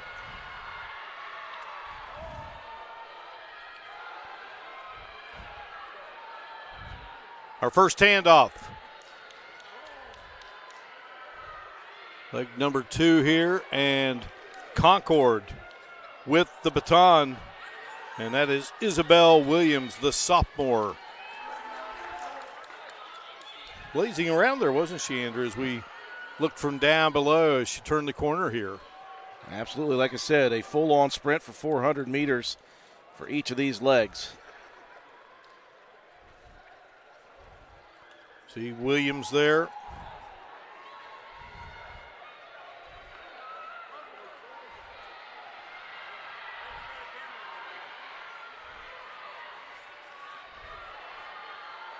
Oh, a tremendous leg here for Concord.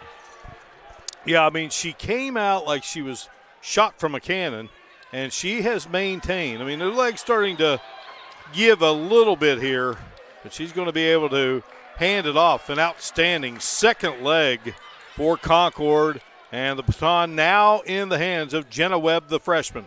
Yeah, that lactic acid starting to build up those last 50 meters in the legs. It's almost like you're dragging them through concrete. Again, there's only one speed in this event, and that's full go. Big move being made by West Liberty. Hilltoppers, leg 3. I believe is Lacey Dimmitt.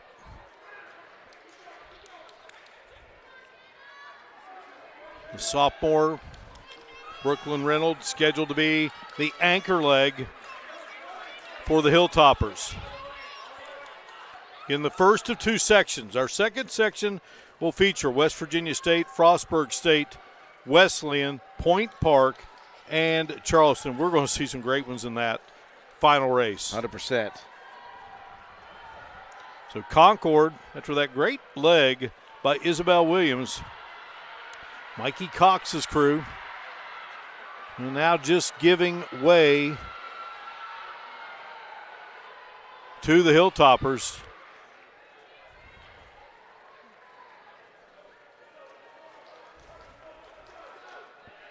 Moving around the track here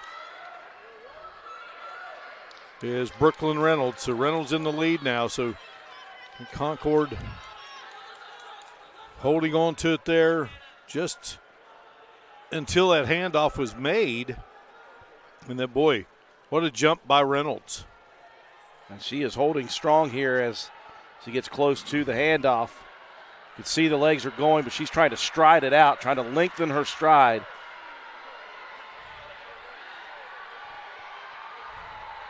Glenville State here on the stretch straight away, looking to try to make a move for second. Brooklyn Reynolds brings the baton across the finish line to give West Lib the win in Section 1. Concord finishes second. And that will bring us to Section 2.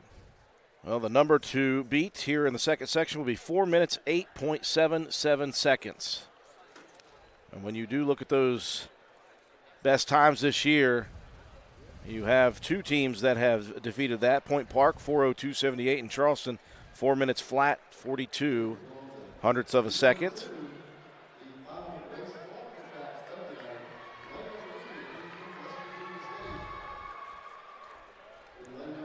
So let's check the lineups here for Section 2.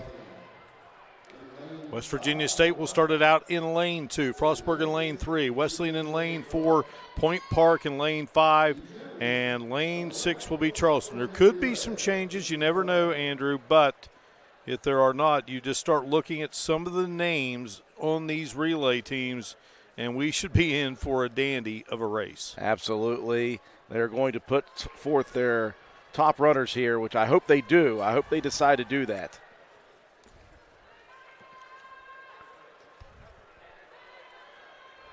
While we have a moment, check our team standings, see what is unfolding there. Again, the University of Charleston, they've been strong again today and throughout this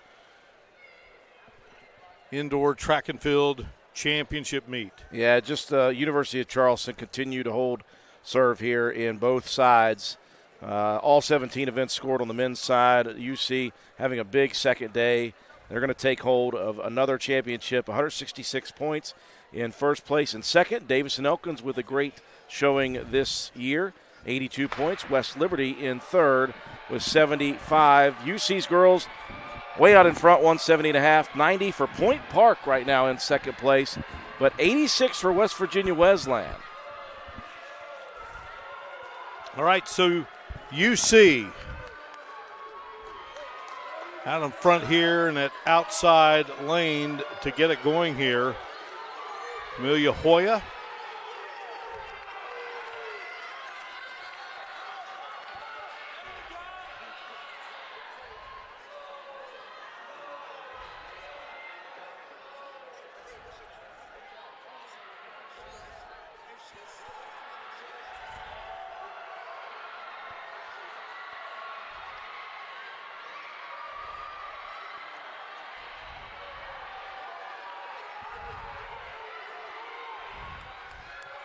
Our first handoff.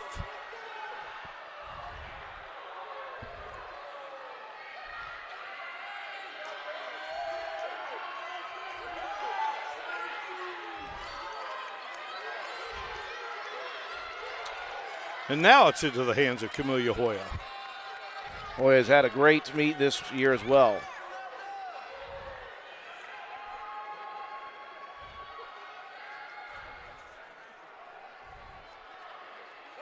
I believe it was Alexandria Pekic who ran the first leg for UC. 53, not 43.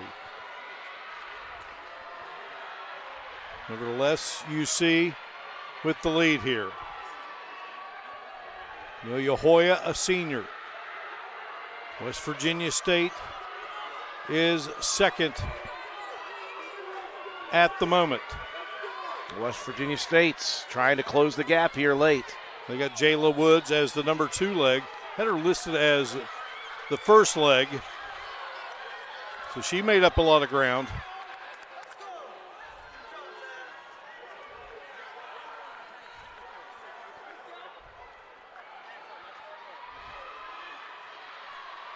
And the battle between State and UC, they've had a few great battles in athletics down through the years. And right now, fighting it out for first place. As I said, separated by a canoe float down the river.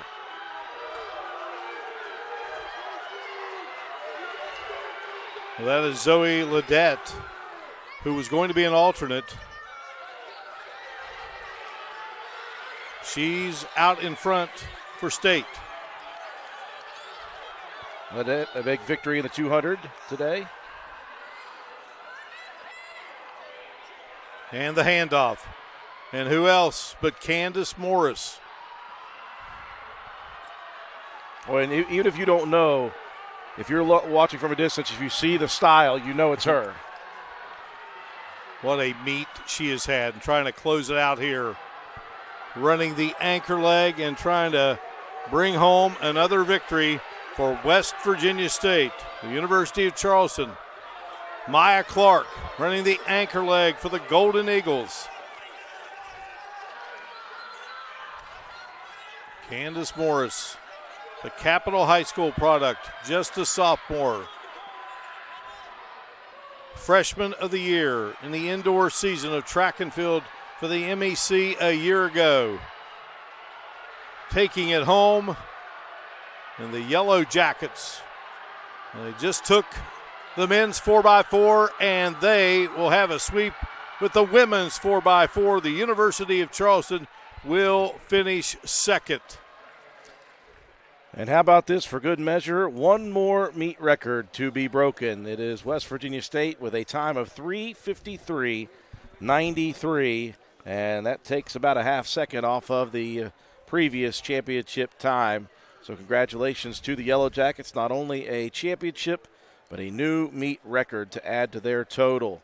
Here is something that was the most interesting in this one. Again, you see as a team running away with it, but for second place, you had a battle with Point Park and West Virginia Wesleyan. Wesleyan needed to defeat Park by 2 places to overtake. Point Park able to defeat Wesleyan for 4th to 5th place and just keep that second place finish. Frostburg finishes 3rd. In Point Park 4th, Wesleyan 5th, West Liberty 6th, Concord, Glenville, and D&E rounding it out. And with that, we have come to a close for the competition. We shall break away. We will come back and we will close out our coverage here from inside the Chris Klein Athletic Complex. You are watching live coverage of the Mountain East Conference Indoor Track and Field Championships on the Mountain East Conference Digital Network.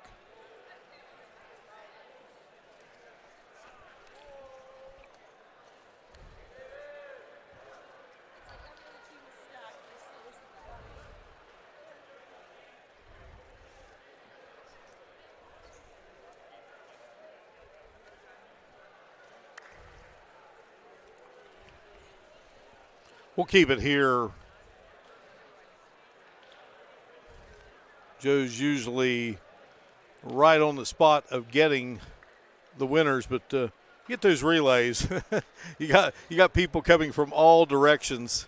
We're going to take a break and they can do the interview, but I think Joe's has managed to assemble that outstanding crew. He's figured out some way, somehow, to find all 4 of these runners quickly enough to keep us on the air. All right, Joe, take it away as you once again interview a victorious bunch of Yellow Jackets from West Virginia State University. Thanks, Mark. And we're down here with the winning 4x4 team with a meet record. Let's introduce everybody. My name is Candace Morris. I'm Jamie Preston. My name is Jayla Woods. I'm Zoe Ledette. Zoe, you and I have already talked one time today. Yes, we have. Hey, congratulations. Who's the talker right now? You look like you got the most win in you for right now. It was a team effort. Talk about your plan going in. Well, we knew from before that we didn't have the best time, but we put together the best girls that we could, and we just made it happen. How much fun is it to run with these? I think it's definitely better than the Open 4, I would say that. But it's fun running with them for sure. How much do you have to push each other, or is it you know what you got to do? I feel like sometimes it comes down to both, but we always encourage each other, and we can see the fight that we each put in, so it helps a lot.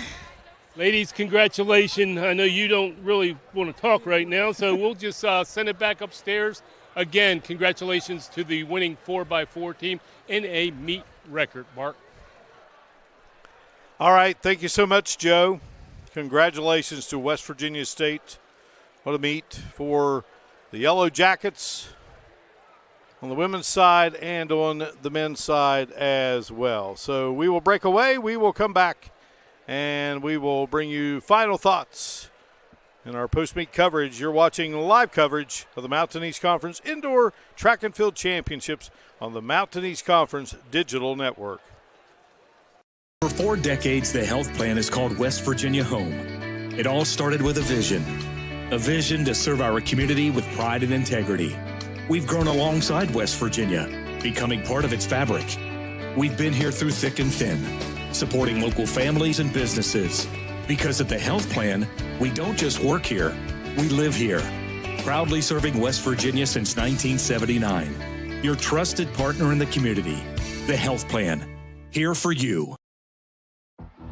Being a champion takes more than skill, more than endless drills, more than using your head.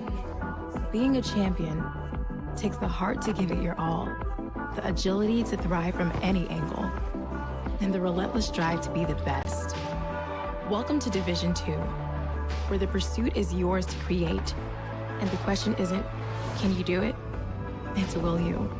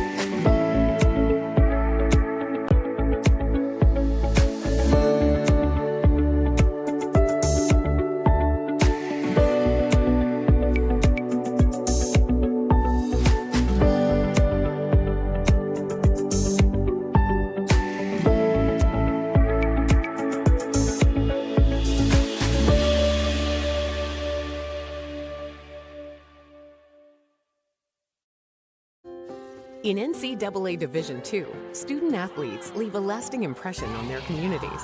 That's because Division II student athletes want to make a difference and truly be part of their surrounding communities. Through community engagement, thousands of student athletes from various backgrounds interact with community members who view them as role models. This interaction leaves a positive and perhaps even life-changing impression on all those involved. In Division II, we rise to the opportunity and make community engagement ours.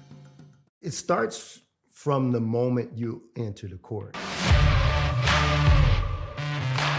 We're there to serve, make sure we're creating a fair atmosphere for both teams, upholding the integrity of the game. I chose to be an official when I was a senior in high school, 17 years old. I think it's the best decision I've made. You could play, and you could make extra money on the weekends on the side, and why not? In life, things aren't scripted. Games aren't pre-scripted. You know, I got into officiating because my father was an official. Officiating was part of our family life. It wasn't just a game. Get to be outside, get to like experience the game. It's so much more fun. You can get a lot out of it. If you're an athlete, we need people like you and young athletes who can translate those skills to officiating. So much of officiating is not necessarily what you do on the court. It's how you conduct business off the court as well. Being an official, sure, it's not easy. And if it wasn't for those difficulties, I don't think I would be where I'm at, because it helped me become not only a better official, but a better person. It happens in every town, in every game. We never have a perfect game, but the rewards always outweigh the negativities. And it's just been wonderful.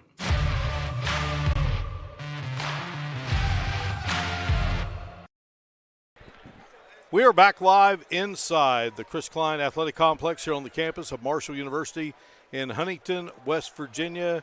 Day 2 of the 2025 Mountain East Conference Indoor Track and Field Championships has wrapped up here. And what 2 days it has been here in Huntington, and so delighted to be a part of the competition. So many people who have shown up for this event. A lot of fans this year. A lot of people surrounding this facility throughout the 2-day event.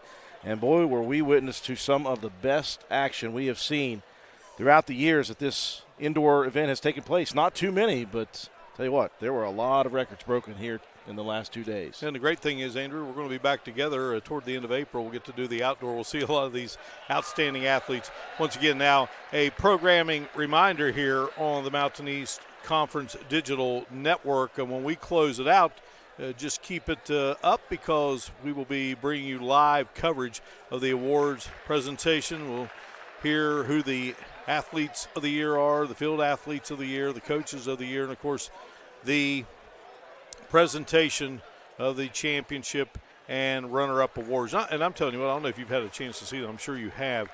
The trophies that are given out in the Mountain East Conference are absolutely spectacular. Yeah, I don't know where they got those things, but those things are very nice. Great opaque, design. see-through, glass-looking, and just really, really high quality. The 2025 Mountain East Conference Indoor Track and Field Championship meet has been produced by Video Productions in conjunction with the Mountain East Conference here on the Mountain East Conference Digital Network. And many thanks to Levi Barnhart, Tim McCutcheon, Parker Withrow, Toby Maynard, Cade Burgess, and also Cora Cozen. Just outstanding work. Of course, our dear friend Jim Mahan with us for the bulk of it. Jim on his way to southern West Virginia to help deliver supplies to all those in need in southern West Virginia following recent flooding. And again, our hearts and prayers continue to go out to those folks. And just another outstanding championship event conducted by the Mountain East Conference with Commissioner Reed Amos and Associate Commissioners Chuck McGill, Jonathan Griffin, Allie DeWitt, and, of course, the great officiating crew, Dave Hickman, Richard Messenger, and all those great folks we had talked about earlier. Andrew, thoughts on what you have witnessed here the last couple of days as we wrap it up? Well, again, it was a meet for records being broken. In fact, 24, Mark, records were broken, times broken in certain events yesterday and throughout today. We saw the best that this conference had to offer for the indoor season. Congratulations once again to both the men's and women's teams from the University of Charleston as they have dominated once again in the indoor season. UC's men taking home the trophy for first with 166 points. Davis and Elkins really made a lot of work for themselves here and did a great job finishing second with 82. West Liberty coming in with 75. Point Park, again, their first year in the conference, their first year at this event. The boys to the men's team finishing in fourth with 70. Good job from West Virginia Wesleyan with 68. West Virginia State finishing sixth with 65. Frostburg State in seventh, followed by Glenville State, Concord, and Wheeling. Those are your men's finals. And on the women's side, a runaway victory for the Golden Eagles from University of Charleston, 178.5 points. Point Park and West Virginia Wesleyan went at it for 2 days. Point Park, the Pioneers, will take the second place trophy home to Pittsburgh. 95 points, held off West Virginia Wesleyan late. West Virginia Wesleyan finishes third with 90. Fourth place was West Virginia State with 68. West Liberty with 66 in fifth. Davis Elkins in sixth place with 64. Glenville State in seventh. Frostburg State in eighth. Wheeling followed by Concord. Those are your team finals. Yeah, we wish the athletes who have qualified for the NCAA the best of luck, and we look forward to seeing again many of these athletes come the outdoor track and field season, as we call it for you here on the Mountain East Conference Digital Network. Andrew, we always love working together, track and field, whatever the event is, but we certainly love track and field. Great being with you here the last few days. I do appreciate the Mountain East Conference for allowing me to be a part of it. Thanks to Butch and you and Jim and the rest of the crew. It's always a good time. So the 2025 Mountain East Conference Indoor Track and Field Championship is in the books, and your champions on the men's side, the University of Charleston, and on the women's side, the University of Charleston, as they repeat once again. We now flip the page and look forward to the spring season of 2025. So for Coach Jim Mahan, Andrew Miller, Joe Stevens, and our great crew, this is Mark Martin. We say so long from the Jeff Small track inside the Chris Klein complex on the campus of Marshall University in Huntington. And we say congratulations once again to our Mountain East Conference individual indoor track and field champs and the team champs from the University of Charleston. You've been watching live coverage of the 2025 Mountain East Conference Indoor Track and Field Championships, a presentation of the Mountain East Conference Digital Television Network.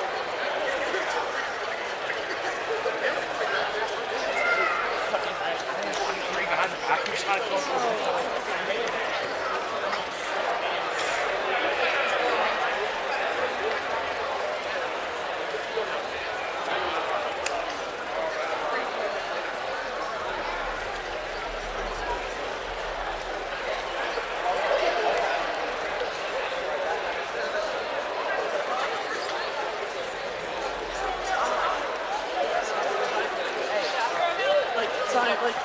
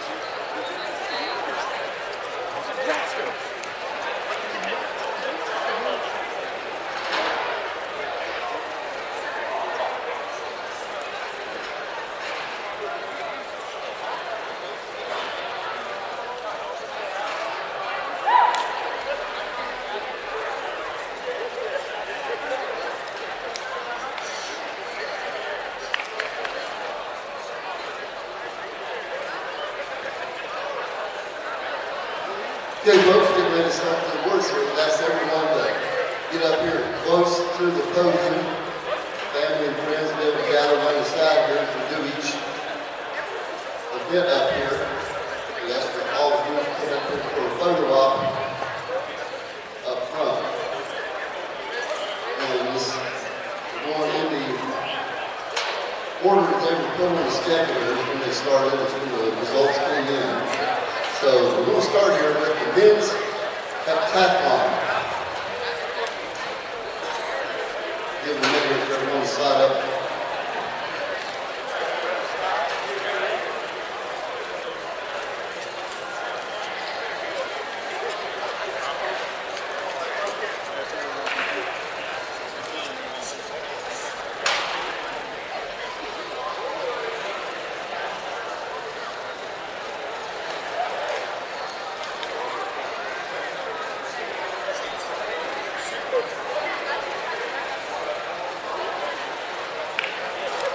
We're going to begin here with the men's heptathlon.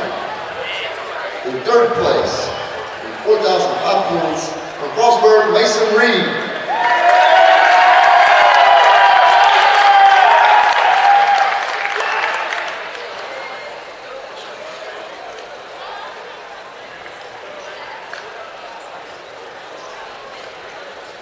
Your runner-up from Middle State with 4,274 points, Aaron Cutler.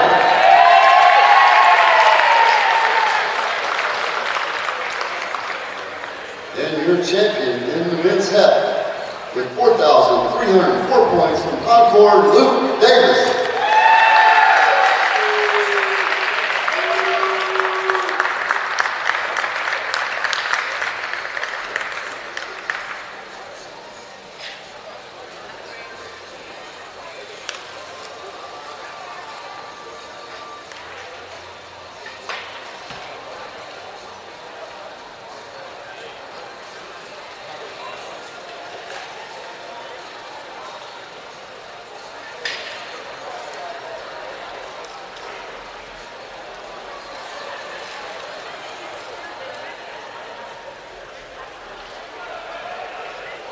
Now sticking with the multis, going on to the women's pins. In third place, with 3,115 points from Point Park, Dunya Ventura.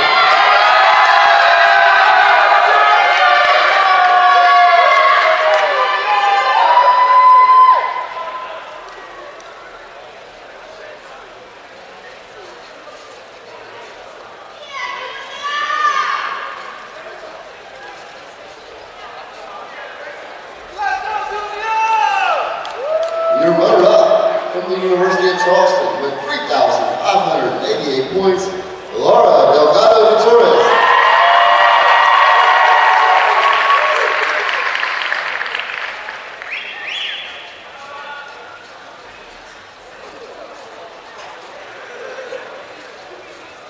And your champion, she has a bunch of these multi-championships, with 3,634 points.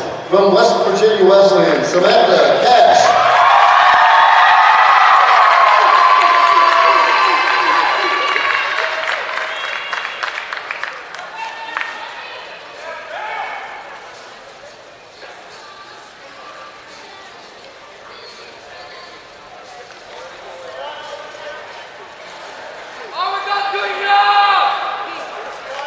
Okay, moving on to last night's 5,000 meter races. On the men's side, in third place, in 14:34.13, from the University of Charleston, Zane Chalker.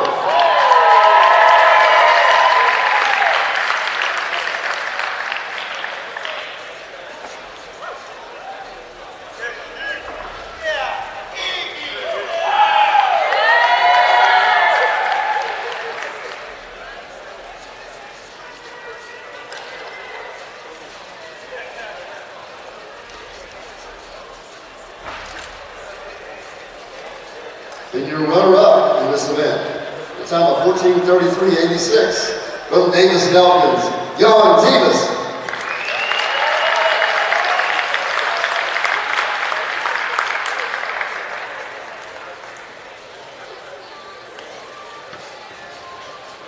And your champion in the men's 5 at a time of 14:32.05 from the University of Charleston, Cosmos Chawanga.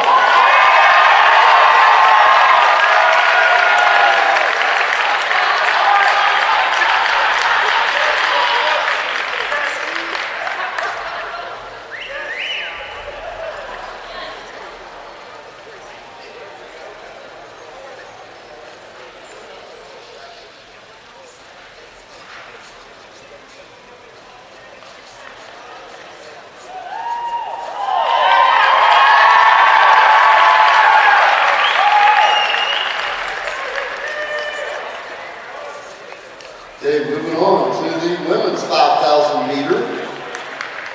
In third place at a time of 17:28.82 from Davis and Elkins, Lydia Falkenstein.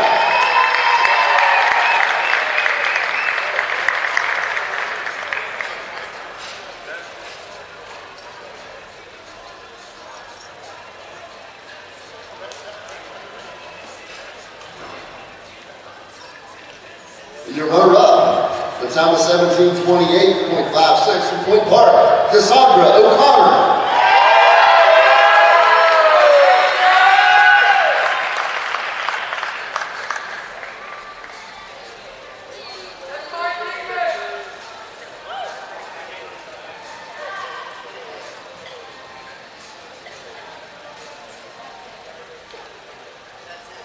And your champion, the time of 17:18.40 from West Virginia Wesleyan, Leah Hall.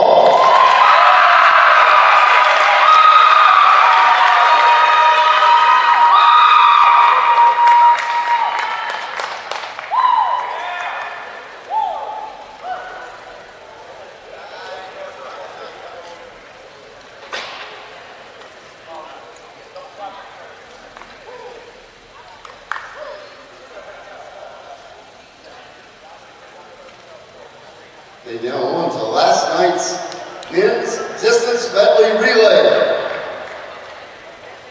So let's work together, get everybody on the podium here.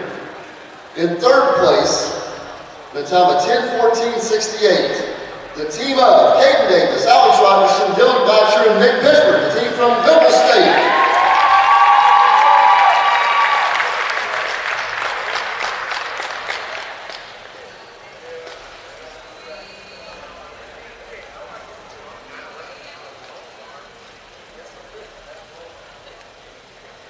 In third place in the time of 12:22.99, team of Yana Schmidt, Paige Marnell, Allison Palacio, and Lotte Zoha, the team of Point Park.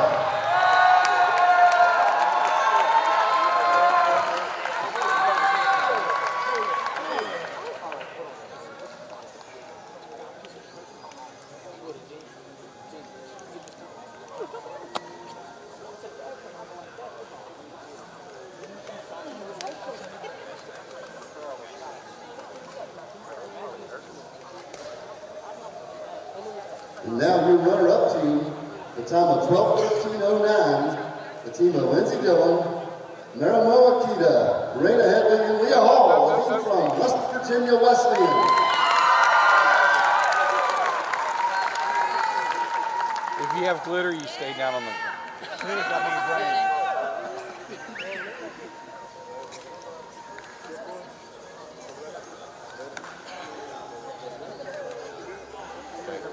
Too tallest up top. Your championship team in the women's DMR with a time of 12:11. The team of Cameron Wheeler, Tatum Walls, Ella Hessen, and Warren Twyman. The team from Davis and Elkins.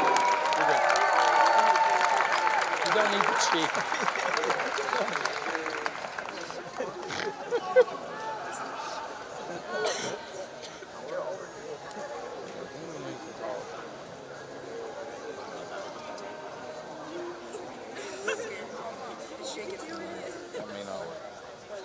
Nope, that's good.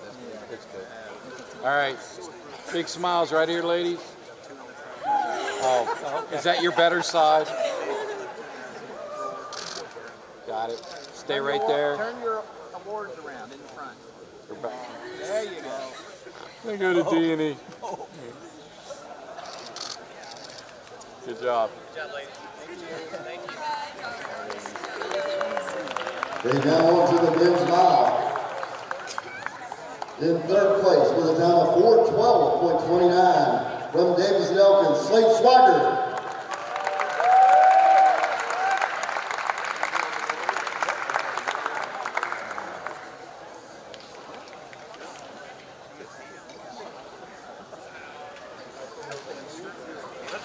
Your runner-up, a time of 4:12.02, also from Davis and Elkins, Tristan Black.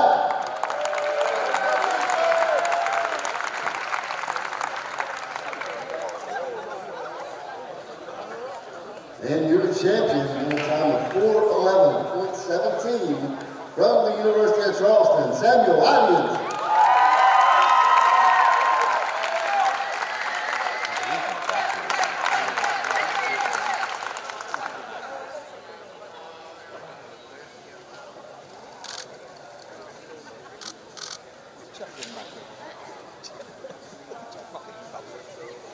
Chuck's photo bomb.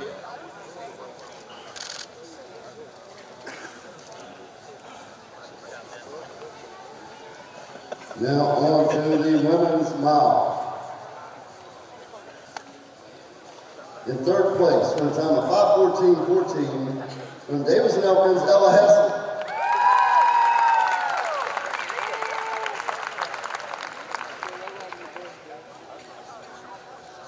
Your runner-up, with a time of 5:11.11, also from Davis and Elkins, Lauren Twyman.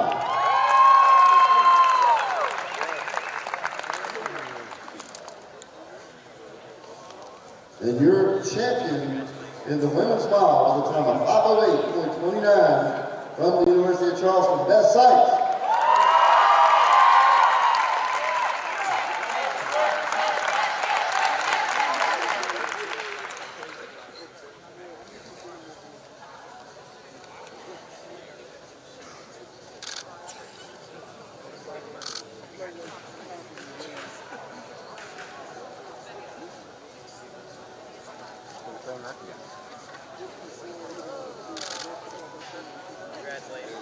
Good job.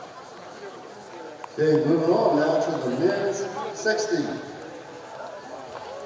In third place, the time of 6.86 from the University of Charleston, Zachary Parsons.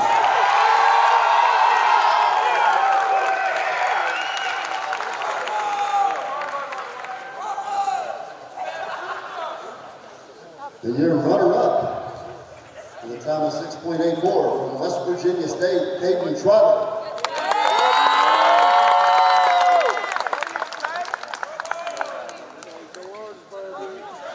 And your champion, this was with a meet record, 6.77 from West Liberty, Hunter Patterson.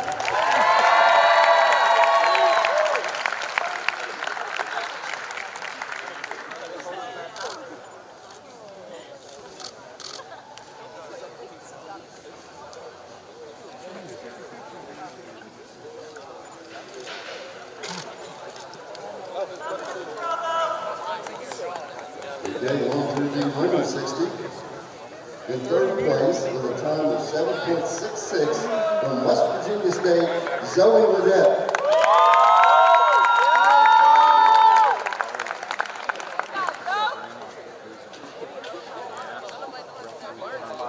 Your runner-up with a time of 7.61 from the University of Charleston, Colette Patty.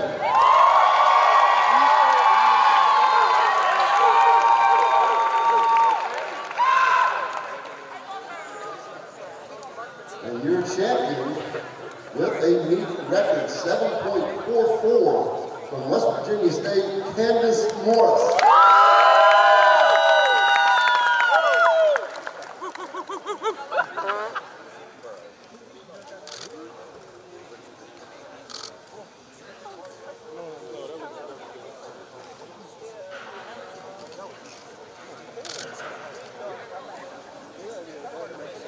Okay, going to the men's 400.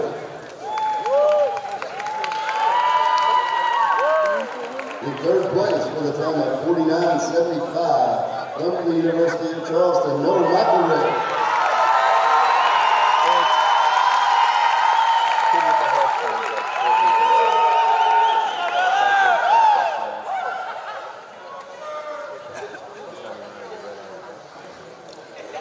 Your runner-up from Concord in 48.70, Ian Gardner.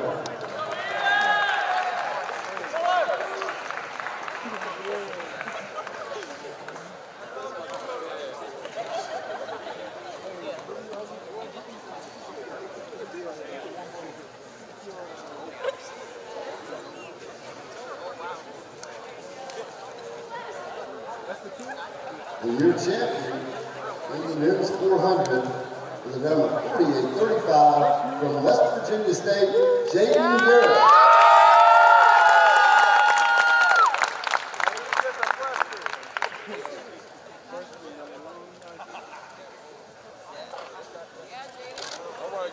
That's all right.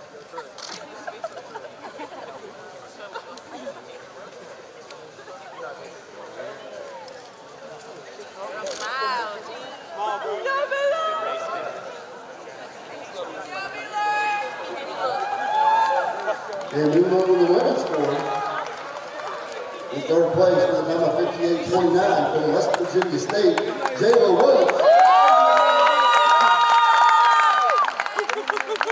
Let's go, Jayla. And your runner-up, the time of 57.20 from Point Park, Diamond Rush.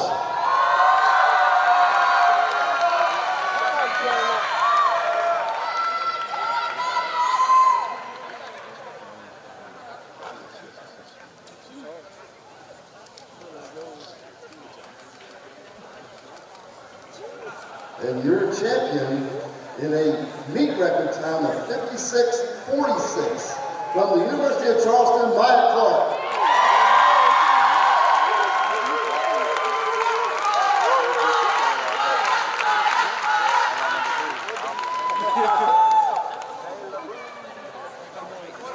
Yeah, we know.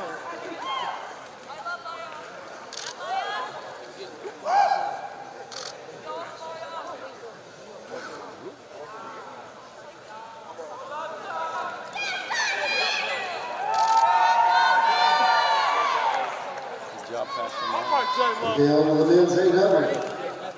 In third place, with a time of 153.80 from West Liberty, Francis Dewey.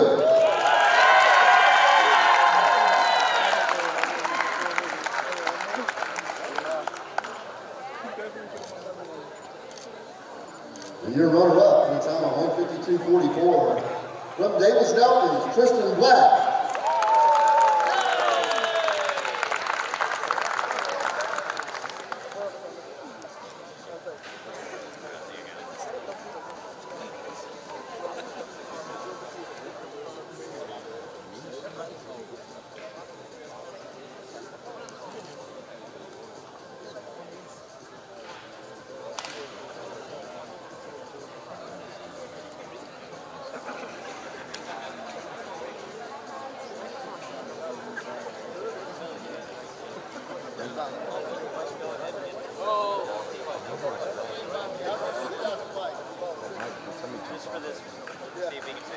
Your champion,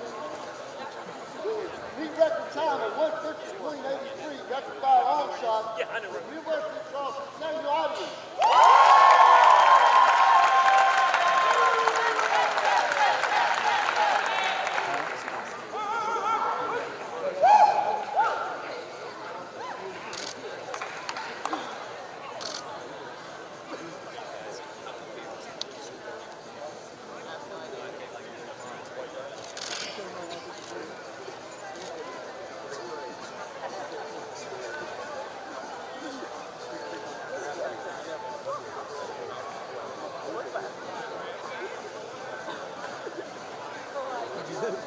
That little blade of sticking up here is driving me crazy. Just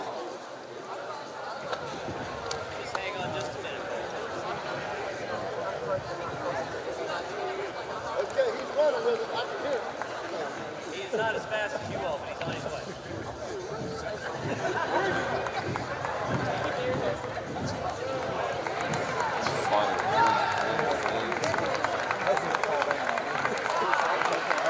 All right, Jonathan!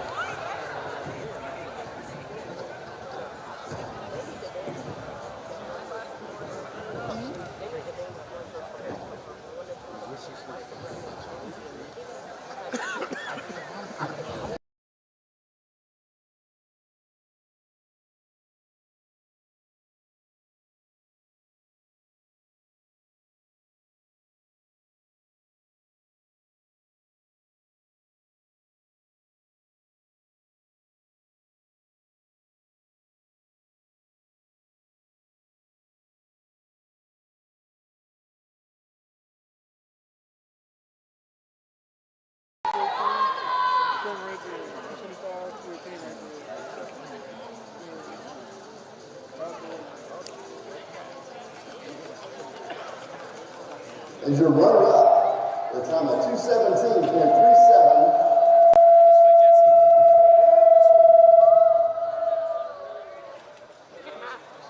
From West Virginia Wesleyan, Lindsey Dillon.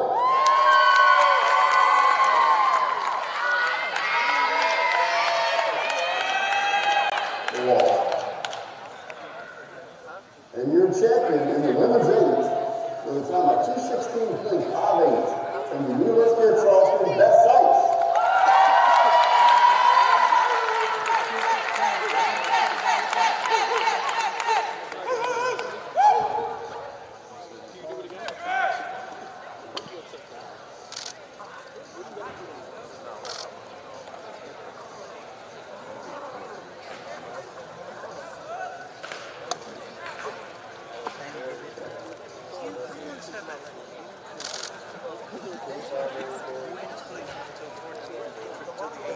All right. In the men's 60-meter hurdles, in third place, with a time of 8:27 from Little State, Braden Hashman.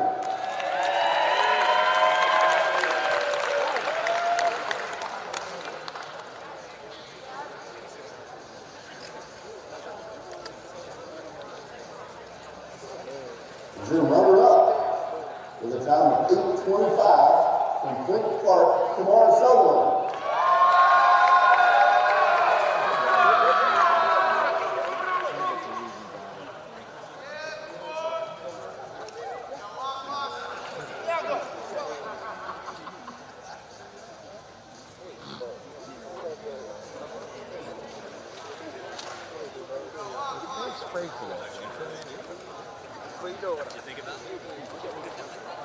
Your champion with a time of 8 flat from the University of Charleston, Massimo Pintano.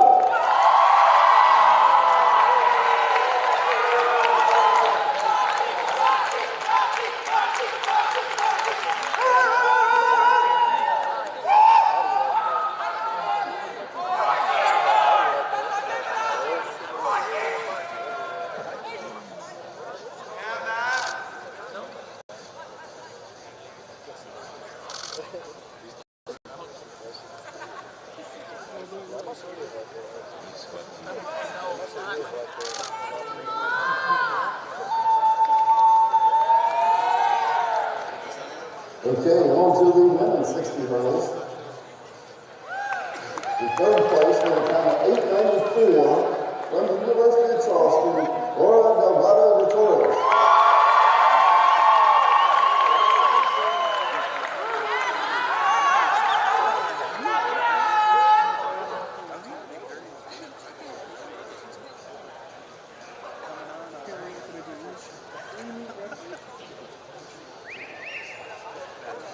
And your runner-up with a time of 8:88, also from the University of Charleston, Ricky Engelbrecht.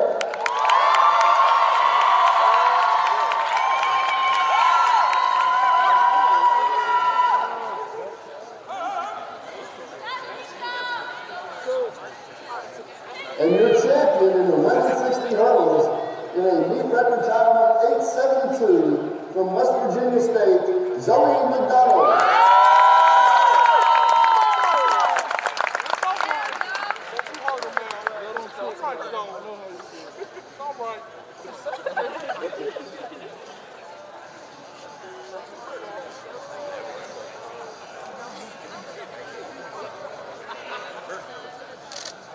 Great job, though. Yeah. All right.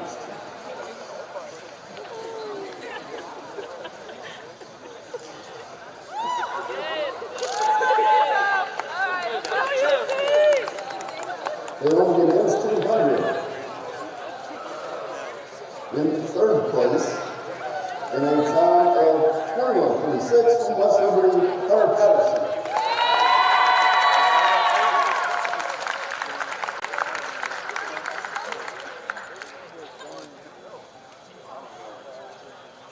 Okay, your runner-up with a time of 21:36 from West Virginia Wesleyan, Tyrone Bobbly Clark.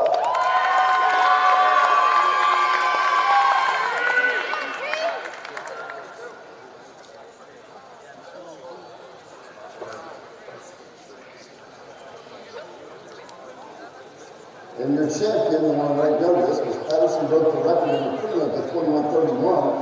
This man broke the record in the finals at 21:32. New record, University of Charleston, Timber, years ago.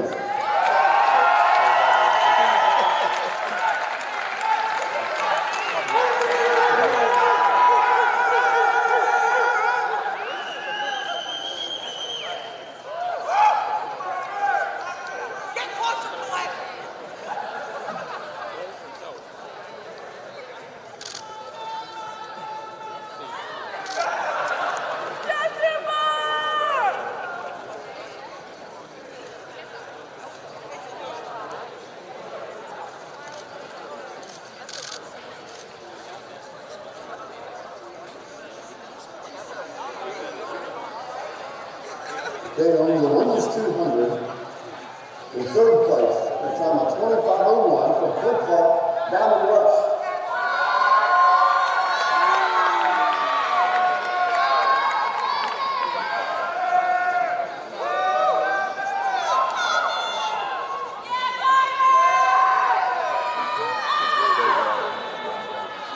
They were runner-up at a time of 24:71 from West Virginia State, Candace Morris.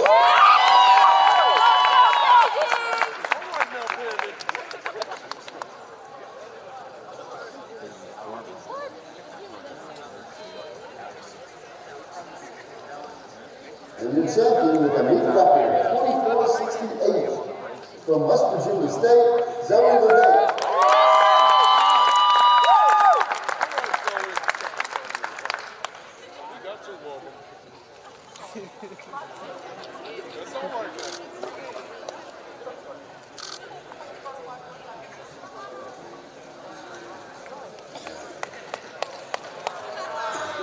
Looking right here, ladies. Moving on to the men's 3,000. In third place from 831.87 from Davis Falcons, Jordan Thomas.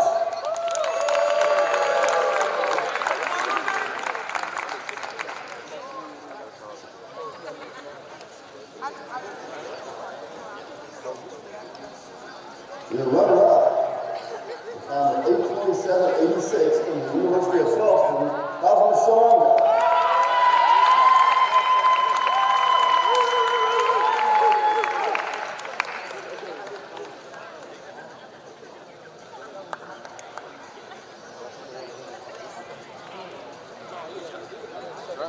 And your champion in the men's 3,000, at a time of 827.08 from the University of Charleston, Caleb Gilbert.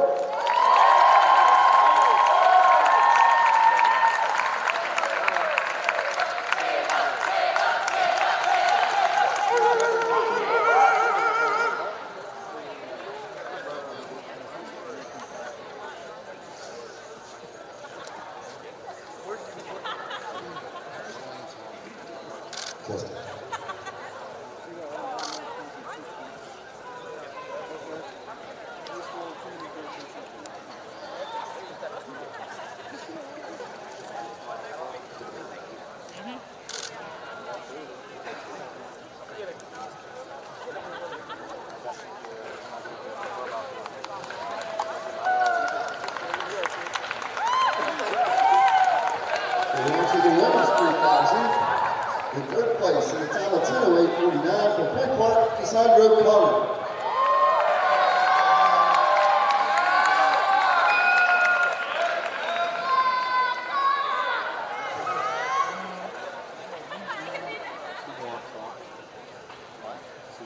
The runner-up at the time of 10:04.67.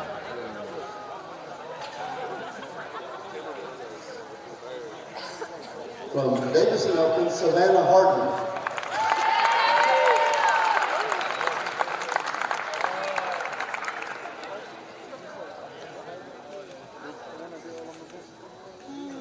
And your champion in the women's 3 with a time of 9:58.85 from West Virginia Wesleyan, Leah Hall.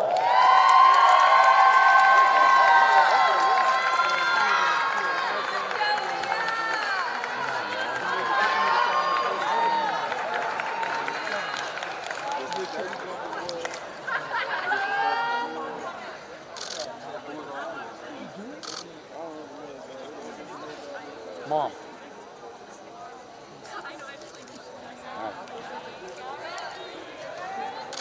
All right, don't move. Look at Mom. All right, you're good.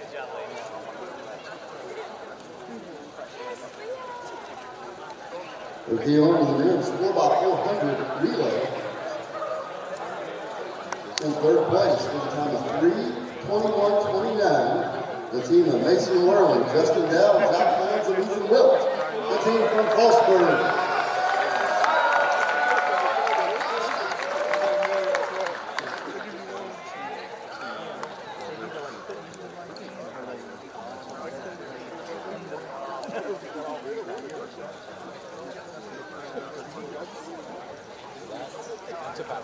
Okay, your runner-up team with a time of 3:19.26. The team of Lucas Anderson, Gavin McKnight, Nate Holber, and Tabo Babawale Clark. The team from West Virginia Wrestling. Hey guys. There you go. Good job. Tallest in the back.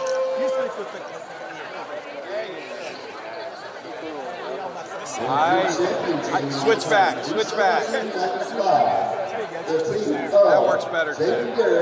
Well, you got some Tyler Miller and Tyrell Brooks.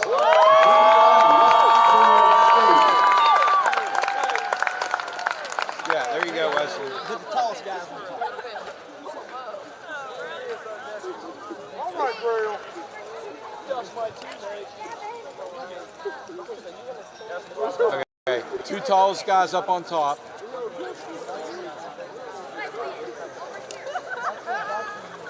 What that wide angle look like? I want to see that.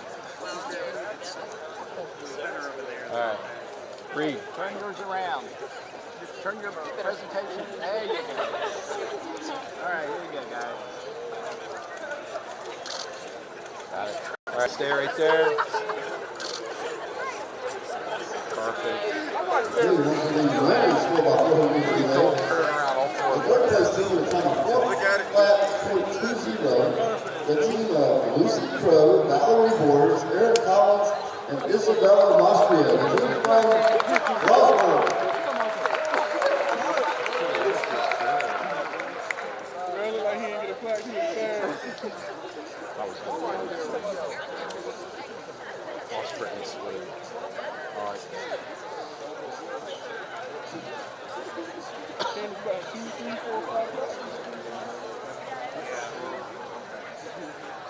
We got 2, 4, 5, 6. That's the. Runner-up team with a time of 3:56.82. The team of Camilla Hoya, Alexander Peckers, Beth Sykes, and Maya Clark.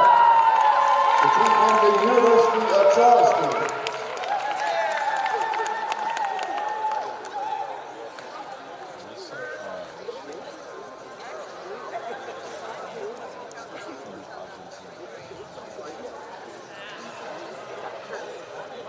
And your championship team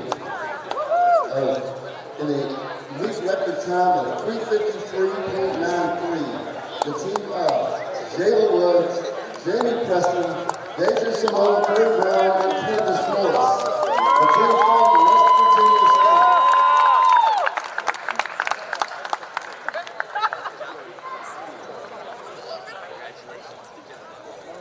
The tall people, hey, Tammy, the tall people, you go.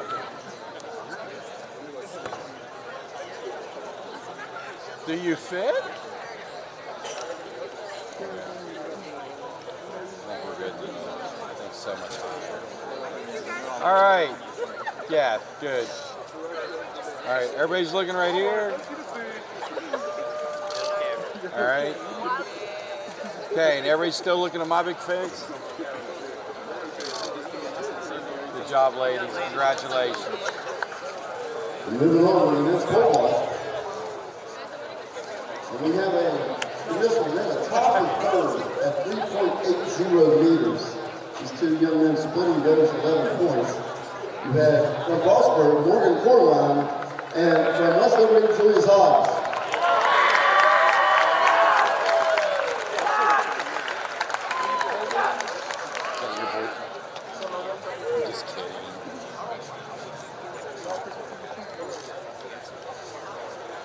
And your runner-up with a vault of 3.95 from Whipple State, John Bowen.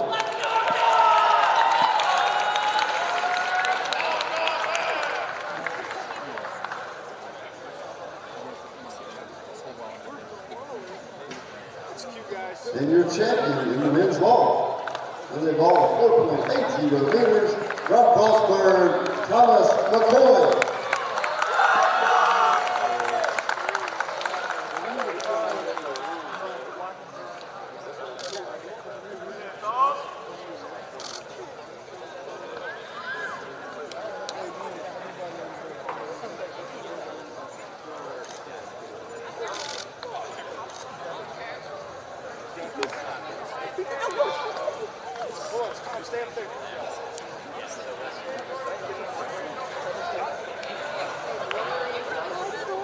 Okay, we're going on to the men's long jump. Come back here to the women's vault. In the men's long jump, in third place, the jump of 7.10 meters from West Virginia Wesleyan, Will Selma.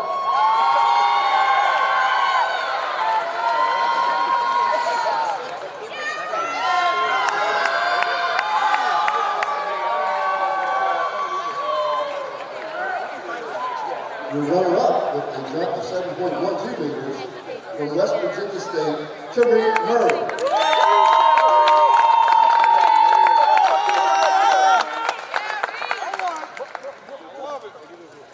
And your champion with a beat record jump of 7.39 meters from Point Park, Akeem Mustafa.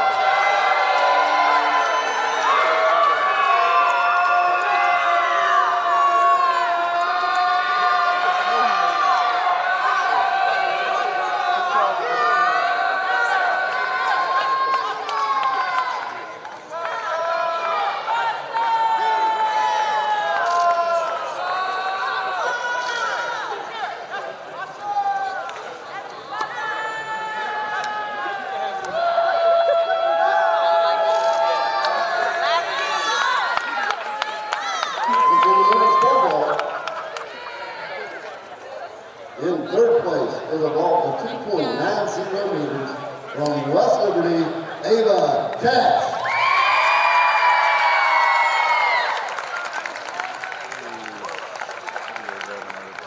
And your runner-up with a vault of 3.20 meters from Whipple State, Jordan Taylor.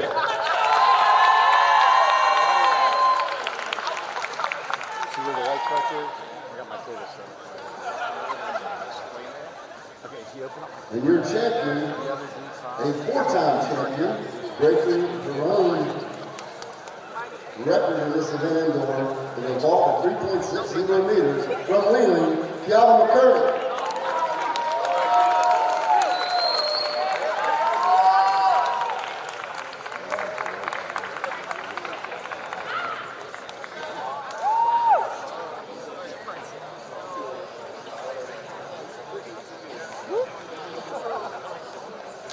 He's a good dance move.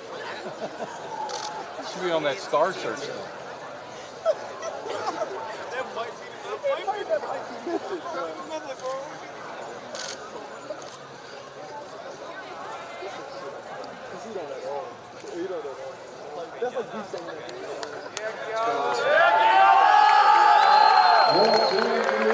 thing.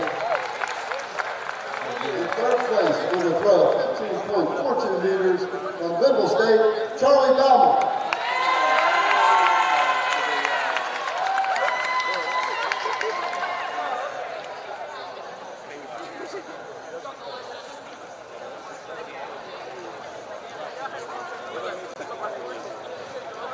Your runner-up with a throw of 16.39 meters from the University of Charleston, Frankie Winter.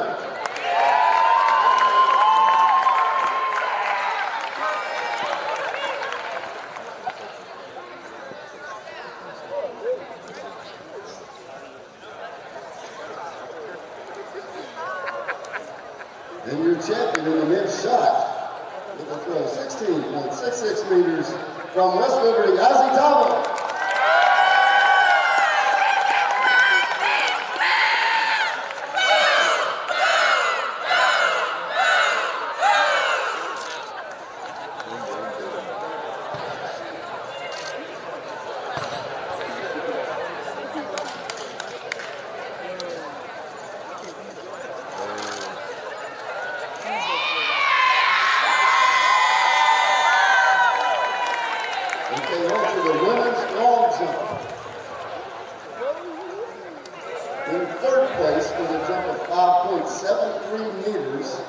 from West Liberty, Sierra Leone.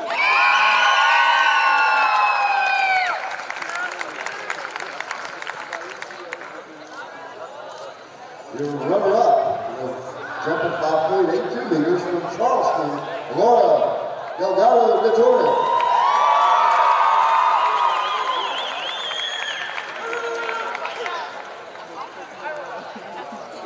And your champion in the long jump with a new meet record. In fact, all three of these ladies broke the previous record. Her jump was 5.94 meters from West Liberty, Kelly Ross.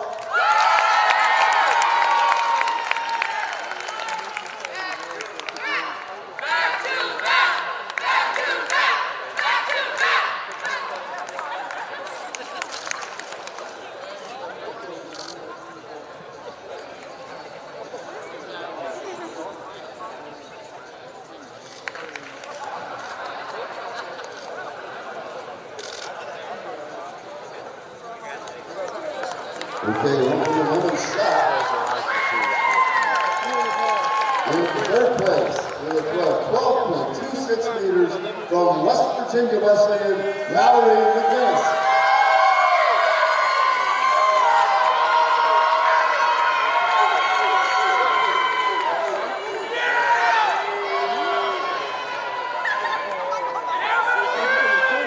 Your runner-up with a throw of 12.28 meters from the University of Charleston, Brooke Burns.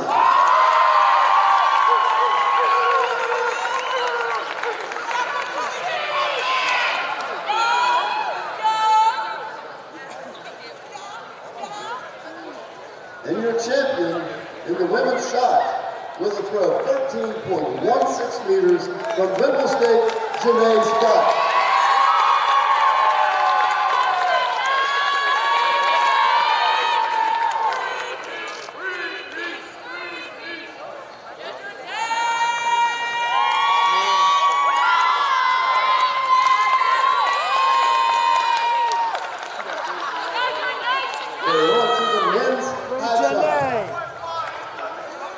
In third place with a jump of 1.92 meters from West Liberty, George Donovich.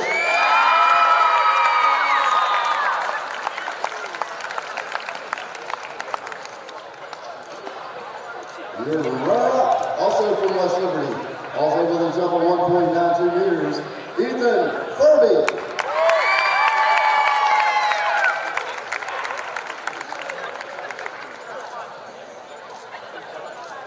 And your winner in the men's high jump is up at 1.95 meters from Point Park, Akeem Mustafa.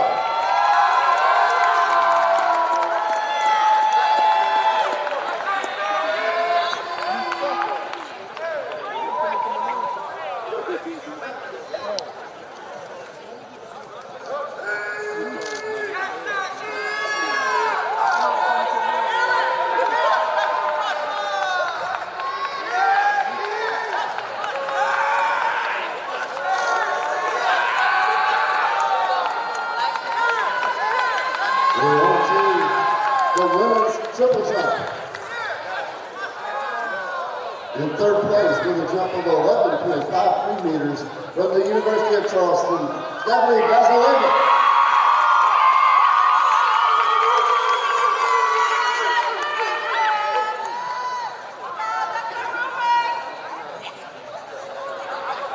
And your runner-up, also from the University of Charleston, with a jump of 11.95 meters, Laura Delgado Vittoria.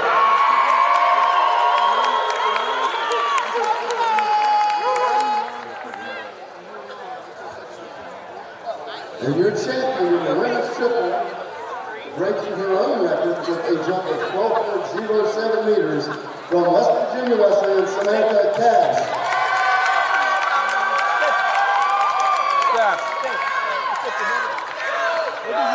Good. Look at here.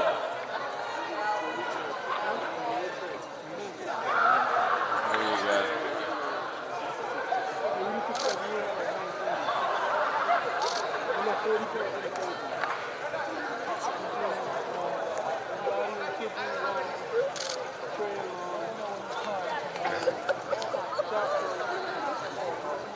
Okay, going on to the men's weight throw. In third place, with a throw of 17.51 meters from the University of Charleston, Julian Matthews.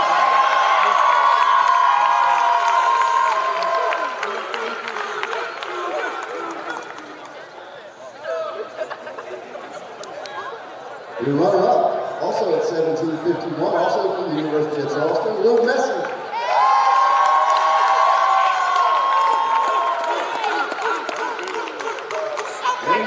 Champion, breaking a new league record with a throw of 18.14 meters from the University of Charleston, Frankie Winter.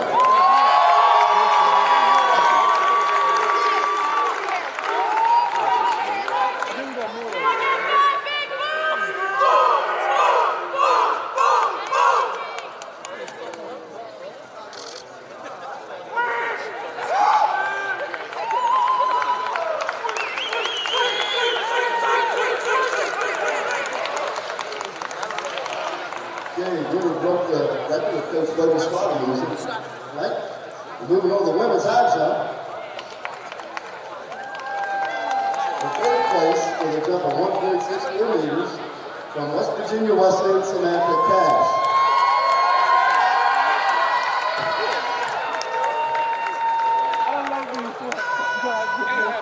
The runner-up with a jump of 1.67 meters from Point Park, Daniel Rangatore.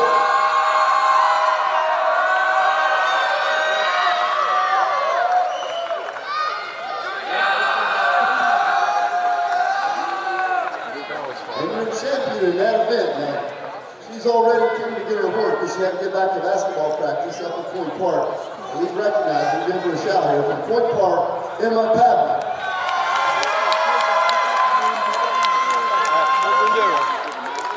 Smile.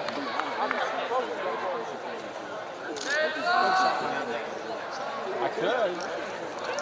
We'll do the men's triple jump. She told me it was Reed. In third place, with a jump of 14.40 meters from Wheeling, Cowboy Bologna.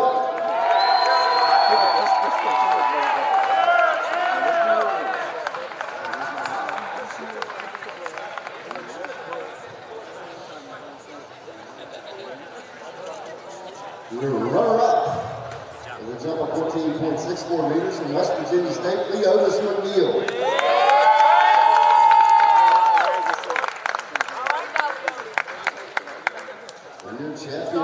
Triple with a meet record jump of 15.11 meters from West Virginia Wesleyan's Michael Hansford.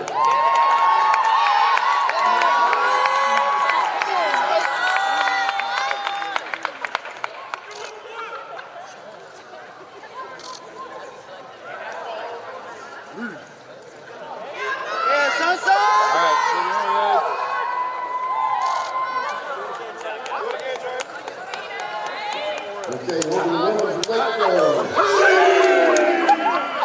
In third place, we go 15.39 meters from the University of Charleston, Mallory Cutler.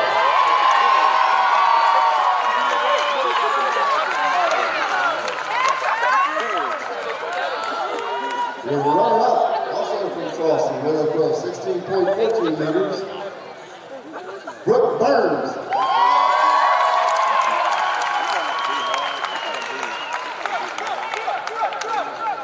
And your champion with a meet record throw of 18.04 meters from the University of Charleston, Adam McKinnon.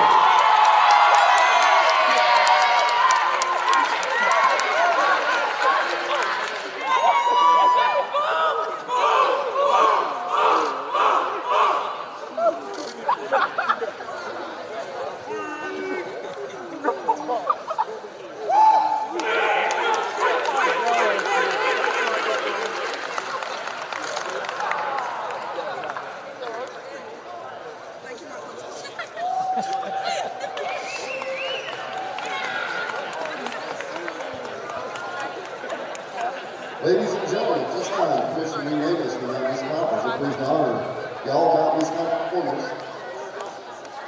We're going to go to the first individual award, which will be the most the most total points at this year's total championship. On the men's side, it is from Point Park, Akeem Mustafa.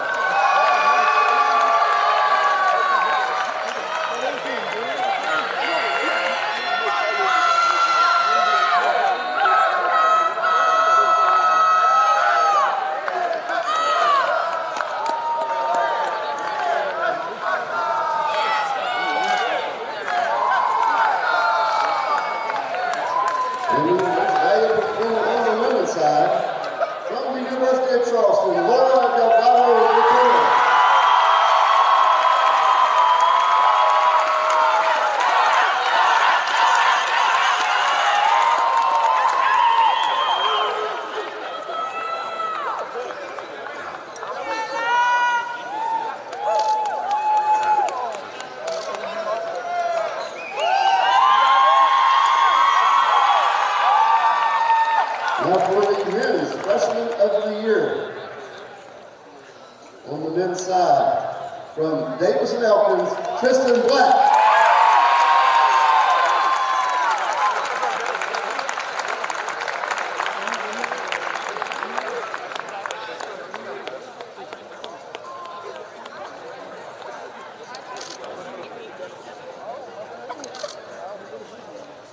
And on the women's side, from Point Park, Douglas Vandertour.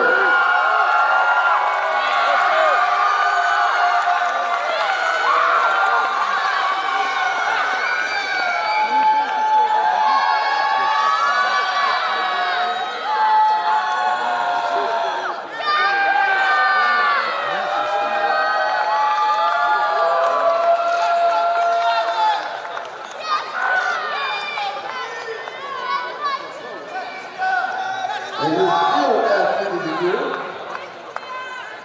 on the men's side, from Point Park, Akeem Mustafa.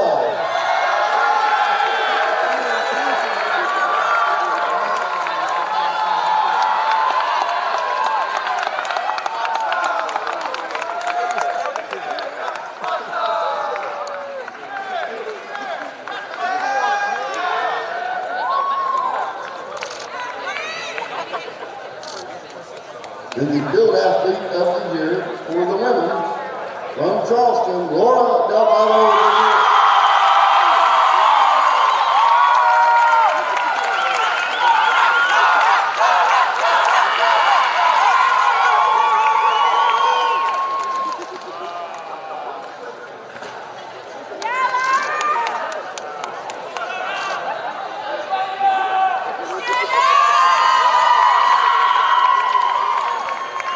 And for your men's track athlete of the year, from the University of Charleston, Samuel Audience.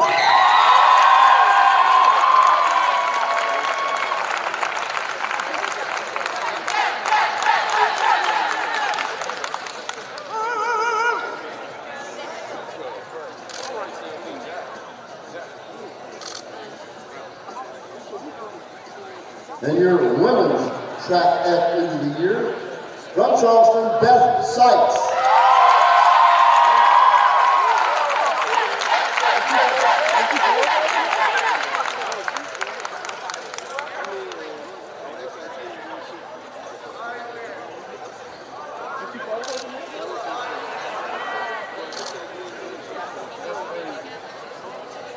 Okay, and on to the coaches of the year. On the men's side, the indoor track and field coach of the year from the University of Charleston, Nick Bass.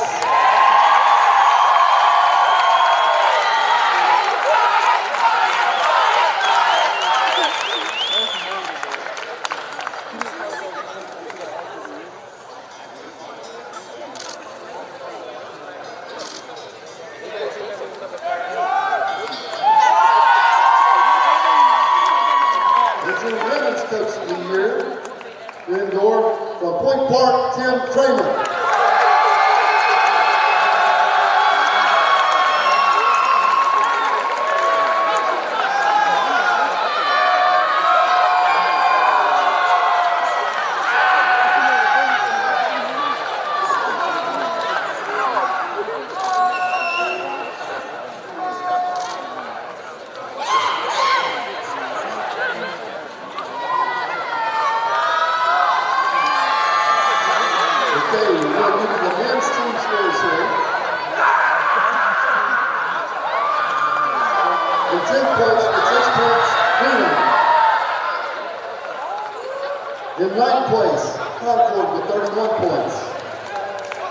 8th place with 44 points, Humboldt State. In 7th place with 54.5, Frostburg. In 6th place with 65.5, West Virginia State. In 5th place with 68 points, West Virginia Wesleyan. In 4th place with 70 points, Point Park. In 3rd place with 75 points, West Liberty. Your runner-up on the men's side with 82 points, Davis Nelkins. And your champions, 2025 Mountain East Indoor with 166 points, University of Charleston.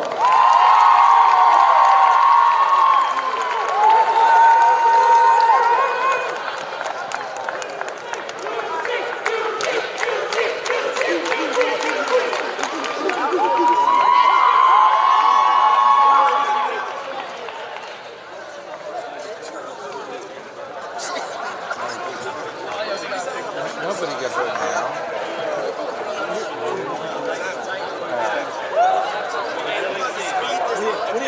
Okay, more people sitting, standing over there.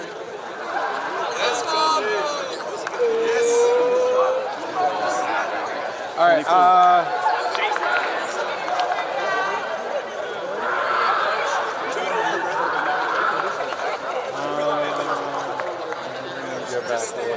Hang on. Excuse me, come this side. Hold on, wait.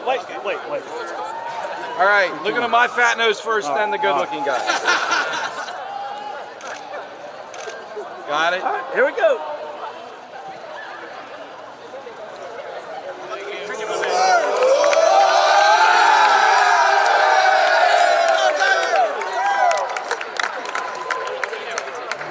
Okay, now for the women's team scores. In 10th place with 13 points, Concord. In 9th place with 16 points, Wheeling.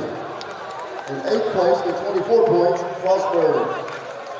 In 7th place with 47.5, Humboldt State. In 6th place with 64 points, Davis Nelkins.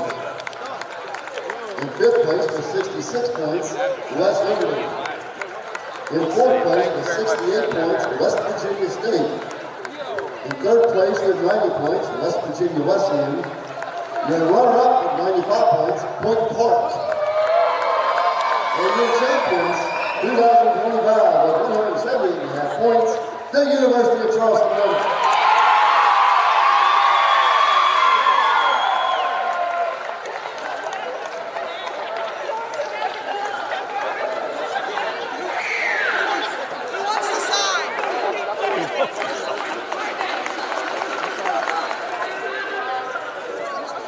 All right, we got to get a lot more people over here.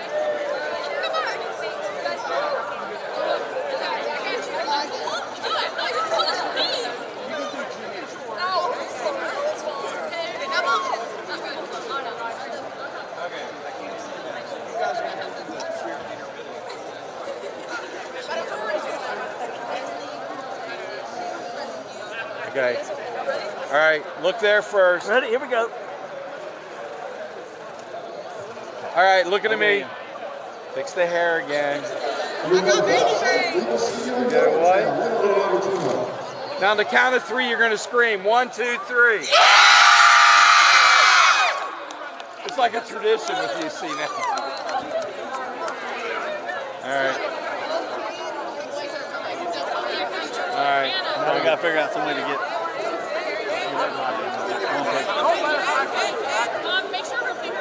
Okay. Yeah, guys, down low, crisscross applesauce, whatever. Oh, this will be fun. You good? I'm good. You can cut in front.